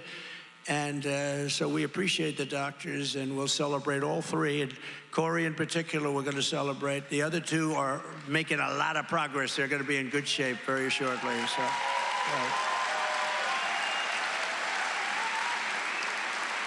And by the way, I want to thank, while he's here, Mike Kelly. You're the head of the commission, and nobody's going to fool him.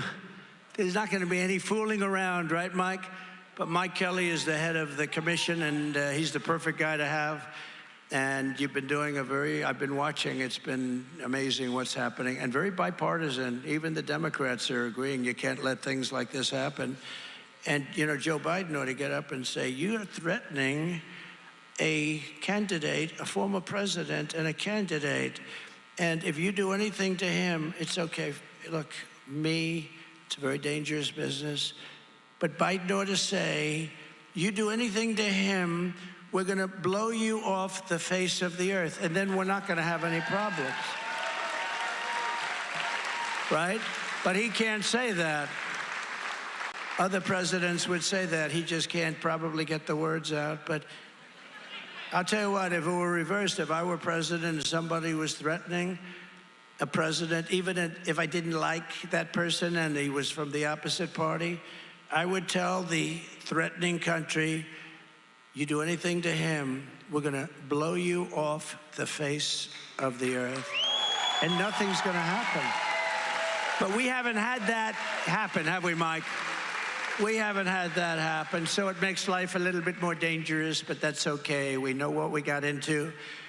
Kamala pledged to abolish private health care and force everyone onto socialist government-run health care with high taxes and deadly wait times. We've got to wait 6-7 months sometimes. And she even endorsed free sex changes for illegal aliens in detention at taxpayer expense. That's why 5 weeks from now, we are going to tell her, Kamala, you've done a horrible job as vice president. You are the worst border czar in the history of the world, not just our country. We have to make a change. Kamala, you are horrible. Kamala, you're fired. You're fired. Get out of here. Get out of here, Kamala. Go back to San Francisco, Kamala, which you destroyed. Which, by the way, you destroyed. From the moment we take back the White House from Kamala Harris and Sleepy Joe, I believe we're going to have the 4 greatest years in the history of our country. We're going to put our country back together. It's going to go fast. Starting on day 1, I will seal the border and stop the invasion of migrants into our country, very dangerous migrants. We will carry out the largest deportation operation of criminals in American history. We have no choice. We will end inflation and make America affordable again. We're going to get the prices down. We have to get them down. It's too much. Groceries, cars, everything. We're going to get the prices down. While working Americans catch up, we are going to put a temporary cap on credit card interest rates at 10%. People are being made to pay 25%. Temporary ban. We will become energy independent. You know, we were energy independent 4 years ago. We will become, again, first time ever, we were energy independent. We were going to become energy dominant, but now we will be energy dominant like no other country has ever been before. Much bigger than Saudi Arabia, much bigger than Russia. You know, we were in 3rd and even 4th place when I took over. When I left, we were in 1st place, ahead of them by a lot. And then bad things started to happen. We will open Anwar again. I got it done. Ronald Reagan couldn't get it done. Nobody could get it done. I got it. It's probably the largest site in the world. Could be bigger than Saudi Arabia. And we will tap the liquid gold that's right under our feet, and we will drill, baby, drill. Drill. We will stop outsourcing and turn the United States into a manufacturing superpower, which we were in the process of doing, and it won't even be hard. Here is the deal that I will be offering to every major company and manufacturer on earth. We will cut your taxes from 21% down to 15% and give you every possible advantage, but only if you make your product here in America and hire American workers for the job.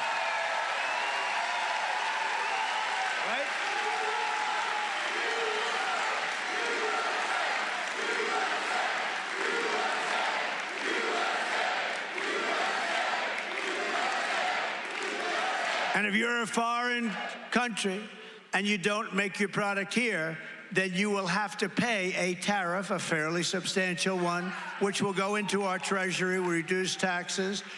But if you send your product into the United States, that will happen.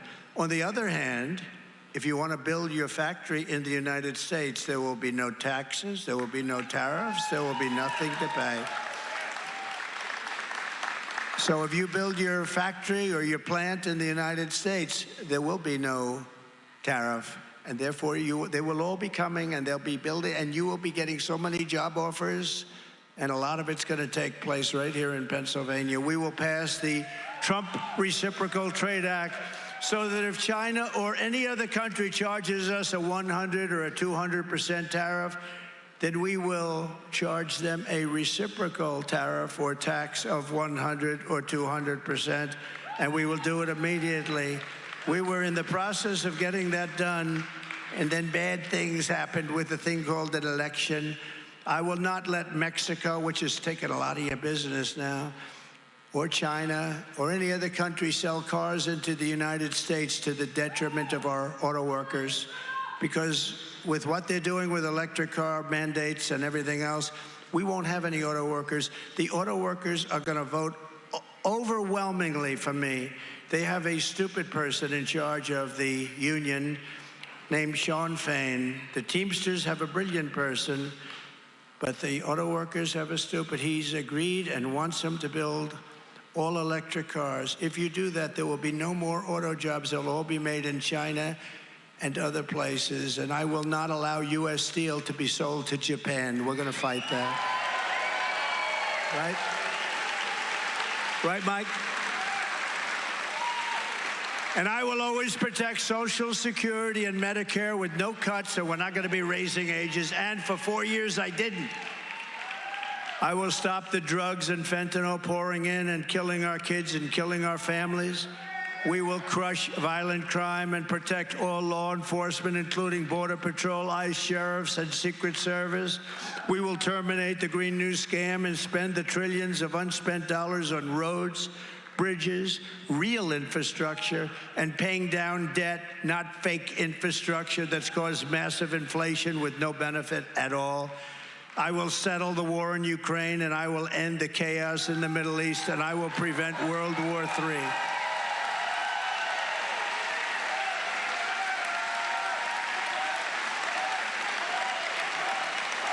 Thank you.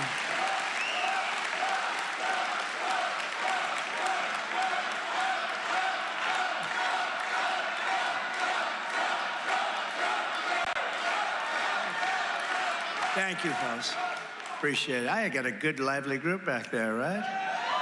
They're great. They're great. No, they love our country. They love our country. But we will have, again, peace through strength. We had no wars. For 4 years, we had no wars other than ISIS, which I inherited. And we ended ISIS in 4 weeks. That was the end of ISIS. We ended it 100% of the ISIS caliphate. We have a great military, but not the guys that you see on television that have no clue what's going on. But we have the real military is great. And they showed me that. They really showed me that. It was supposed to take 5 years. We did it in 4 weeks. There's a man. Thank you very much. Look at that guy. Thank you very much. That woman. Thank you very much. And I will support universal school choice, and I believe the Lifeline Scholarship Bill would be a great start for those students trapped in the worst performing schools in Pennsylvania. A lot of people want to see that happen. I understand it. Right? You know that? Oh, you do know that. Good. It would provide financial assistance to empower parents to take their children out of a failing school and send them to a public, private, religious, or charter school. That's really right for them. It's very, school choice is a very big deal. A lot of people don't know that, but it's a big deal. It'll be great. I'm going to take the Department of Education, close it in Washington, let the states run their own education. Very important. Because we spend more money per pupil than any other nation in the world by far, and yet we're ranked at the bottom of every list. So, you know the expression, what the hell do you have to lose, right? I did that with our great, because they've been so supportive. I've gone up like a rocket ship. But they're being hurt very badly by the people pouring into our country. Our African-American population, I said, well, you're last on crime. You're being devastated with inflation more than anybody else. You have the smallest percentage of home ownership. And I went through a list of 12 things. This was a long time ago, 2015 when I was running, even before.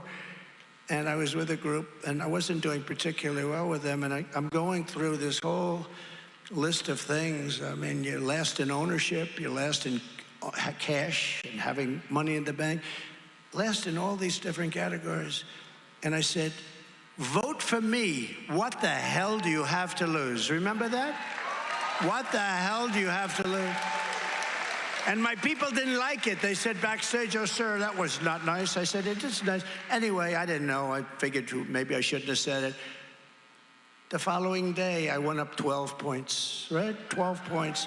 And today, we're the highest we've ever been with the African-American population. We did things that were really incredible for them and with them. Thank you for tuning in one more time. You know what time it is. You are currently watching the 45th. Some people say he might be the 47th. What do you think? Also, are you better off now than you were 4 years ago? It's another conversation. Well, you know what time it is. It is your boy Genesis. Let's keep listening to the legend, the OG. Some people say he might be the 47th. Let's get it. Criminal justice reform, right?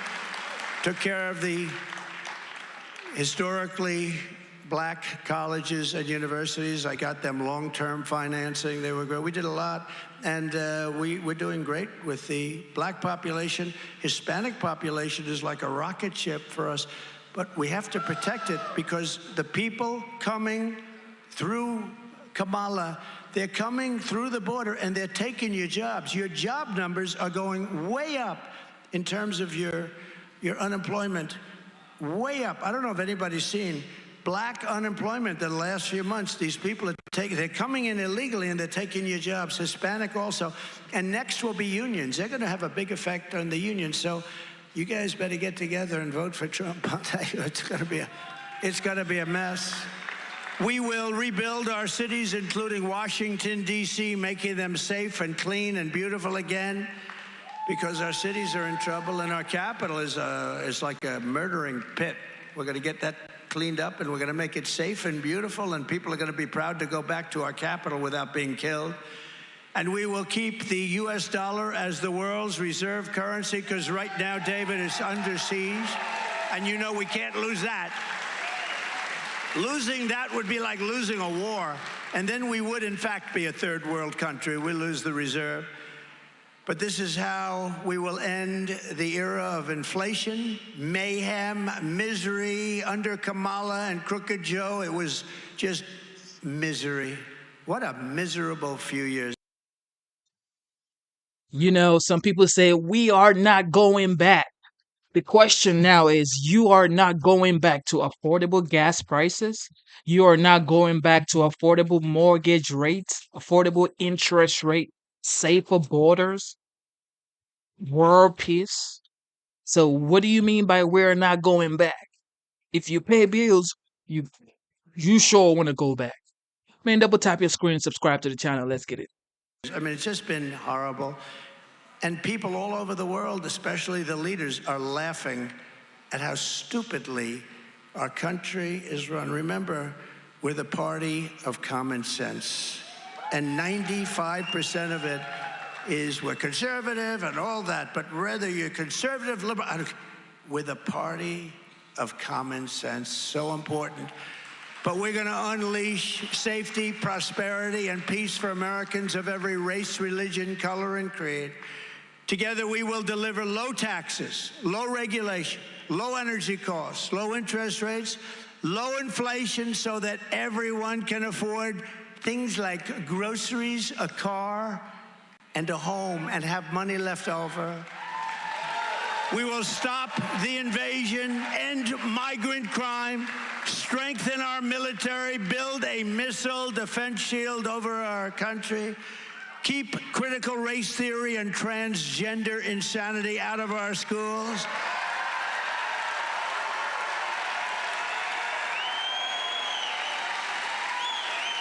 And we will keep men out of women's sports. Keep them out. We will defend the Second Amendment, protect religious liberty, restore free speech, and we will secure our elections once and for all. Everyone will prosper. every family will thrive, and every day will be filled with opportunity and hope. But for that to happen, we must defeat Lion Kamala Harris, and we must stop her country-destroying liberal agenda. She is a radical left communist, and we cannot have her be the president of our country. We never want that ideology anywhere around because it doesn't work, and it's been proven 100 times. Remember, early voting is beginning right now. Get going right now. So you must get out and vote. We want a landslide that's too big to rig. We're going to have too big to rig. And on November 5th, we will save our economy. We will rescue our middle class. We will reclaim our sovereignty and restore our borders. We will always put America first, and we will take back our country that we love so much. Together, we will make America powerful again. We will make America wealthy again, healthy again, strong again, proud again, safe again, free again, and we will make America great again. Thank you. God bless you, everybody. God bless you, Pennsylvania. Thank you, Pennsylvania. Have a good time. You know what time it is. Double tap your screen, subscribe to the channel, like the live show. It is your boy Genesis. I am signing out. Instead of looking for perfection, seek for consistency. Instead of looking for perfection, one more time, seek for consistency. Never give up. Never ever give up. God got you. Most people are going through hard times right now. People are trying to pay their rent, living paycheck to paycheck, especially now in the Hurricane Helene situation. Most people don't have power, food, shelter, but I pray that God keeps you safe and your family safe. God provides for you and your family. That's all we could do. Be hopeful, be thankful, and God got you. Double tap your screen, subscribe to the channel. You know what time it is. It is your boy Genesis. I am signing out. I will be back tomorrow. I will not be back tonight, but I will be back tomorrow. And you guys are the best. Thank you, thank you, thank you. God bless you. Signing out right now.